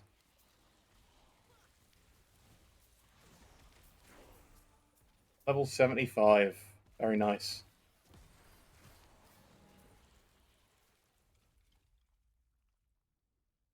Where's the last wave? Come on. Is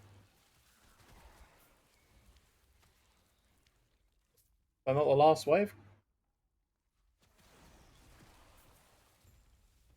There we go. Alright. I think this build is coming together now, especially with this gear.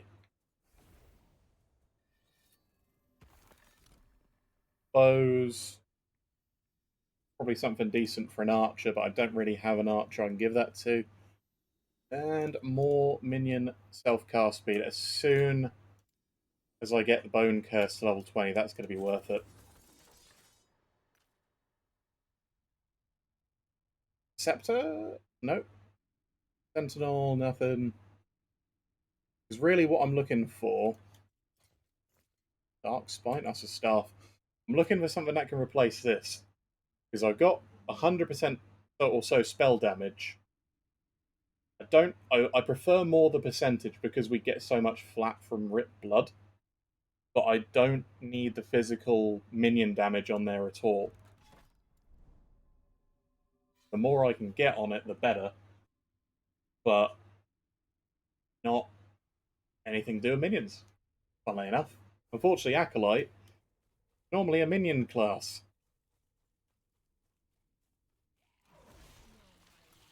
Well, Necro is. The thing I'm going, which is a Lich, is not.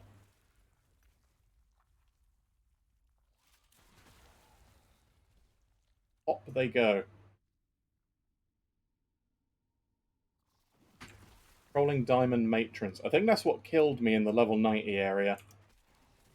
I'm going to be a little bit cautious. Not much, just a little. Where is Bone Scythe? Crossic Pen. No thanks.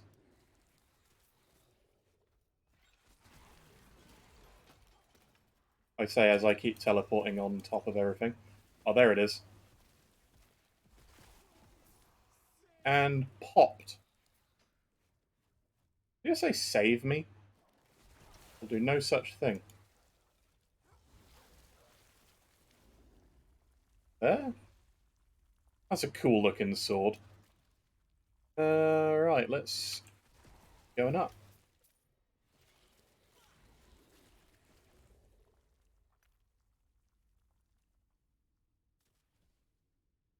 Oh, wouldn't that hit a dead end instead? Alright.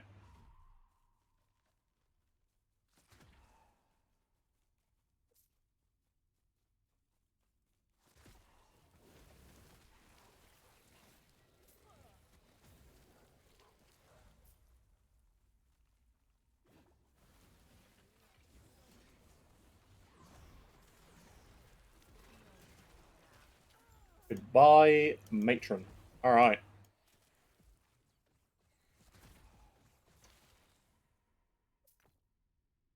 Outcast gloves. Oh, Flame Harvester? Melee Necrotic. Okay. Acolyte Bone Mask. That would have been nice. What did that drop from a Scepter chest? I don't know if I could put an extra thing. I'm gonna shatter that and get those damage boosts. Physical damage. 50, plus 56 spell damage. Increased spell and physical damage. Minion spell damage. Ah, ruined it. 7% spell damage. Melee fire damage. Melee fire damage. Melee damage. Yeah, nothing. No upgrades. Damage over time. That dodge rating and 8% fizzle res? That fizz res one I had. Every little percentage helps. Glyph? No. I think I've hit the end of this area. Let's go... The axes. Those are relics. Let's go to the relics.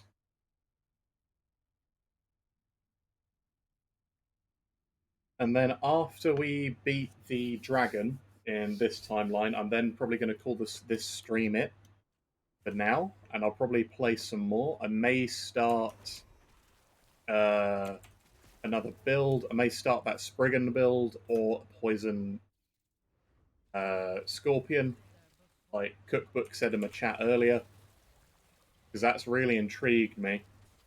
I'm a sap for minion builds. Normally, those are my go-tos.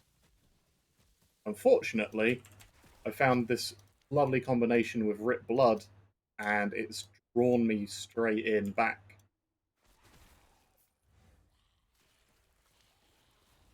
It's just so good.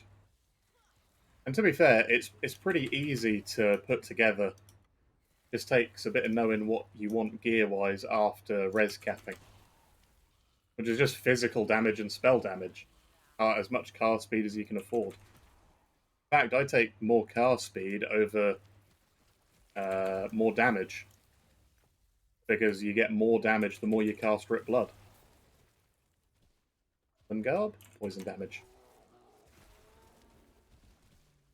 Cast Boots, nothing there. Ooh, another idle drop.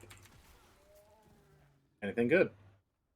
Fire Res, Freeze Multi, Sun Avoidance, Bleed, Mana Efficiency, Health on Kill. Nope, nothing good for me.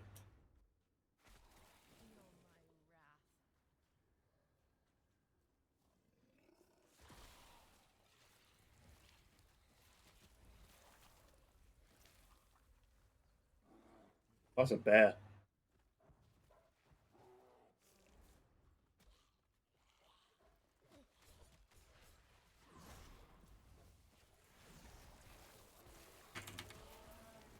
And that's the boss gone.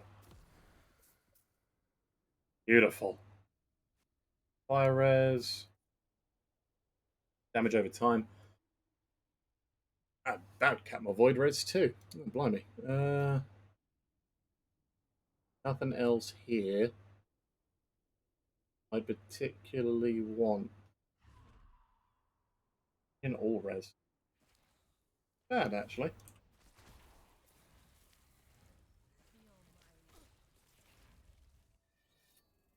Go. Right. Damage over time, fire and void res, nope. Increase necrotic resistance, fire and endurance, nope. Fire res, increase curse damage, increase physical damage, fizz res, and void resistance. And I might take that and compare it. Good there. There. Nope. Just the one.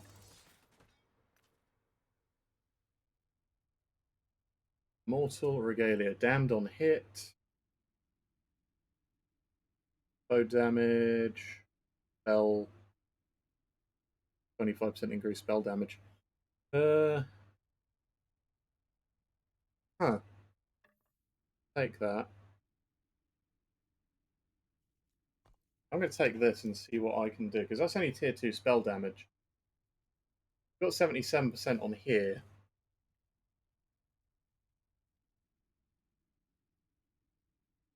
But it would give us 20% more spell damage. What can I fit as a new prefix? Do physical damage. Or cast speed.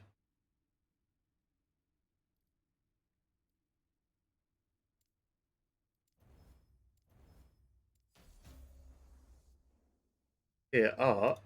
Can I upgrade that? Not bad. How's our damage boost with that? Nearly 1,000. That's pretty good. I'm happy with that. Yeah, we've just got a weapon boost. Yes. Alright. Armor. Want more relics. The rare amulets. I may as well do the rare amulets as well. It's interesting because you can find something in Last Epoch and go, oh, if only it had this. But you can just put it on there. And then it could end up being an upgrade over what you currently got. I love the crafting system in this game for that. There are too many games where you are purely reliant on decent drops. Or you need to play for thousands and thousands of hours to even think about crafting. You need specific items to do crafting with. Here you can break down bits of gear that have stuff that you want and end up with a really nice weapon.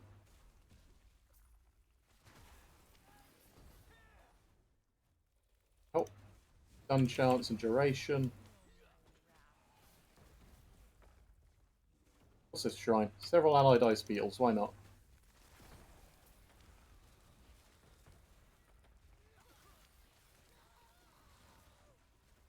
Keep stacking more damage. Goodbye. 23k crit. Happy with that? Especially as that's sustainable damage.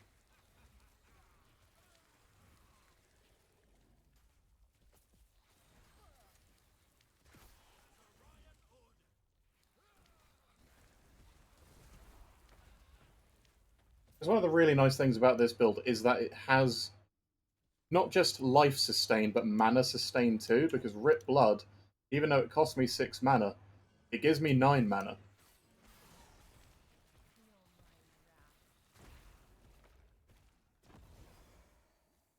Oh, and I can just travel onwards. Great.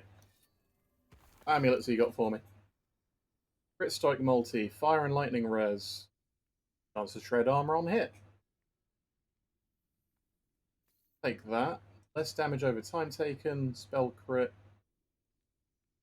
Multi, minion health, void pen, and healing effectiveness. Alright, so my current amulet is crit strike multi, fizz damage, and shred. Is that a prefix? There's a prefix.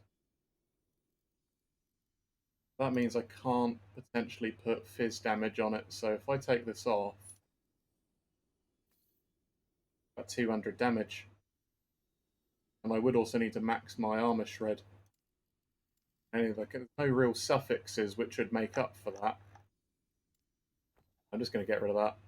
Much as that would help me then fully cap my lightning resistance, taking this off also uncaps my fizz resistance, so that's fine for now.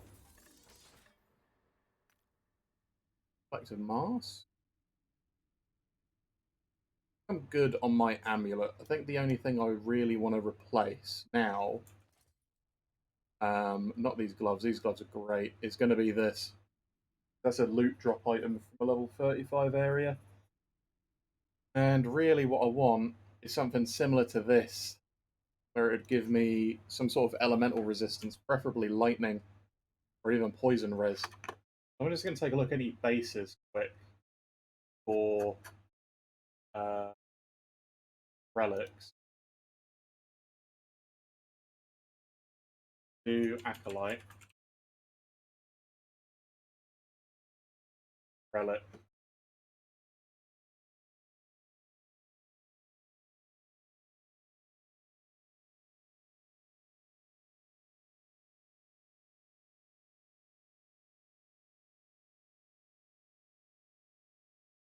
God Bones give you spell damage. Cage Soul give me ward. Counts to poison on hit. This thing can apparently roll up to 45% fire res and up to 63% curse damage. That is pretty nice. A bunch of minion ones. Bleed. There is one with poison resistance. Needs a level 71 to drop.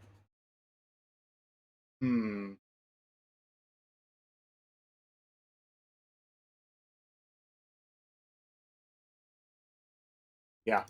We're going to need to go into... Well, we're in level 70. Level 85, isn't it? Should be able to find those. If I can replace that with something that then boosts my poison just way up, that then be good.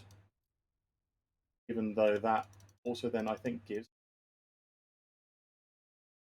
Oh, give me ward per second and poison res. That's great. This is where I started. We've gone all the way up. I might start going down. Probably also fight the boss again. And once I've got a better relic,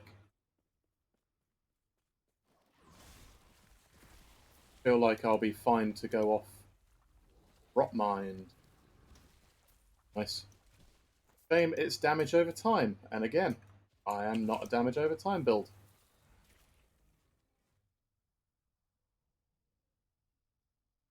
Covenant Dominion, come on.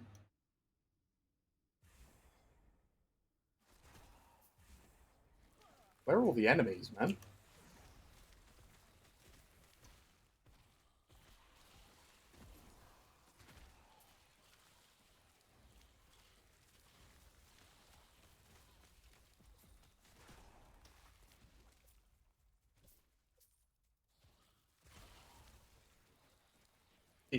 teleporting and popping.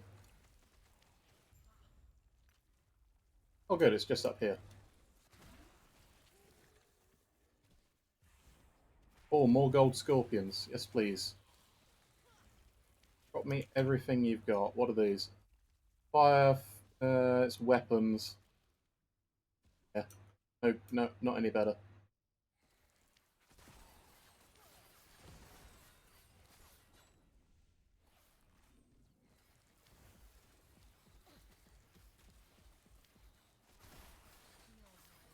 Yeah, goodbye.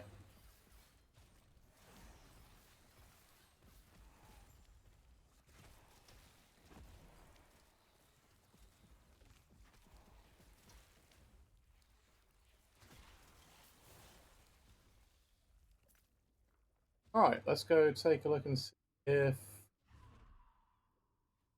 Oh, well that's nice. If only it didn't have that elemental and shock chance to hit on.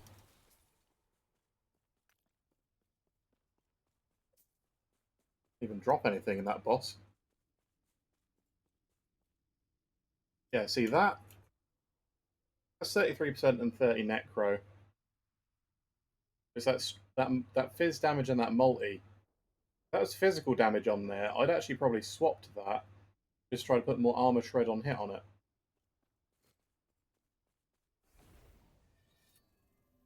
When you see an item, it could have been this. A decayed skull. Throw that in my general junk tabs.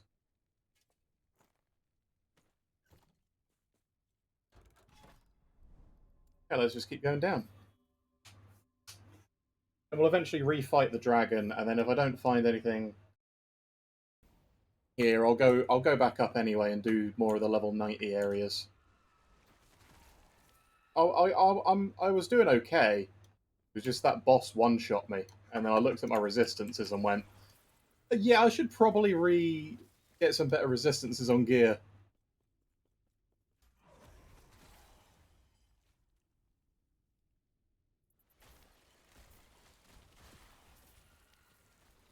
Alright.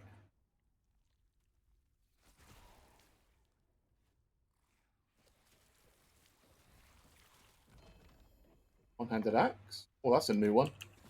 Taste of blood.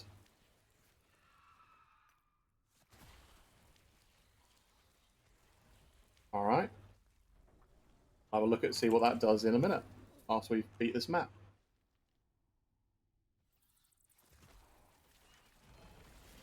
A belt. This is just dropping me unique after unique. Harbinger of Stars. Oh, I'm going to look at that in a second. I saw Meteor, and that's a build I've been trying to get going for a while. It's just one of the most mana-hungry spells in the game.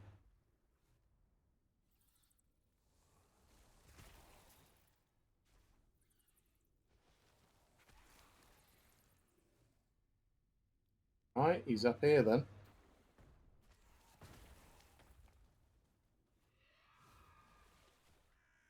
Alright, there you are.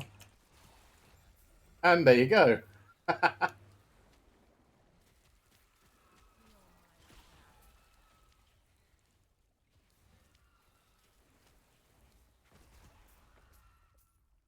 Cursed Bones. Cold res, mana, fire res, increased curse damage, increased damage over time. Massive elemental resistant. Alright.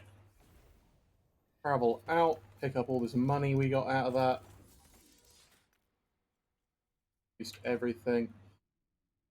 Alright, what does Taste of Blood do? Melee physical damage, health gained on hit, bleed on hit. You hit a bleeding enemy, all the speed doubles.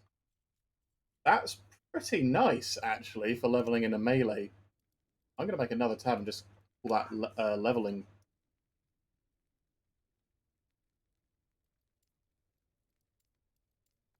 Buy a tab for that quick. Throw that right in there. And then Harbinger of Stars, Meteor Fall Speed.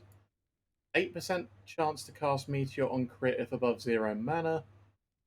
+1 to Meteor, 1% less damage taken for each Meteor you've cast recently.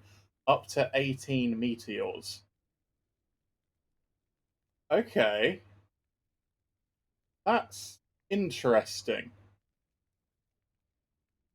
Like, +3 potion slots if you have at least 900 mana. +10 mana gained on potion use for each meteor you've cast recently. Okay, so it's let me drop as many meteors as I possibly can at the belt. Alright, let's call this mage. The ring thing for him. Buy him a tab too. Yeah, you can have the Harbinger of Stars in there. Let's get some more XP, and then we'll kill the dragon, and then I think I may call this it for the stream.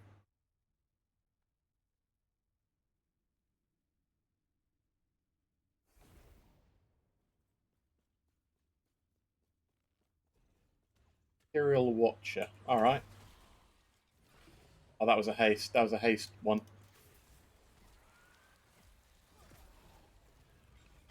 Terra Mace. An Angry Soul Cage. Lighted Damned Souls. No, that's the fire one. Don't need that.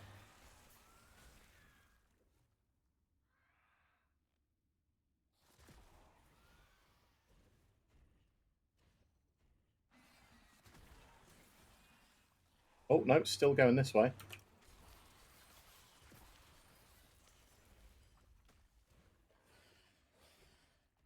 Where are you?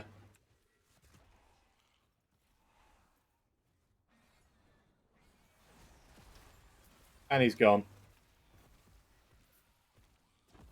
There's another Covenant of Dominion.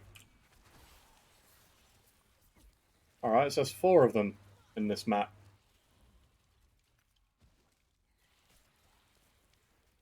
Alright, anything decent. Primalist Greatwood Mask. Body shears. Yeah, nothing too interesting. Alright. Members of XP. Thank you. How is our Bone Curse doing? Oh, we're almost at 20. Well, over halfway to 20, so I'm happy saying that's nearly 20. Okay. I need to do one more. Yeah. Oh, and there's idols there too. Alright, one more, and then we should get the maximum stability to do the quests again. We'll do the quests, and I'm going to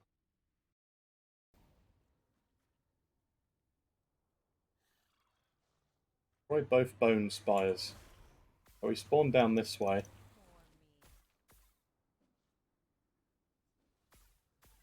Got to go up here anyway.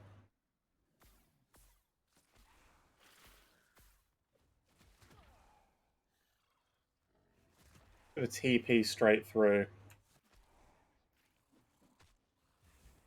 Increased move speed too.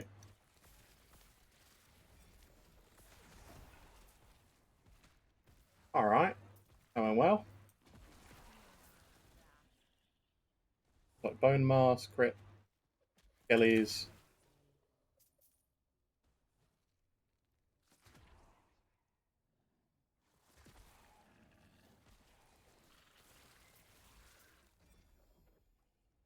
Dark Lucerne. No, that's slow. Don't care. Okay, where do I go? I suppose I go down there then.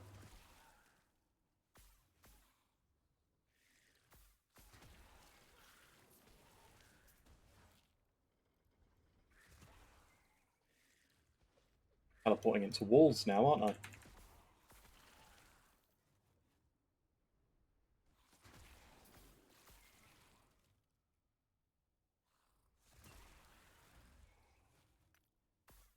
Um.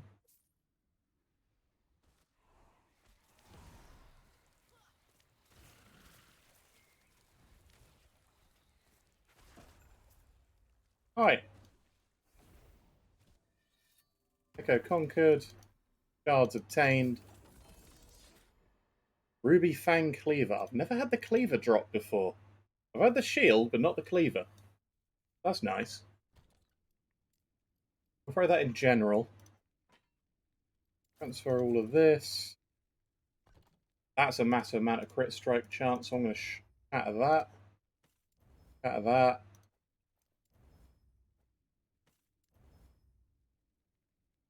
And I'm going to throw that in my Necro tab.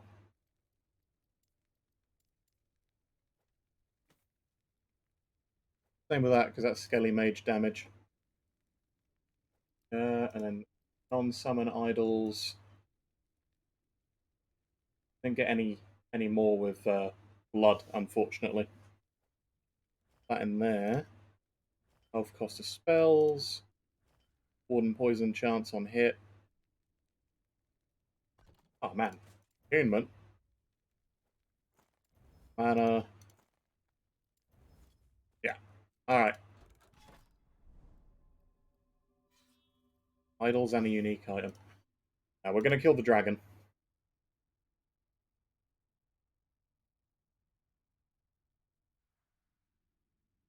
I have an incomplete path, apparently.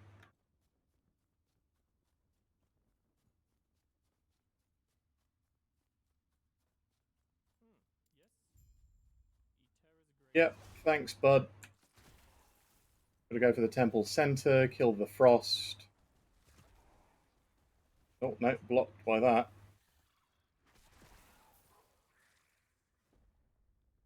Blocked again. And again.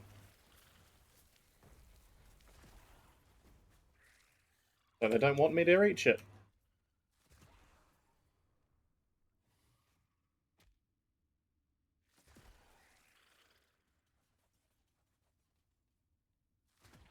Wither before me. Ta-doo.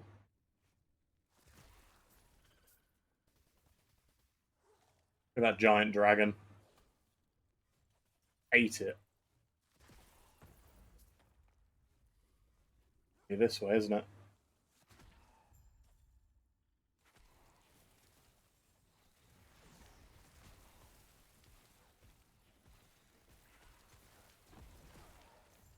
Running Frost's dead. In we go. In.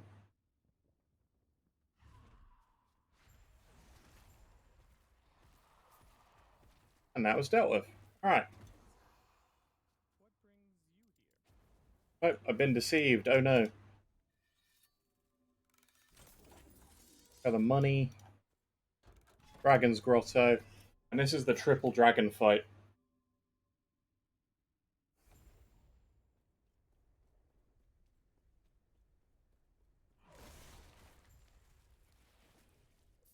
It's funny how you can basically just get one to fight you.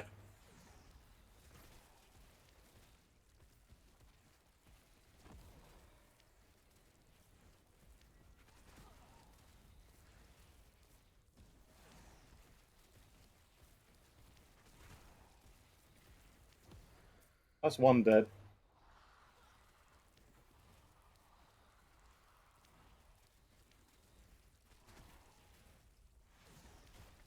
Oh, and the other one's coming to join me too. Maybe.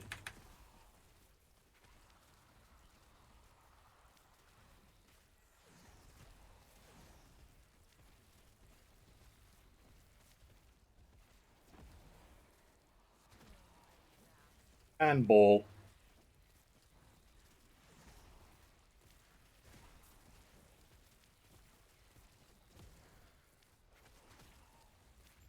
He's dead. Easy. In easy, 3 dragons. And a couple of things there. Nothing decent. And let's go fight the Emperor of Corpses again.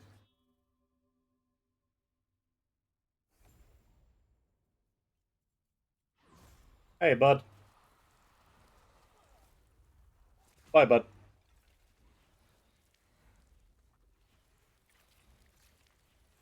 The only move of his I really need to watch out for. The breath, don't care about.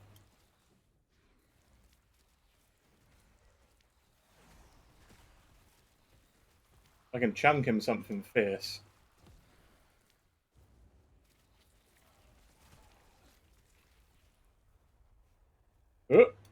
Oh, just got out of it.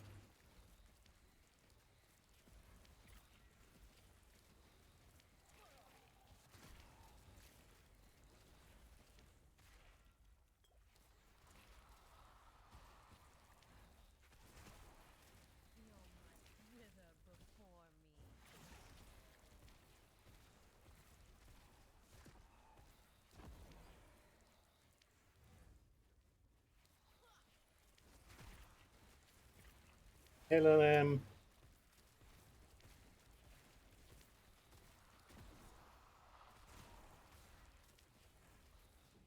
Every time we do our bone, takes a huge chunk out of him. Gambled there a little bit, but we got him. Low on hit, 12 to all res. Yes. All res, please replace. And we got another catalyst. Alright.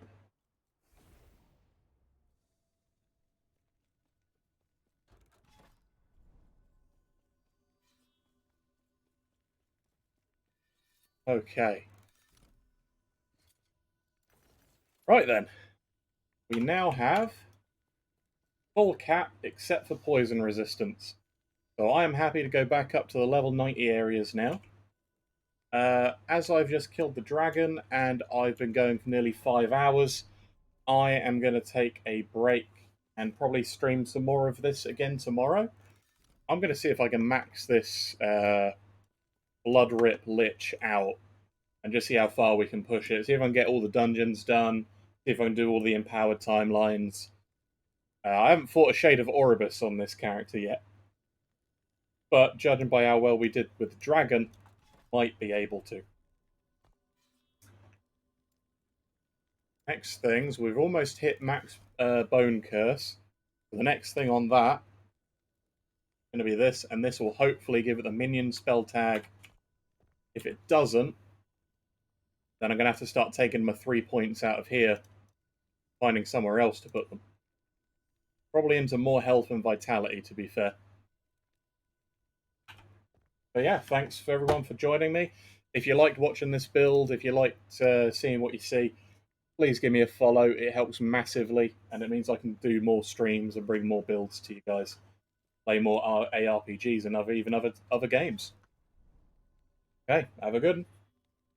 If you're just catching in now and you wanted to go back and watch some of my older stuff, I do have a YouTube channel.